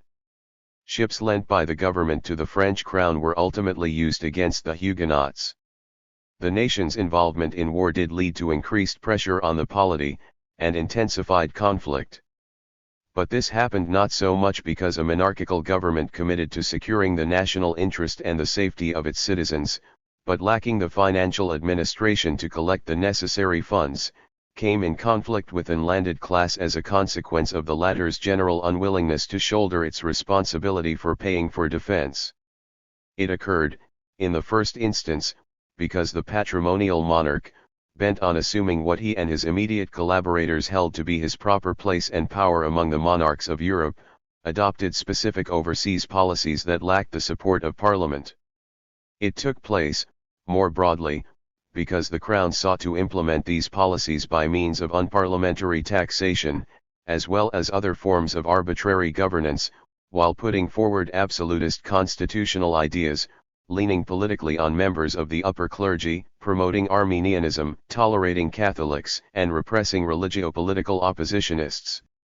Parliament's growing opposition from 1625 to 1626 to Charles's foreign policy, and more particularly its insistence on impeaching Buckingham, Charles's leading minister, were taken by the king and some of those close to him as affronts to the king's dignity and, at least implicitly, as challenges to his right to choose his own councillors.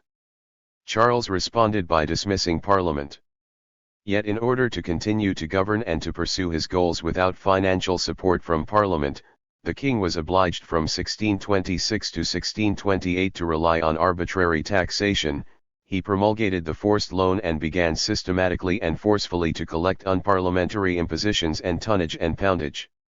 In so doing, Charles looked to new councils, sought to justify his actions in absolutist terms, and appears to have contemplated governing over the long term on a non-parliamentary basis. Meanwhile, to further strengthen the government, Buckingham moved decisively to use his control over patronage to limit access to what hitherto had been, in relative terms, a politically pluralist King's Council. For the time being, entry was largely restricted to known supporters of the government's policy or those who could be counted on to follow Buckingham's lead. 42. Meanwhile, the government's growing alienation from France had led it to consider steps toward reducing the level of conflict with Spain. Buckingham explored these initiatives from the late summer through the early winter of 1626 to 1627, and they were furthered by the return to court of some of the main leaders of the old pro-Spanish faction. By the latter part of 1628, the pro-Spanish faction was, once again, predominant. 43.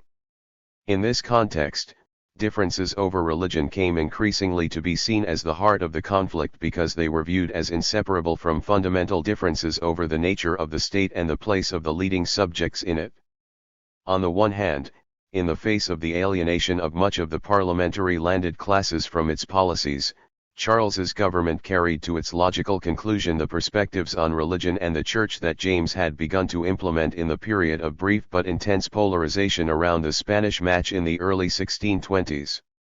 It moved to consolidate its support for independence on members of the ecclesiastical hierarchy, especially Armenian clerics, appointing them to leading church and governmental positions, bringing them onto the Privy Council, and employing them to promote royal policies within the nation at large.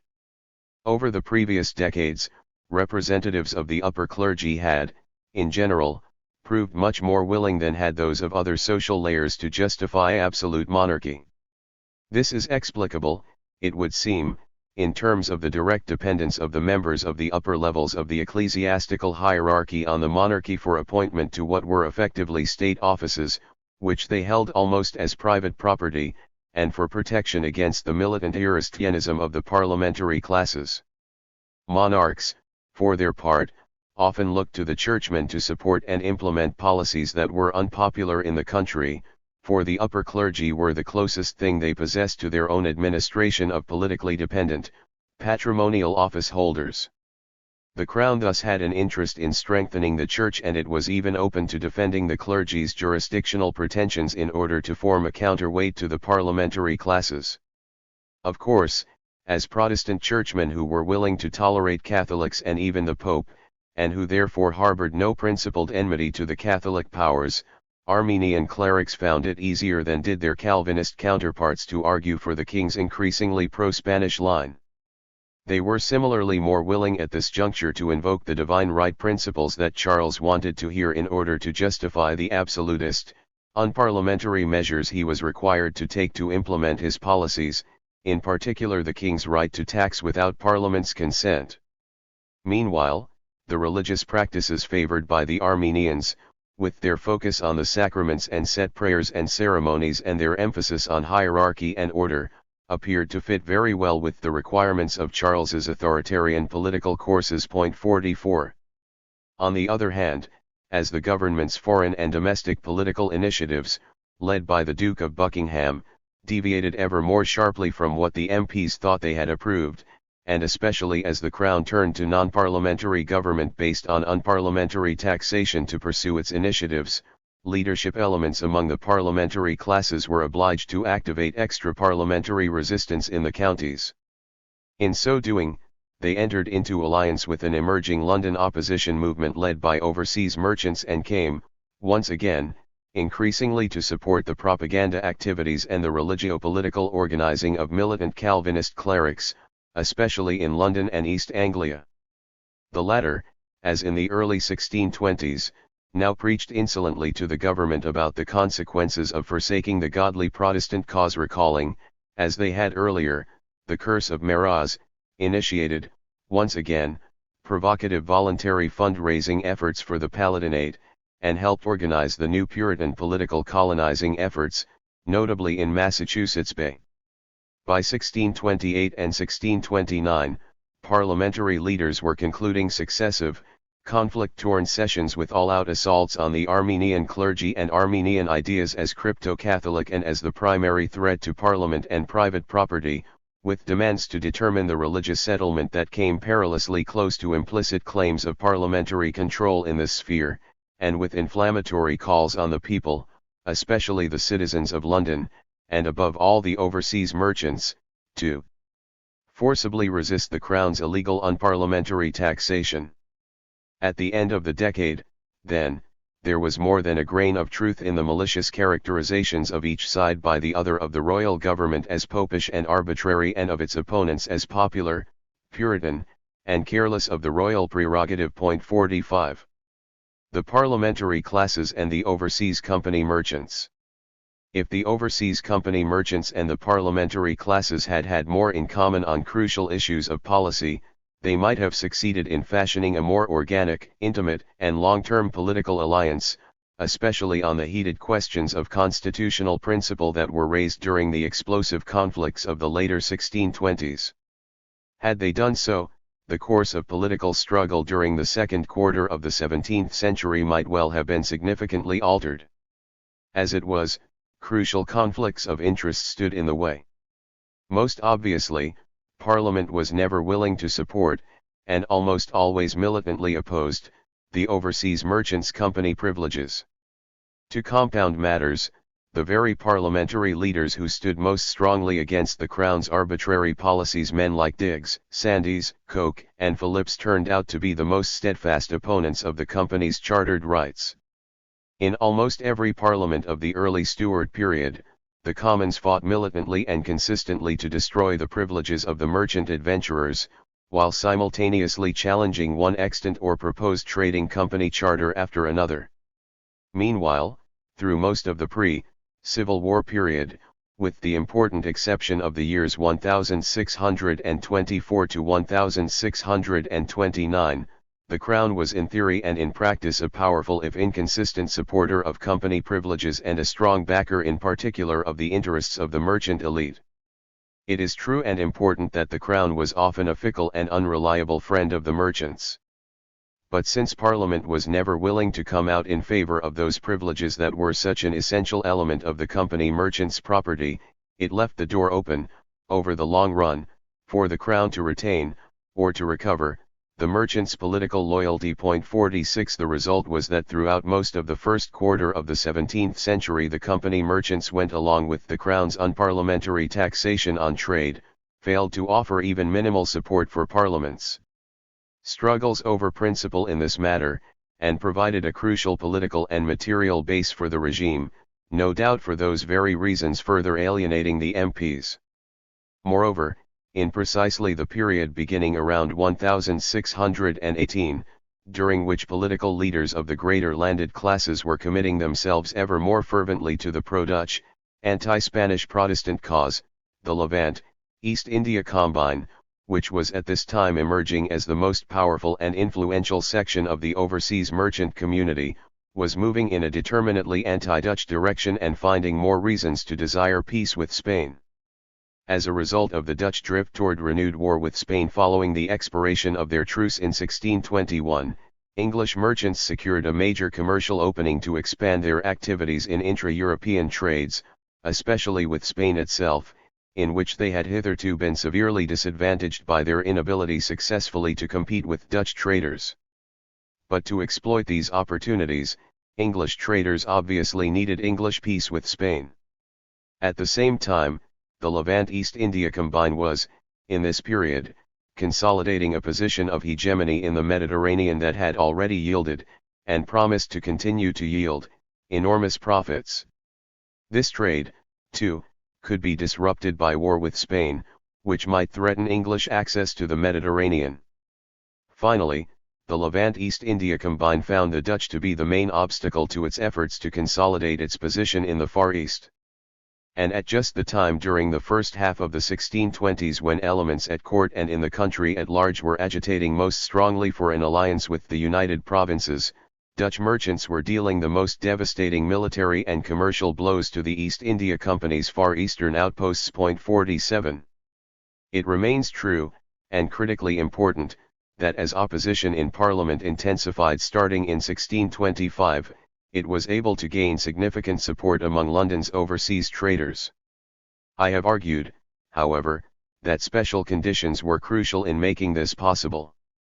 Above all, from 1624 to 1625, Buckingham and Charles implemented policies that were guaranteed to alienate the city's company merchants and especially its elite political leadership, allowing Parliament to deprive the merchant adventurers of their privileges, breaking the control of some of London's greatest merchants over the trades with Virginia and the West Indies, taking away the customs farms from top Levant East India leaders used to enjoying their fruits, and shamelessly plundering the East India Company's treasury, while failing to respond to that company's pleas for political and diplomatic support against the Dutch. The government delivered the coup de grace to the merchants when it involved itself simultaneously in the commercially disastrous wars with Spain and France. The result was that a vitally important section of the merchant elite first gave public support to Parliament's attack on Buckingham, then backed up Parliament's fight against unparliamentary customs by refusing to pay them and by taking direct, forceful action against the customs administration. Encouraged by the defection from the crown of some of their major leaders, company merchants, especially those trading with the Levant and France, but also the merchant adventurers, played a crucial role in support of the parliamentary opposition from 1627 through 1629.48. The fact remains that the alliance between company merchants and parliamentary opponents of royal policy during the later 1620s was, in significant respects, both partial and short-lived. First, leading elements in the merchant political elite continued at all points to provide Charles strong and vitally important backing. The Court of Aldermen gave Charles continuous financial support and vigorously enforced his policies on the citizens. The East India Company came through with a major loan to the king at an especially critical juncture in late 1628. Similarly, at the height of the crisis in 1628 to 1629, the top officers of the Levant Company sought to prevent it from giving full support to the movement against unparliamentary taxes. Perhaps most significant, Sir Maurice Abbot, the Levant, East India magnate whose opposition to Charles and Buckingham initially had most helped to catalyze the merchants' struggle in support of Parliament, moved back to support of the Crown during the winter of 1628 to 1629. As governor of the East India Company, he prevailed on that corporation to refuse to back the merchants' general strike against unparliamentary customs in March 1629. This action of Abbott's was undoubtedly one important factor, though not the only one, in inducing the leading colonial aristocratic oppositionists Lord Say, Lord Brooke, and the Earl of Warwick to launch their challenge to the old elite merchant directorate for control of the East India Company at the height of the merchants' movement against the Crown.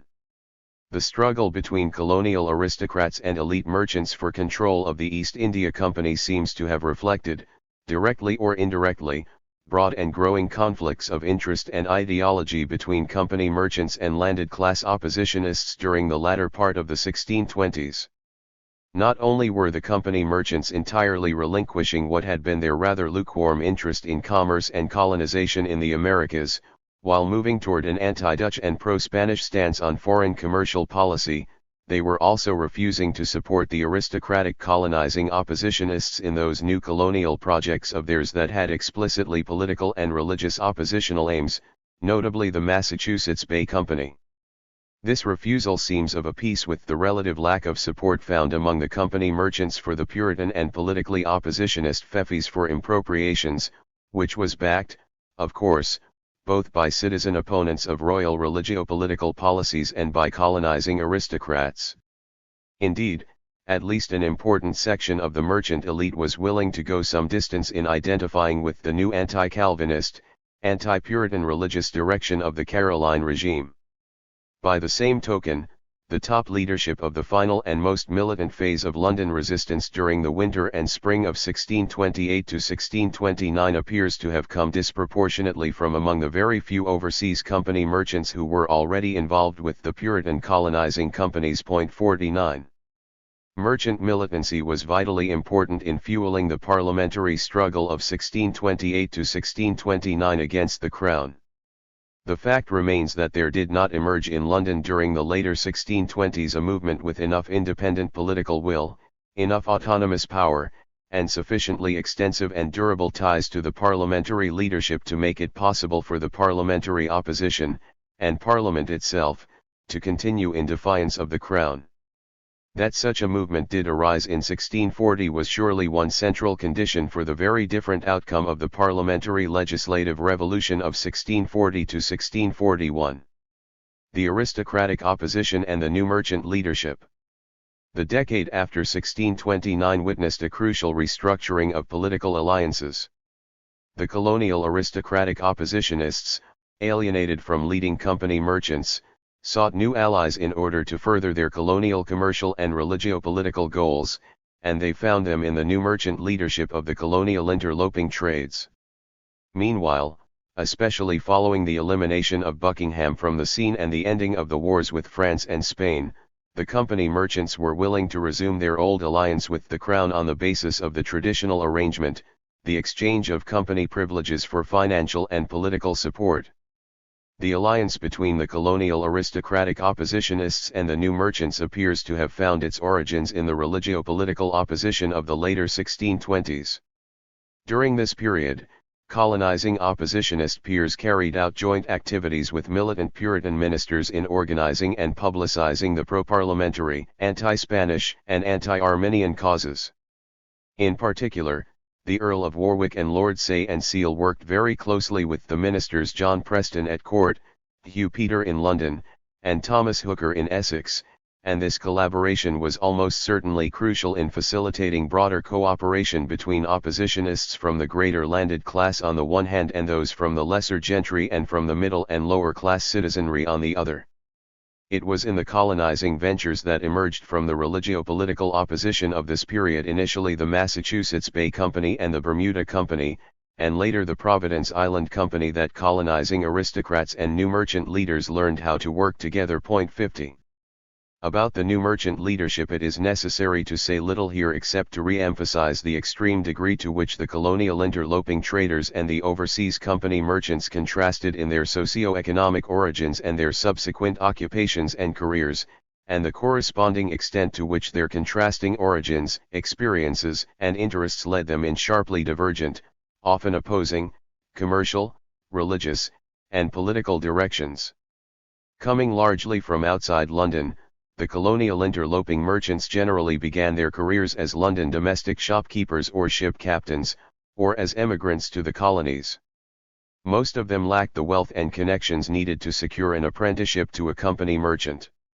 In addition, many were explicitly barred from joining the overseas trading companies, even if they had the requisite wealth, because they were retailers or mariners. The shopkeeping retailers thus found themselves directly opposed to the wholesaling company merchants as an immediate result of the latter's politically buttressed property position, not only because of the inflated sale price of the merchants' goods made possible by their government-sanctioned company privileges, but also because of the retailers' exclusion by the merchants' charters from almost the entire field of overseas trade. The colonial interloping traders were especially attuned to the profit potential of commerce and colonization in the Americas precisely because of their lack of trading opportunities elsewhere.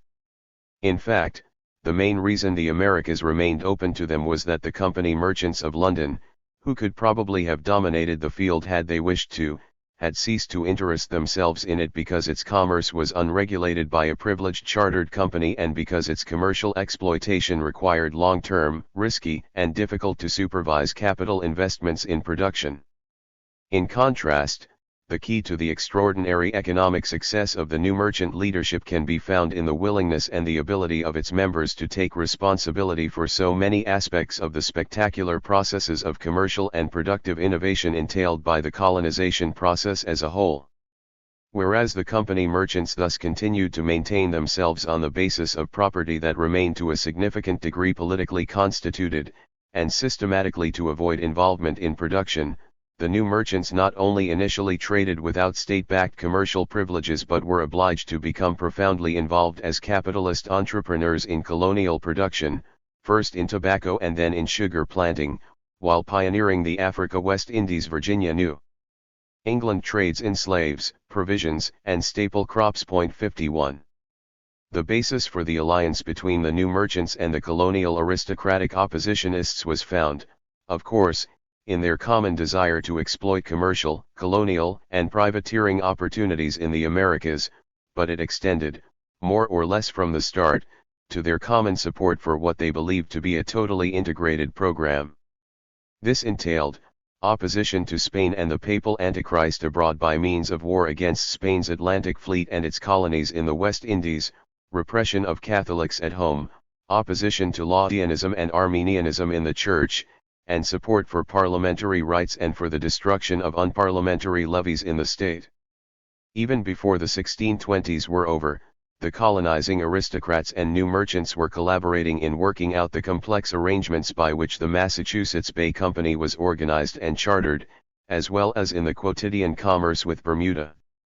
By the end of the 1630s, these allies were working closely together across an extraordinarily vast and complex field of activities, a long series of business initiatives in the Caribbean and North America to attack Spanish shipping and Spanish colonial possessions militarily, to colonize Providence Island and perhaps other places in the region, and to develop land around the Chesapeake Bay, the support of the Puritan colonies as places of refuge for nonconforming or otherwise oppositional clerics and laymen, and possibly even themselves, a last-minute campaign to win Charles I to an anti-Spanish foreign policy in exchange for a large increase in parliamentarily granted taxation, opposition to ship money in London and the counties, and, ultimately, the movement to secure the recall of Parliament. 52. Meanwhile, the company merchants were moving in the opposite direction from both the colonizing aristocrats and the new merchant leadership, demonstrating their willingness to reforge their old ties with the crown. In this epoch, the Levant East India Combine was going from strength to strength, many of its members accruing vast fortunes by virtue of their stranglehold over trade with the Levant. For them, the Crown's peaceful and pro-Spanish foreign policy was particularly welcome, and they could easily afford to pay unparliamentary duties in exchange for support of their privileges. They were even potential beneficiaries of the ship money levy. Moreover, the 1630s was the decade in which leading representatives from the Levant East India Combine replaced those of the Merchant Adventurers Company as the dominant company merchant influence on the aldermanic board. As leaders in their companies and top members of the city corporation, at all times in close contact with the court, the Levant East India aldermen were particularly well placed to induce their colleagues in their companies to see the Crown's point of view. The merchant adventurers, for their part, were open to a renewed alliance with the Crown because they were in a situation almost precisely opposite to that of the traders with the Levant, with their trade in profound crisis. Their privileges, now renewed and strengthened by the royal government, had become indispensable. The French company merchants, who had, with the Levant Company traders, led the merchant opposition to the Crown in the 1620s, also found themselves drawn back toward the Crown when they also received strengthened privileges, although at an increased cost. 53. It cannot be denied that during the 1630s, the Crown Company merchant alliance was fraught with contradictions, which became unquestionably more intense as the decade wore on. As the Crown faced increasing financial and political pressures, especially with the descent into military conflict with the Scots, it showed itself unable to avoid dishonoring its commitments or making new, unreasonable demands on its political partners. Paradoxically, the elite sections of the merchant community were the worst victims of the government's search for increased income and ways to reward other clients. The city corporation was especially hard hit, as the Crown launched a powerful series of attacks on its privileges and property. Similarly, the East India Company, whose board of directors was virtually an executive committee for London's greatest overseas traders, not only was obliged to pay increased duties on its imports, but saw its privileges radically devalued by the Crown's backing of the Coubertin project, not to mention the government's failure to help it against the depredations of the Dutch in the Far East. No doubt the Crown made its greatest demands on these elite forces because it believed it could best count on them to understand its needs. The fact is that, with the exception of its refusal to come through with a loan to the king at a critical point in 1639, the aldermanic court stood solidly behind the crown throughout the political crisis that resulted in the recall of Parliament. It raised its own loans for the crown, it enforced ship money right through 1640 at a time when the ruling classes throughout the country were engaging in a tax strike to hinder the war effort against the Scots and to force the return of Parliament. And it refused to make any open protest against royal policies or to call for the recall of Parliament, even in the periods just before Parliament convened in April and November 1640. Meanwhile, during the spring of 1640 the East India Company Directorate choked off the attempt by its members to bring the company's rather severe commercial grievances before the short Parliament, and during the following summer made sure that the company approved the notorious pepper loan to the Crown. Together, the Aldermanic Court and the East India Company Directorate, along with the customs farmers, would form a solid pole of attraction for royalism in the city right through to the outbreak of the Civil War in August 1642.54. From the consolidation of alliances to the outbreak of civil war. The story of the descent from parliamentary legislative revolution to the coming of the Civil War is, as has often been pointed out, the story of how and why a landed class that appeared tolerably unified behind the parliamentary political and religious legislative agenda at least until the middle of 1641 came, over the course of the following year, to split apart. This story, it has been argued in this work, is also the story of the consolidation of critical alliances for the purposes of pursuing what turned out to be life and death struggles on the one hand among the crown, the merchant political elite, and through the elite, the great majority of overseas company merchants, and on the other hand among key elements in the parliamentary leadership, the new merchant leadership, and, through the new merchant leadership, a London mass movement composed of non-merchant citizens drawn from the ranks of retail shopkeepers, mariners, and artisans. Indeed, I argue that the causes of the Civil War are to be found to a very great degree precisely in the exigencies that lay behind the forging of these alliances and in the largely unintended results of their construction. By this reasoning, it is a mistake to see the split within Parliament as resulting from fundamental differences within the parliamentary classes over political or religious principles or goals. The landed class was, from a trans-European perspective, rather homogeneous in socio-economic terms, its members possessing roughly the same interests and sharing many of the same life experiences. As a result, they held, to a very great extent, a common ideological outlook, both religiously and politically. The social and ideological unity of the parliamentary classes was expressed in the striking level of agreement among the MPs on the very extensive political and religious program passed by Parliament through the summer of 1641. The split is thus inexplicable merely in terms of dynamics internal to Parliament or the parliamentary classes alone, it must be explained in terms of forces external to and acting on Parliament and the landed classes. It needs to be understood, specifically, in terms of two facts, that Parliament could not hope to defend its program of 1640 to 1641 without the power that could be supplied by the London mass movement, and that an alliance with the London mass movement had certain unavoidable results that could not but precipitate division. The Civil War occurred because the majority in Parliament felt obliged to make the strategic choice to secure its program of 1640 to 1641 by turning to the London mass movement. Parliament had little alternative but to depend on London, for, as a result of that same long-term evolution by which the members of the greater landed class had become for the most part commercial landlords, its leading representatives had ceased to command their own private military followings and the state had assumed a monopoly of the legitimate use of force. The members of Parliament and those they represented individually and as a body, were therefore without an existing military force of their own.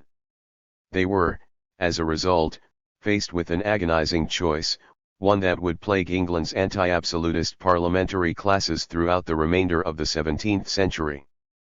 By virtue of its enormous population and its extraordinary wealth, London not only could provide the men and materiel needed to create a formidable army, but constituted what was by far the single most strategic politico-military base in England. 55 Nevertheless, to ally with citizens outside the city's traditional governing elite was to take the differences between the crown and the parliamentary classes for a decision outside the political nation.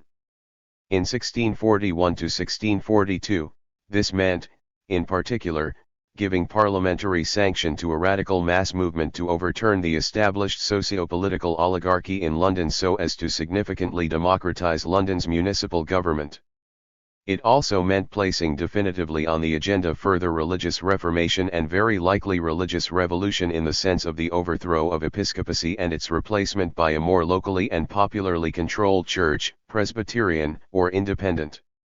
As a result, the parliamentary leadership's turning to London had to cause a split. It alienated a near majority of MPs and of the parliamentary classes in the country, who preferred, in the interests of order and hierarchy, to trust their anti-absolutist reform program to a king who had proved himself entirely hostile to it, rather than to place it in the hands of the radical citizenry. During 1640 to 1641, Parliament passed a legislative program that, had it been implemented, would have substantially altered the nature of government and the constitution, the state itself. Not only would the parliamentary program have cut short the Caroline experiment, it would also have largely destroyed the potential for absolutist rule, precluding its emergence. In particular, it would have removed, and prevented the further development of, absolutism's necessary material base in unparliamentary taxation. That would, in turn, have prevented the construction of any extensive royal administration independent of the parliamentary classes and, more generally, the expansion of the monarchy's patrimonial following, the members of which depended on one form or another of politically constituted private property. Correlatively, it would have ensured a regular place for Parliament in the governance of the nation. In order to rule without Parliament during the 1630s, Charles had extended and deepened most of the policy departures with which he had begun to experiment in the later 1620s. He had strengthened his access to unparliamentary sources of revenue, significantly increasing the government's arbitrary levies on trade and ultimately imposing ship money. This he had accomplished by re-strengthening his alliance with the Company Merchants of London, dependent on Crown-sanctioned privileges. He had also increased his reliance on bishops as leading state servants, and at the same time sought to strengthen the Church as an independent source of political and administrative power for the regime by fully backing the Laudian program. The latter included attempts to extend the wealth, administrative competence, and jurisdiction of the Church, as well as correlated efforts to install a sacramentally based, ritual-centered religious practice that could buttress episcopal hierarchy and clerical pretension as bulwarks of absolutist politics. Charles had, in addition, revived his predecessor's practice of granting monopolies, thereby creating projectors of all sorts so as to further expand his group of political dependents. Meanwhile, he had adopted a necessarily inexpensive, and thus cautious, foreign policy, which leaned in the direction of, but stopped short of any full commitment to, Spain. With the Scottish Revolt, and the decision to subdue that revolt without recourse to Parliament, Charles was obliged to go further in all these policy directions, and he ended up seeking political, financial, and military support from various groups of Catholics at court and around the British Isles, while moving toward a real alliance with Spain. 56. In reaction, Parliament took up where it had left off in the late 1620s, but now embarked upon a radical course that it could not previously have contemplated. It banned taxation without its consent, specifically ship money and forced loans, as well as unparliamentary taxes on trade, both impositions and tonnage and poundage. It attacked monopolists and projectors, further undermining the Crown's ability to construct a dependent following on the basis of politically constituted forms of private property.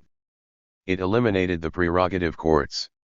It established Parliament as a regular institution meeting at least once every 3 years and passed an act stating that the current Parliament could not be dissolved without its own consent. At the same time, it launched a devastating assault on all aspects of the Laudian religious regime, attacking its leaders, reversing its administrative and religious policies, and destroying certain of its main institutional bases.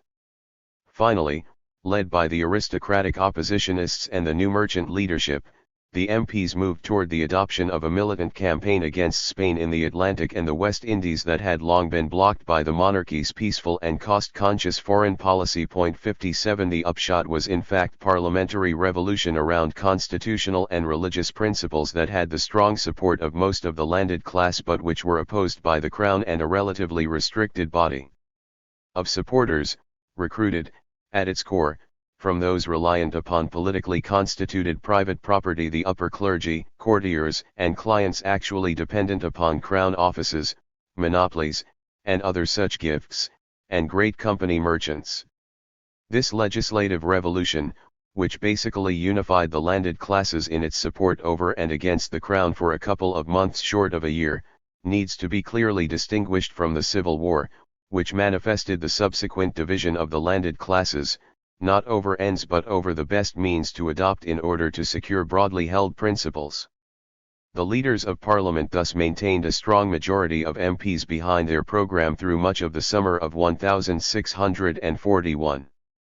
Even so, there is reason to believe that the parliamentary majority would have had substantial difficulty keeping Parliament in session and getting its programme through had it not been for its supporters in London and the ability of the London parliamentary movement effectively to control the City and Parliament-London relations.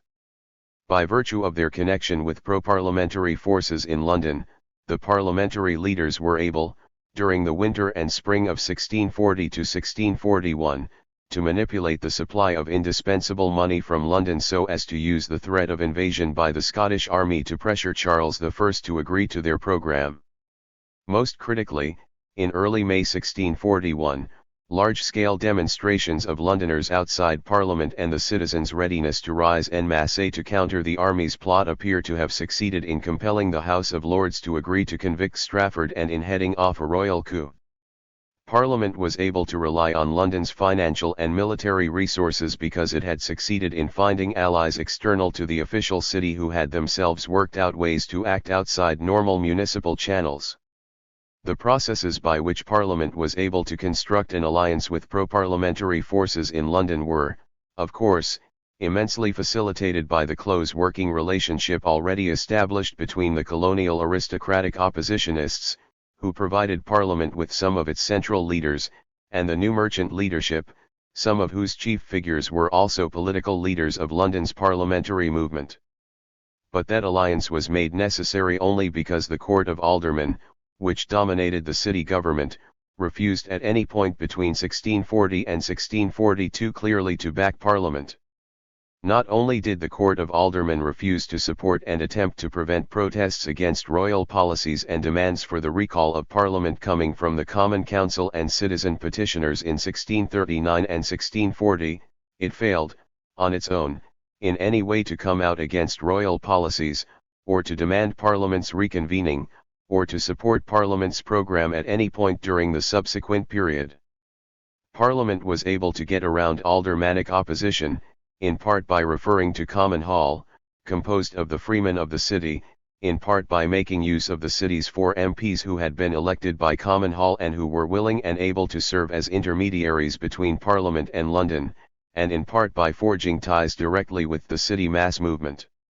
Nevertheless, Parliament's inability to work through London's traditional political elite, or more generally through economically substantial and politically moderate but pro-parliamentary forces in the city as it could throughout most of the counties had enormous political implications, for it obliged the parliamentary leadership to forge an alliance with London citizens to defend the parliamentary cause against the king, the character of which turned out to be incompatible with the continuing unity of the parliamentary classes. To get around the Court of Aldermen, Parliament was compelled to seek allies outside the ranks of those leading citizens who traditionally dominated London politics and was obliged to go along with radical political initiatives that clearly violated London's established constitution. The fact that Parliament could find support within Common Hall and among the city MPs reflected the rising power of a militant mass movement, controlled largely by radical citizens outside the ranks of the company merchants, which was provided an extraordinary opening by Parliament's need for its support. It seems evident that a significant number of company merchants would have wished to give their support to parliamentary reform, if all else were equal. Nevertheless, to do so they had, as members of the overseas merchant companies, to defy the majority of the aldermanic court, which was largely constituted by top leaders of precisely those companies, that made their task difficult from the start. As political conservatives within the context of municipal politics, they had, moreover, to find a way to support parliamentary reform while at the same time avoiding alterations in the city constitution that were not only desired in their own right by radical citizens but seemed to be tactically necessary to strengthen Parliament's base in the city. This made their task increasingly problematic over time. The result was that the city movement in support of Parliament was dominated by rank-and-file citizens drawn heavily from among shopkeepers, mariners, artisans, and craftsmen, with new merchants making up one crucial element of its leadership. Unlike the greater landed class leaders who guided Parliament and who dominated both government and the church at the local level, these men were largely cut off from the sources of commercial, political, and ecclesiastical power by the privileged merchant companies that controlled much of foreign trade, by the aldermanic oligarchy that dominated city government, and by the crown and the ecclesiastical hierarchy, which exerted a stranglehold over the official parish churches of London. They were, in consequence, open to radical religio-political courses of action that the parliamentary classes would in general have found antipathetic, but which the parliamentary leadership had to consider in order to confront the alliance of the aldermanic oligarchy with the royal government. Indeed, over the course of 1641, the struggle to defend the parliamentary cause in London increasingly became in addition a struggle to revolutionize the city's constitution and to abolish episcopacy root and branch as the prelude to the introduction of a Presbyterian or independent order in the church. This was a political conflict that had a clear social character, as the forces of order drew the core of their strength from the privileged overseas company merchants of London and the forces of revolt drew theirs primarily from non-merchant citizens outside the ranks of London's wholesalers. 58. Parliament's dependence on a radical mass movement of London citizens, itself in large part due to the opposition of the official city to Parliament, had momentous consequences for the way its leaders were obliged to go about securing the parliamentary programme. Parliament's first and best chance to reach an agreement with the king appears to have come during the spring of 1641, with the efforts led by the Earl of Bedford and John Pym to gain a settlement on the basis of the king's elevation of top parliamentary leaders to key positions in his government in exchange for saving Strafford's life. This plan apparently fell through because of the opposition of the Earl of Essex and other elements in Parliament, and also because of the death of the Earl of Bedford before the arrangement could be made final. Still, it is important to emphasize that the London parliamentary movement had probably doomed Bedford and Pym's plan from the start. The citizen oppositionists had made the execution of Strafford a non-negotiable demand and let it be known that they would withhold indispensable funds from Parliament indefinitely and bring ever greater numbers to demonstrate outside the Houses of Parliament in order to get their way. The open coercion of Parliament by the citizens and the willingness of some elements in the House to make use of London pressure to secure their ends appears to have been responsible for the first large-scale defection from Parliament toward the King and the creation of the first Royalist Party, during the spring of 1641. The failure of the Bedford Plan, Strafford's execution, the army plots, the continuing mobilization of the London masses, and finally the King's announcement that he planned to go to Scotland resulted in a period of deepening polarization during the summer of 1641 in which the search for a settlement appears to have become much more difficult. With the King apparently even less disposed than previously to reach agreement, the parliamentary leaders were rendered, implicitly or explicitly, that much more dependent on London for the defence of Parliament and for pressuring the King to compromise. As a result, they were even less prepared than before to resist demands for further religio-political radicalization emanating from the city populace. In late June, the freemen of London in Common Hall, in direct defiance of city custom, attempted to elect both sheriffs, even though the Lord Mayor had by tradition the right to choose one, and this naturally provoked a protest from the city authorities. Although Common Hall had clearly violated the city constitution, Parliament felt obliged to consider its case and ultimately to rule in its favour. Shortly thereafter, Parliament began to contemplate action against the Merchant Adventurers Charter once again. A more direct symptom of the new political situation was Parliament's positive response to the city wine retailers' request to condemn those French company wine merchants and importers of wine from Spain who had agreed to participate in the Royal Wine Contract of 1638. It had some 40 merchants imprisoned. Meanwhile, the Commons had once again taken up the bill to abolish episcopacy root and branch with the purpose of pressuring the House of Lords to agree to remove the bishops from its membership, but with the unintentional effect of encouraging local Puritan religious initiatives, even the rise of separatist congregations, especially in London. Perhaps most provocative of all, responding once again to citizens' demands, in particular to the prodding of city radical leader and MP Isaac Pennington, chair of the Committee for Abolishing Idolatry and Superstition, the Commons took a series of steps in August and early September toward religious reformation that went beyond the mere reversal of Laudianism. The most significant of these moves may have been the Commons' Orders of September 8, which included an injunction to allow parishes to appoint their own weekly lecturers. The initial call for this action had come from the radical parish of Stepney, and the orders were forced through the House by religious radicals like Oliver Cromwell. It was Parliament's apparent willingness to go along with initiatives of citizens largely outside the ranks of the city political elite and outside the community of company overseas traders to revise the London Constitution, to attack company merchant privileges, and to pursue Puritan reformation from below that appears to have created the conditions for the decisive strengthening of royalist forces that took place during the second half of 1641. It convinced conservative reformers in Parliament that the further pursuit of reform would inevitably encourage increased popular and radical interventions in the political arena and in religious affairs, thereby threatening social hierarchy and political order. It induced Londoners who were conservative in the municipal context but open to parliamentary reform to come out forcefully behind the Crown in order to ensure the traditional city socio-political order.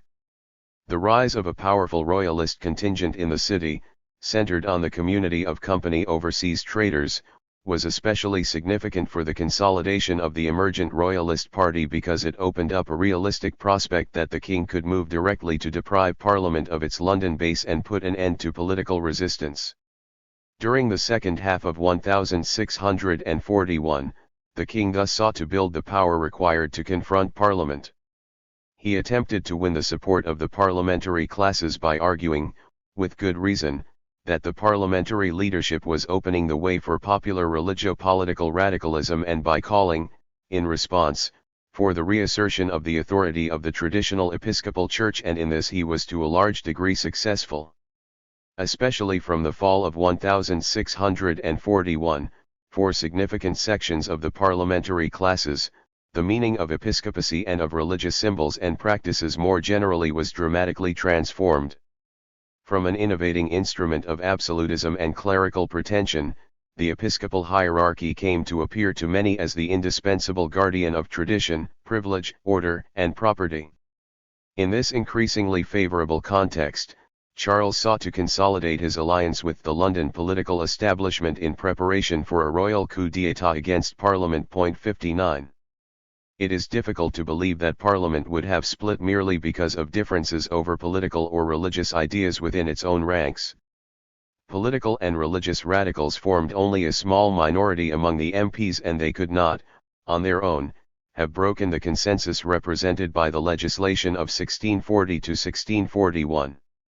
Indeed, at every crucial juncture before November 1641, the parliamentary leadership was able to succeed in removing from the agenda radical ideological proposals that threatened unity. This was so in early 1641, when the Londoners' root and branch petition had set off impassioned debate in the Commons. This was also true in late October 1641, when Pym and his friends, so as to retain unity in order to settle with the king, appear to have called a halt to the discussions of root and branch begun the previous summer and easily quashed the House Radicals' attempts unilaterally to pursue further religious reformation on the basis of the Commons' Orders of September 8. Other factors held constant, it is hard to see why Parliament should have become divided against itself on the question of religion or on political principle. 60. The Irish revolt brought to the surface the underlying difficulty in the position of Pym and his parliamentary allies. If the parliamentary leadership wished to win its programme, it could no longer avoid a direct confrontation with the Crown over what now became the practical question of who was to control the army. In order to defend its position against the king, it therefore had little choice but to take, if only as practical measures, the constitutionally innovative steps of asserting parliamentary control of the king's councillors and of the militia, and to give these force by consolidating its alliance with the London pro-parliamentary movement. However, it could ensure the alliance with the citizens only by giving implicit parliamentary sanction to revolution in London and all that entailed, the independent mass organisation and mass rising of London citizens to head off the royal coup that culminated in the king's attempt to seize the 5 members, the overturning of the old aldermanic elite and a significant democratisation of London governance, and the consideration of the further religious reformation that London mass petitioners placed on the agenda once again at the very height of the crisis of December and January 1641 to 1642.61. A near majority of the landed class found this much too high a price. It was not that they were not strongly committed to Parliament's legislation to remove the threat of absolutism, nor even so much that they found Pym's pragmatically motivated constitutional innovations impossible to accept.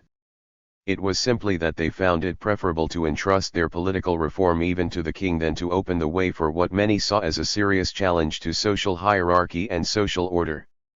The ultimate consequence was civil war. Those who wished for further religious reformation were, of course, far better represented in the ranks of Parliament than in the ranks of the king. Obviously, Parliament offered the best possibility for further purifying the Church. Equally to the point, those landed class elements who had been most active in the anti-Arminian, anti-Laudian struggles of the later 1620s and 1630s had had experience working with popular forces outside the political nation. They therefore probably felt less threatened by them than did others, more confident that they could keep these forces under control, and thus more willing to work with them in the parliamentary cause. Nevertheless, it is in my view a mistake to draw from the fact that parliamentarians and royalists were divided to a significant degree along religious lines, the inference that disagreements within the parliamentary classes over the issue of the religious settlement were what precipitated the split among the parliamentary classes, or that the parliamentary leadership provoked division within the previously united parliamentary class to secure controversial religious goals. Religion appeared to be a central dividing issue, but not because royalists and parliamentarians, in Parliament and within the landlord class generally, were unable to come to agreement among themselves on the question of religion. Most MPs, both future royalists and future parliamentarians, were agreed on what was, in fact, a very thorough and far-reaching program to roll back all aspects of the Laudian experiment in the Church, to wipe out the innovations in religious ceremony and practice, and to drastically reduce the role of churchmen in politics and the church hierarchy in secular affairs. On the other hand, few MPs felt the need for changes in church structure, except perhaps to secure a lowered episcopacy, plans for which were widely considered during the first part of 1641, winning very broad support. 62 Indeed, a number of leading figures among those who organized the Royalist Party in Parliament in the autumn and winter of 1641 to 1642 had been in the forefront of the push for church reform of the winter and spring of 1641, even to the extent of supporting root and branch. The issue of religion appeared to be divisive because it had become politicized in a quite specific way, especially during the second half of 1641. On the one side, the newly created Royalist Party had made the defense of episcopacy the sine qua non for the defense of monarchical authority and social hierarchy, while identifying not without reason demands for further religious reform with socio-political radicalism. On the other side, London militants had indeed made root and branch reformation of the Church a central plank of their broader radical religio-political program. Civil war occurred because the parliamentary classes were obliged to seek to secure their own program by choosing between, and making the best of, these alternatives. 63. Roots of radicalization. As things turned out, those who had feared that, if Parliament broke with the king and allied, as it would have to, with London's popular forces, the political dispute between king and Parliament would get beyond the control of the governing class, proved correct. From 1642, in order to fight the king, Parliament had to depend on various London factions, the Scots, and ultimately the New Model Army, with the result that at many turning points during the decade its decisions expressed the influence of forces outside it as much as its own independent deliberations. The impact of the evolution of politics in London on national developments is only part of a larger story that has yet to be fully explored, but that impact is still worth reviewing. Schematically speaking, during the middle and late 1640s, London merchant politics, and city politics generally, were heavily shaped by the struggle among three major political forces: radicals, moderate parliamentarians, and crypto-royalists. Much of the time, these political forces were obliged to secure their ends by choosing the least unfavorable political means from among an array of options presented to them by broader national forces: royalists, Parliament, the competing parliamentary factions, the Scots, and the New Model Army. Yet it is also true that each of these political forces was, at crucial turning points, able to shape political choices made at the level of national politics and thus to determine the course of intra-parliamentary and royalist parliamentary conflict. Recruited and led by citizens from outside the company merchant community, colonial interloping traders prominently among them, the city radicals dominated the city revolution of 1641 to 1642, organizing the mass petitions, mobilizing the mass demonstrations, and taking charge of the citizens' rising that secured the city against Charles I's attempted coup. It was on the basis of their militant activity, pursued for the most part outside official London institutions, that they succeeded in elevating the Common Council to a central position in government decision-making and in constructing an initial power base for themselves within the city in the London Militia and above all on the temporarily omnipotent Militia Committee. During the following months, they vastly enhanced their influence, both in London and nationally, by making signal contributions, far out of proportion to their numbers, to the construction of the new parliamentary regime, its army, its navy, its military provisioning, and its finance.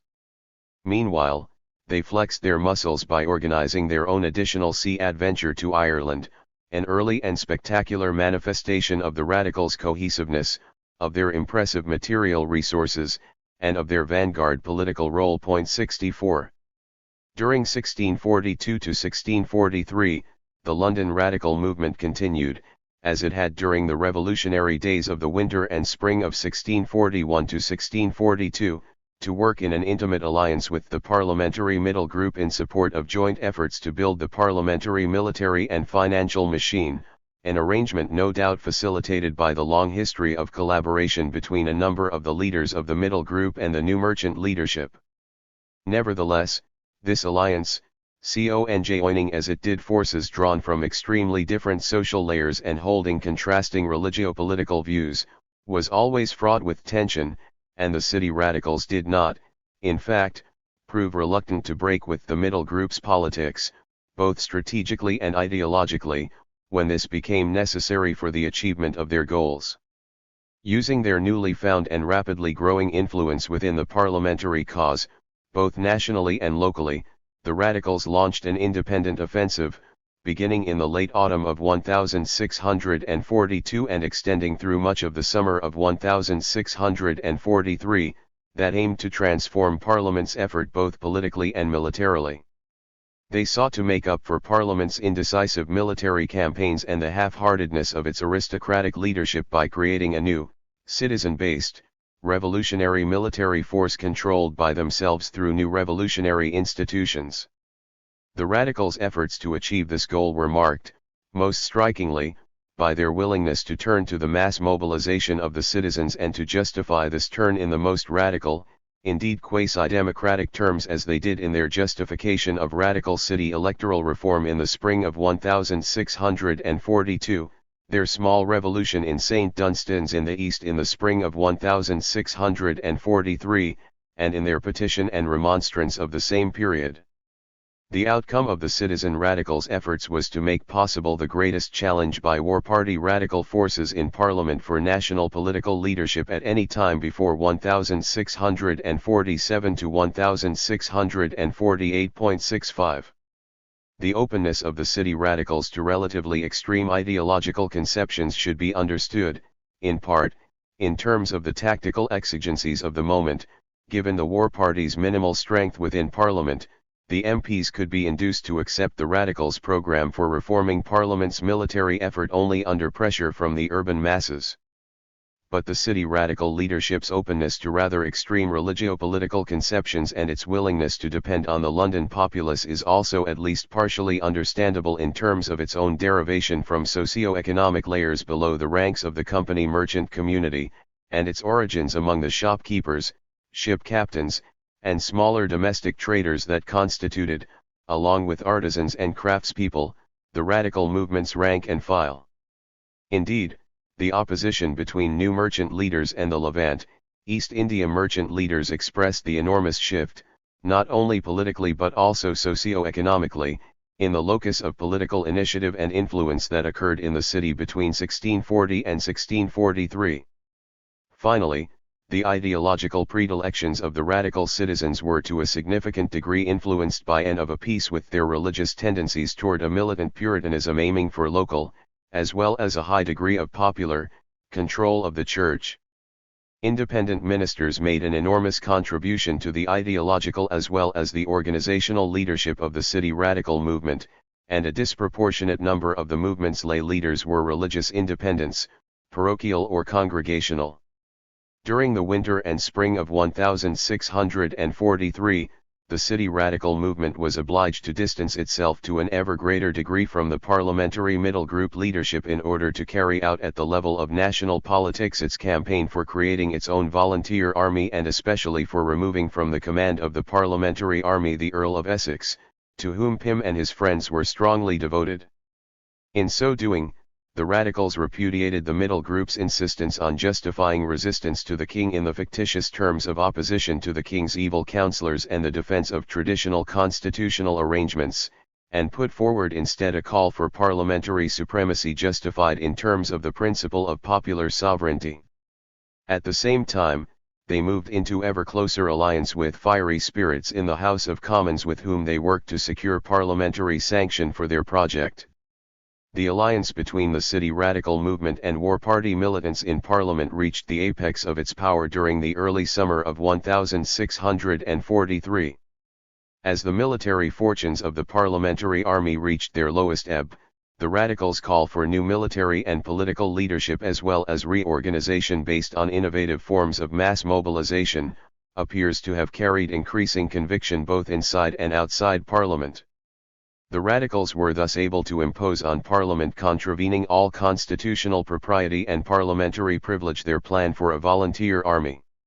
Simultaneously with Parliament's assent to the establishment of the Committee for a General Rising and with the appointment of Sir William Waller to head both the volunteer army and the city militia, the Commons War Party radicals seem to have wrested, if only for a moment, control of the parliamentary cause from the parliamentary middle group.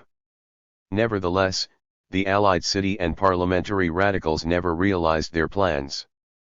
The war party radical MPs were dependent on the radical citizens, but the latter never consolidated a base within the official city government.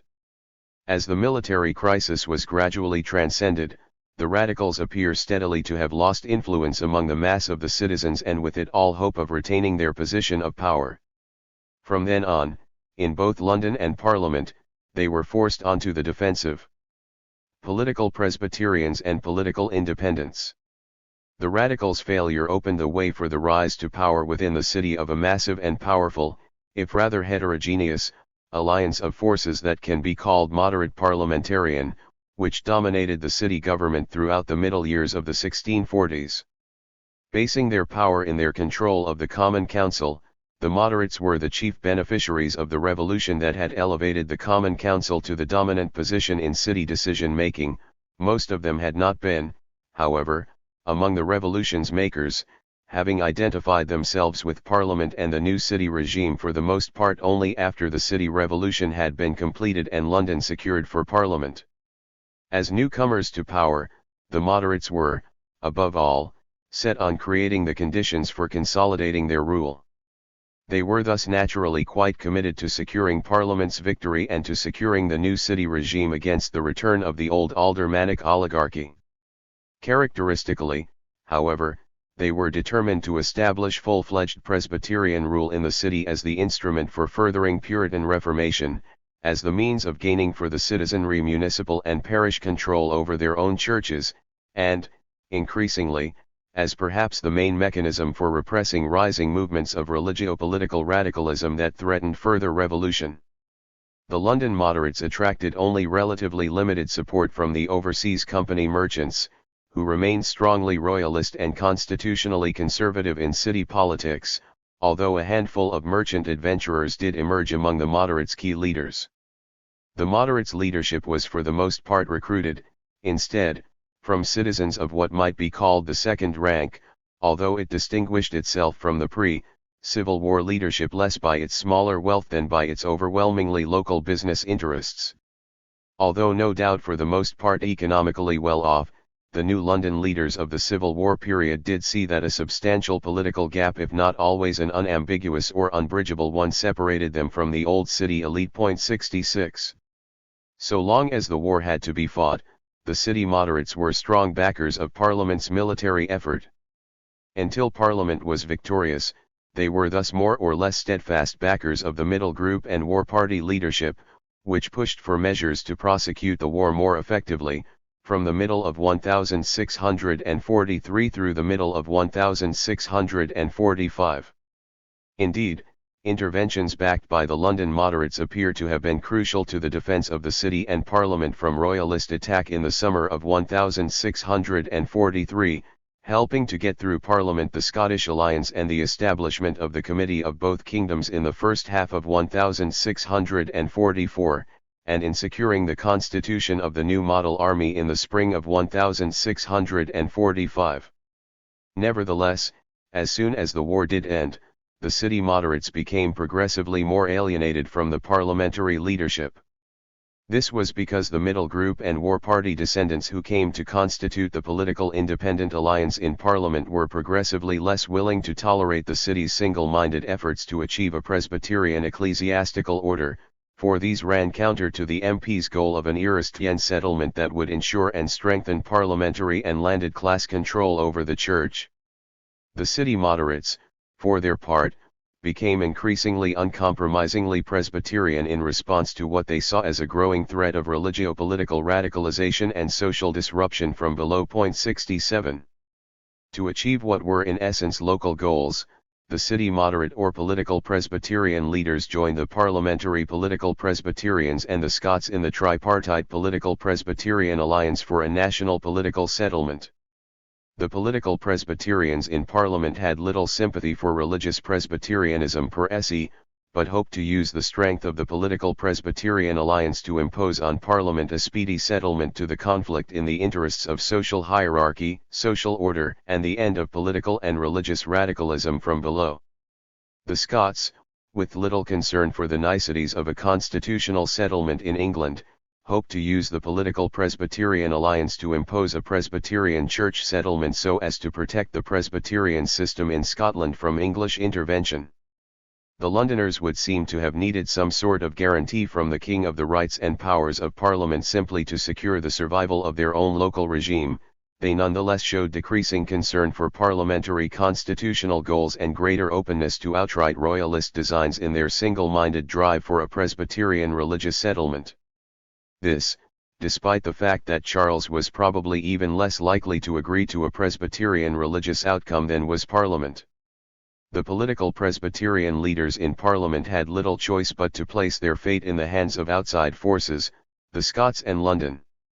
Indeed, between 1646 and 1648, proceedings in Parliament were subject to determination as much by external forces as by the MPs themselves. When the Scottish army proved more of a political liability than a real source of power to the political Presbyterians, the political Presbyterian cause came to depend increasingly on London municipal backing, pressure from the city masses, and the threat of city military intervention. In fact, once the Scots had left the scene at the end of 1646, the political Presbyterians, now enjoying a parliamentary majority, appeared well on their way to the successful use of their London base to secure the settlement they desired. Nevertheless, although in full control of the municipality, and able to remodel the militia and recruit their own military forces, London's political Presbyterians never had enough support in the city to underwrite a highly risky, potentially catastrophic confrontation with the new model army. 68. In the course of the city's political Presbyterian offensive of 1646, 1647 and again in 1648, crypto-royalist forces played an ever more prominent role. A powerful royalist party had, of course, made a nearly successful bid to defend the city's oligarchic constitution and keep London firmly in the king's camp in 1641 to 1642.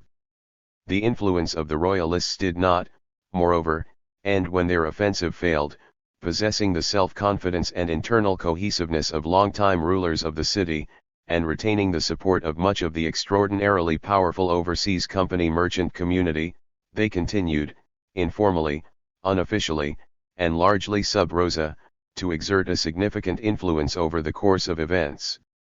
During the winter of 1642 to 1643, when moderate, if pro-parliamentary, forces in London were having doubts about continuing the war, the crypto-royalists helped mount a powerful bid for an unconditional peace. Then, when the city's moderates sealed their alliance with Denzil Hollis and his political Presbyterian friends and began seriously to court the king during the spring of 1646, the crypto-royalists were able not only to come out into the open, but ultimately to help lead the political Presbyterian assault on the Parliamentary Political Independent Alliance and the army during the first half of 1647. The latent power of London's traditional rulers, rooted especially in the community of overseas company merchants, was once again reasserting itself. 69. The response of London radicalism to the accelerating political Presbyterian steamroller of 1645 to 1647 was indecisive and often disunited.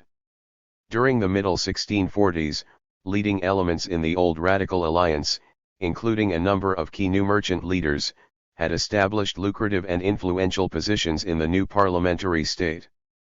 They had also vastly expanded their wealth, especially by the recent development of sugar planting in the West Indies and perhaps also by their large-scale interloping venture in the East Indies. The radicals still held out hope for a revolutionary settlement that would bring parliamentary supremacy, a mild tolerationism, and a militant commercial and colonially oriented foreign policy. Yet they were reluctant to launch a struggle for these goals by means of the mass mobilization of the London populace, especially in view of the declining support for the radicals in London after the military emergency of the summer of 1643 was transcended, and were well on their way to separating their goal of some form of republican rule from any democratic trappings. As a result, they tended to rely in practice on the middle group/war party political independent alliance in Parliament, and were correspondingly far more reluctant to chart an independent political course than they had been in the period through 1643.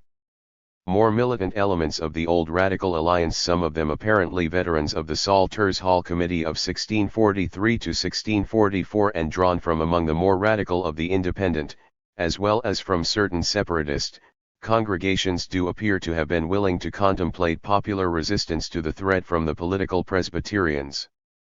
But even they were at best ambivalent about the Leveller movement that actually took this task into its own hands. As a result, the fate of London, and of England as a whole, in 1647 and 1648 was determined by decisions made inside the new model army. The drive to power by the army's hesitant and ambivalent officer corps turned out to be a godsend for the less extreme among the London radicals who, by the end of the 1640s, composed the core of city political independency, and above all for the new merchant leadership. The inability, on the one hand, of the middle group leaders either to impose a constitutional settlement on the king or to break decisively with him, and the pressure from a rising radical movement in the army rank and file, on the other hand, forced the army leaders to make the revolution of 1648. In order to take power, the Army Officers' Corps had little choice but vastly to reduce the influence of all of its more conservative opponents, including the political Presbyterians and outright Royalists in the city, as well as the entire spectrum of political factions in Parliament up to and including most of even the more adventurous among the old middle groupers. Then, in order to consolidate the new regime, it was obliged to destroy most of its more radical former allies, especially the Levellers. The result was that the city political independents, the new merchant leaders prominently among them, found the way cleared for an extraordinary assertion of their influence. Their path to influence was made that much smoother by the many ties they had constructed with leaders both among the radical MPs and within the Army Officer Corps, with whom they had much in common ideologically. They could firmly consolidate their new position of power in the city and nationally by virtue of the pivotally important political base they could offer a new Commonwealth government that was profoundly isolated from almost all elements within the old governing class and desperately in need of allies. 70. The meaning of the Commonwealth. The upshot was a new political regime that has sometimes been improperly categorized as essentially conservative. Understandably, the Commonwealth did appear conservative to its critics among the Levellers and within the separatist churches of London, for it drew the line sharply against further political democratization and against additional reforms that might threaten private property. But its leaders, its goals, and its achievements were far too radical to allow it to win the acceptance of the overwhelming majority of the parliamentary landed classes that dominated every English government before 1648 and after 1660, and that succeeded to a significant degree in moderating even the Commonwealth's politics. The Commonwealth's top leadership was drawn to a very significant extent from ideological Republicans and other radicals who could not have come close to power in any government before or after the interregnum. It represented distinctive strains of reform opinion on politics, religion, the law, and commerce that were ideologically extremist from the standpoint of the overwhelming majority of the parliamentary classes, if inadequately radical from the standpoint of the artisan and crafts-based Levellers and separatists. And it rested on and was given its distinct political ideological coloring by social layers nationally, in the army, and in London, significantly below or outside the traditional governing classes, most notably the newly ascendant political independent rulers of London, prominently including the new merchant leadership. In constitutional terms, the Commonwealth established parliamentary supremacy based on popular sovereignty, but reduced popular sovereignty to little more than parliamentary supremacy itself. It sought to use its rather limited powers to reform governmental administration and the law in the interests of efficiency and progress by opening careers to talents and reducing the role of privilege, while warding off any and all threats to legal professionalism and the prerogatives of private property. In religious affairs, the new regime eliminated all hopes of episcopal or Presbyterian hierarchical rule, and established instead a mildly tolerationist order in which mainstream independent ministers enjoyed a hegemonic position, but where religious dissidence that might lead to public disorder or political subversion was harshly repressed. Perhaps most striking of all, the Commonwealth installed a militant approach to foreign policy that was unprecedentedly favorable to the expansion of English trade and empire. Commonwealth overseas policy thus had the following effects: it encouraged the greatest possible commercial investment, expansion, and innovation, notably by organizing the newly reconstituted East India Company according to the free trade program of the colonial interloping leadership. It secured English merchants' hegemony, over and against the Dutch, in the colonies of North America and the West Indies, especially via the Act of Trade of 1650 and the subsequent voyages of conquest to Virginia and the West Indies. It provided English merchants and shippers maximal protection in their traditional European and Mediterranean routes, especially by means of the Convoy Act and the naval voyages of Robert Blake and of Sir George Ayscue of 1650 to 1651.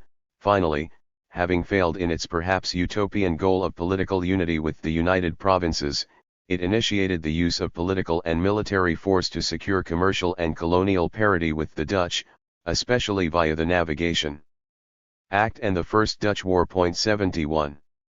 Precisely because Commonwealth policy across the board expressed so very well the distinctive perspectives, aspirations, and interests of the city political independence in general and the new merchants in particular, it could appeal only to a very narrow range of social and political interests within the nation. The alliance of what I have termed moderate republican forces that governed nationally and in London under the Commonwealth exerted an influence that could not possibly be justified by its real social and political weight within English society. It was not therefore surprising that the Republican regime had few resources with which to defend itself, and that when its opponents in the army moved to dismantle it, it went with a whimper, not a bang. 72. Conclusion.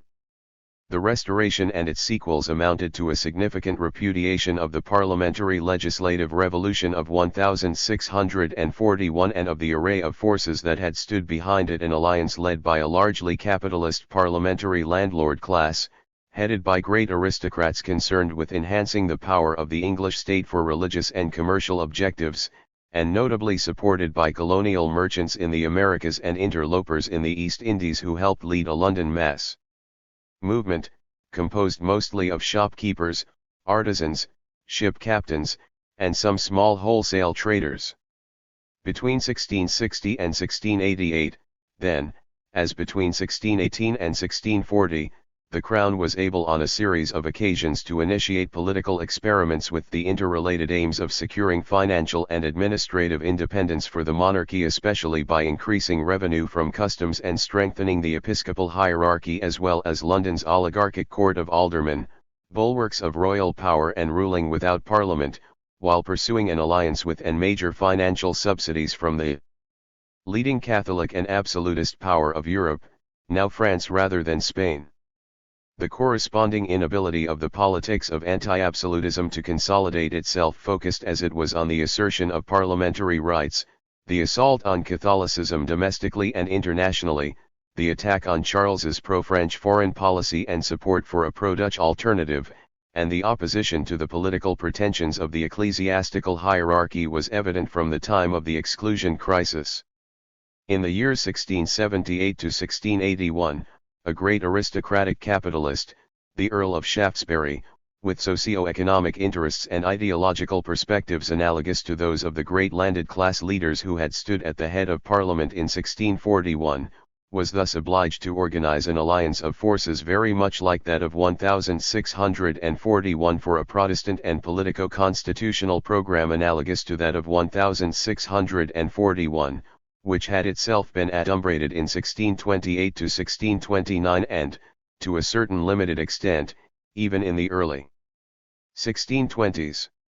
This program included, besides the exclusion of the Catholic James Stuart and a turn to a Protestant anti-French foreign policy, greater parliamentary control of financial resources available to the government, church reform aimed at reducing the bishop's political influence, the disbanding and prevention of a standing army, and the safeguarding of parliamentary liberties, including regular meetings of Parliament and protection of the independence of the MPs and of the electorate from corruption by the Crown. 73. As in 1641, moreover, this program not only won the backing of a strong majority of the parliamentary classes, carrying the day ever more easily in 3 consecutive parliaments, but also brought behind itself, within a broad alliance, a significant part of the London populace outside the municipal socio-political elite, as well as other political forces from outside the political nation throughout England.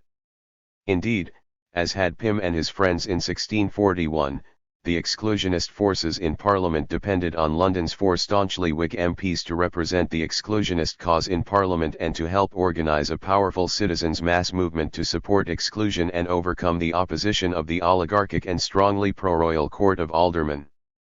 As in 1641, moreover, this movement based itself in the relatively democratic Common Hall, and to a lesser extent in the Common Council, and relied heavily on electoral struggles and citizens' mass petition campaigns, especially to secure the reversal of the King's prorogations and dissolutions of Parliament. 74. Nevertheless, the alliance of forces behind the exclusionist program of 1678 to 1681 came less close than did its predecessor of 1641 to getting the king to accept its goals. The parliamentary classes, without military force of their own, still had no means to oblige the king, who was largely in control of a state with a monopoly of force, to agree to their program, except by imposing it through coercive means, which were accruable in turn only through the activation of social forces outside the political nation, notably in London. But having been profoundly traumatized by the highly unwelcome outcome of Parliament's alliance with political and religious radicals from London and elsewhere during the Civil War, the great majority of the parliamentary classes was even less willing than in 1641 to seek to impose its program on the king by mobilizing a mass movement, even more fearful of the link between nonconformist religion and revolutionary politics, and probably even more disposed to depend on the king and his church. The outcome of the exclusion crisis was indeed more like 1628 to 1629 than 1641, when the MPs were unable to follow up their parliamentary successes with active resistance. Parliament found itself dissolved and, after an interval, the way was opened for a new experiment in absolutist rule. By the time James II had acceded to the throne, the fundamental problem or paradox of 1641 had, if anything, become more intense. The parliamentary classes were perhaps by now even more committed programmatically to anti-absolutist parliamentary rule, but they were perhaps even less willing to do what was strategically necessary in order actively to oppose an absolutist monarch to secure such rule. On the other hand, over the second half of the 17th century, socio-economic developments only increased the already substantial weight within society of the forces that had stood most unbendingly and militantly behind the anti-absolutist, parliamentary legislative revolution of 1641. During the Restoration period, agrarian capitalism further consolidated itself and agricultural improvement accelerated. Larger landlords won out over smaller landlords and owner-operators, who were caught in a squeeze between falling prices and rising taxes. More efficient, often larger farmer tenants meanwhile prevailed over less efficient, often smaller ones, as competition in all markets intensified.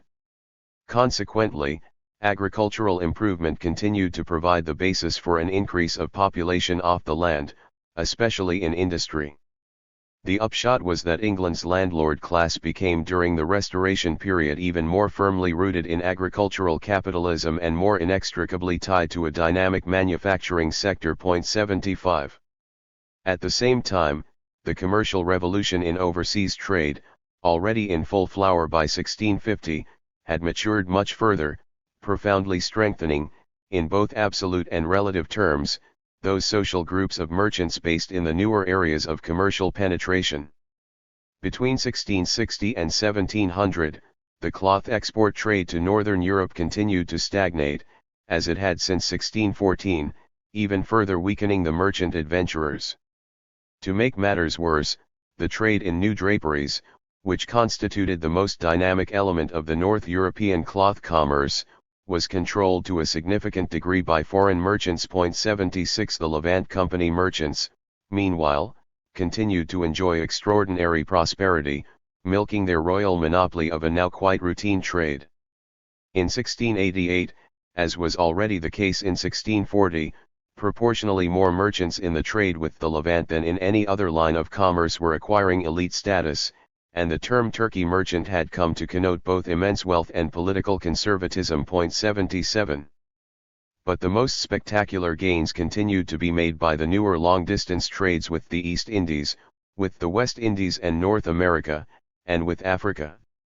Between the 1660s and 1700, East Indian imports, now prominently including calicos, as well as spices and silks, grew by some 80%, while East Indian re-exports grew much faster. In fact, opportunities in this line grew so rapidly that by the late 1670s, interlopers in the East Indies and traders from other lines were agitating to overthrow the old, royally chartered joint stock, which restricted total investment, in order to open up the trade so as to enlarge investment and increase entrepreneurship. In so doing, their approach was indeed rather similar to that adopted by the colonial interloping leaders in the 1640s and 1650s, with the later 17th century East Indian oppositionists, like the earlier ones, proposing to make the trade more national. But the elite merchant and predominantly Tory leadership of the old company maintained its stranglehold over the trade by securing the strong backing of the monarchy, impelling the East Indian trading opposition to confirm and extend its commitment to Whiggism. 78. Meanwhile, over the same period from the 1660s to 1700, the value of imports from the West Indies and North America, primarily sugar and tobacco, actually doubled, while that of re-exports grew much more rapidly. Simultaneously, the wealth and political power of the traders with these regions increased correspondingly. Traders with the West Indies and North America had from the start operated under free trade conditions, and, like their predecessors of the $1,640 and 1650s, the traders with these regions of the 1680s and 1690s were intent on pulling down all barriers to the expansion of their commerce. These barriers were seen to include not only the crown-backed Royal Africa Company, which dominated the slave trade, the Russia Company, which sought to control the tobacco re-export trade to Muscovy, and the small Hudson's Bay Company, but also the East India Company itself. Indeed, as during the interregnum, those who led the agitation to transform the norms and institutions that governed the trade with the East Indies, including, as earlier, great figures in the trade with the Americas and, most especially, traders from the newly dynamic Iberian commerce were, for the most part, not only used to operating in spheres outside company regulation, but also, as in the earlier period, closely allied with the political opposition to the court, which was by this time Whig. 79. Taking place in the foregoing socio-economic and political context, the Revolution of 1688 did prove both revolutionary and glorious for its backers. Thanks largely to the intervention of William III, the Revolution of 1688 and its immediate sequels were able to accomplish for the parliamentary classes the veritable miracle of securing for them their program without requiring their having to resort to much overtly subversive action or the mobilization of the masses. The events of 1688 and the period immediately following can be seen therefore to represent the victory of a program quite similar to that of 1641 and the establishment in power of an alliance of forces behind that program quite analogous to that of 1641. On the one hand, an anti-absolutist, Protestant, and agrarian capitalist aristocracy favoring a strong state for international military and commercial power and for defense against the Catholic powers, and on the other hand, a dynamic maturing entrepreneurial merchant class, oriented toward making the most of the growing opportunities that could be derived from the long-distance trades and an expanding colonial empire, as well as from war finance. One witnesses a revolution in foreign policy leading directly to war with France and, in turn, a resolution of many of the central conflicts that had agitated the polity for more than a century. The parliamentary victory of 1688 and its immediate sequels thus marked the consolidation of certain long-term patterns of development that had already marked off socio-political evolution in England from that of most of the continent during the early modern period and the establishment of certain other such trends that would, in the course of the 18th century, further distinguish it. The stage had been set, of course, by the precocious and exceedingly thorough development of a unified national state capable of protecting absolute landed private property, largely via the elimination of bastard feudal regionally based magnates and the monopolization of the legitimate use of force by the government. That process, largely the achievement of the Tudor period, was the joint product of an increasingly capitalist landlord ruling class and the patrimonial monarchy, and stood in marked contrast especially to French centralization, which tended to attack, but then to absorb within the monarchical state, propertied interests, as well as local and particularist jurisdictions and freedoms from provincial estates to local parliaments to municipalities and guilds. The revolution of 1688 and the legislation of the 1690s were what finally placed the precociously unified English state under parliamentary rule and cut short the tendency to absolutism to the erection of a state operated by the patrimonial monarch and its following, without reference to representative institutions, on the basis of its independent revenue and autonomous financial, judicial, and military administration. This outcome was again in sharp distinction to developments in France, where the patrimonial monarchy, with political support from a massive following dependent on property in office, achieved a significant degree of authority to tax arbitrarily, established a standing army, and governed for more than a century without reference to national representative institutions. Though in a sense prepared for during a whole epoch and though no doubt abstractly desired by the great majority of the landlord class, the settlement secured in England in 1688 had been very difficult to achieve in practice because of the parliamentary class's profound dependence on and involvement with the monarchy, and their equally deep mistrust of the urban commercial and industrial classes outside the governing elite, fatally tainted by dissent. Henceforth Parliament gained regular, in fact annual, meetings by virtue of the Triennial Act and especially its refusal to vote more than yearly supplies to the King for his army and navy. Moreover, the House of Commons took control, through the formulation of precise appropriation clauses, of much of the money it voted the King. The upshot was the destruction, for all practical purposes, of the monarchy's independent money-raising capacity and the corresponding abandonment of the ancient ideal that the King should live of his own, the effective end, in short, of patrimonial monarchy in England. Finally, through its financial control and its regular meetings, Parliament was able to bring about an enormous increase in what the government did by way of legislation, thereby vastly extending its own sphere of influence. 80. The defeat of the monarchy's absolutist tendencies, the destruction of its patrimonial base, and the consolidation of parliamentary rule allowed the landed classes to take control of taxation and state finance and administration. The way was thereby prepared for the erection, during the century following 1688, of an extraordinarily powerful centralized state, organized for the more or less explicit and limited purpose of enhancing England's international power. This state, which secured perhaps higher levels of taxation and more advanced forms of bureaucratic administration than could be found anywhere in Europe, appears to have been the special contribution of sections of England's unique capitalist aristocracy. 81 The rise of bureaucratic as opposed to patrimonial administration was made possible by the ability of the economically independent capitalist landlord class as a whole to allow for the creation of an office structure that was not primarily designed to secure the economic maintenance of the ruling class and that could thus provide for careers open to talent. The massive growth of taxation expressed the desire of the aristocracy to build and use the state as an instrument for the achievement of certain goals, notably military, commercial, and colonial power, as well as the defense of Protestantism. 82 Here was one more aspect of English socio-political development that diverged fundamentally from that of France, where the state continued, through its offices and privileges, to provide income so as directly to maintain, or help maintain, the dominant class on the basis of politically constituted private property. It was the consolidation of parliamentary rule, of parliamentary control of taxation and of the disposal of much of the government's revenue, as well as the drive to international power of the English state made possible thereby, that provided the fundamental conditions for the erection of the institutional framework for the commercial revolution, as well as for the financial revolution that allowed for a permanent national debt. Parliament now assumed a central position in regulating trade and chartering commercial companies and immediately took measures to allow for freer and greater mobilization of capital in overseas enterprise.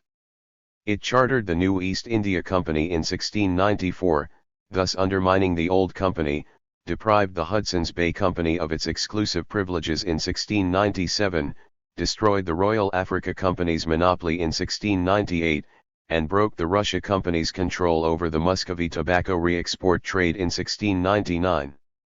Not coincidentally, in each instance it thereby honored the demands of those very significant groups of London merchants, based heavily in the long-distance and unregulated trades and closely identified with the Whigs, who had been most anxious to enter, enlarge, and transform commercial enterprise, but who until then had been prevented from doing so by the old Tory-dominated restrictive companies that now lost out. It was precisely these same traders who were also the primary mercantile protagonists of the financial revolution, constituting the core of the new Bank of England. Many of the same Whig merchants had taken control of the government of the City of London with the overturning of 1688 to 1689.83. In this context, it does not seem far-fetched to understand the new government's willingness to grant limited political rights to dissenters in terms of the powerful base of political and financial support provided the new regime by London Whigs, especially city overseas merchants associated with nonconformist Protestantism. In sum, the revolution of 1688 and its sequels not only realized the project of 1640 to 1641 of the parliamentary capitalist aristocracy. In so doing, it also realized, in a politically subordinated form, the project of 1649 to 1653 of its leading allies outside the landed classes, the American colonial and East Indian interloping leadership.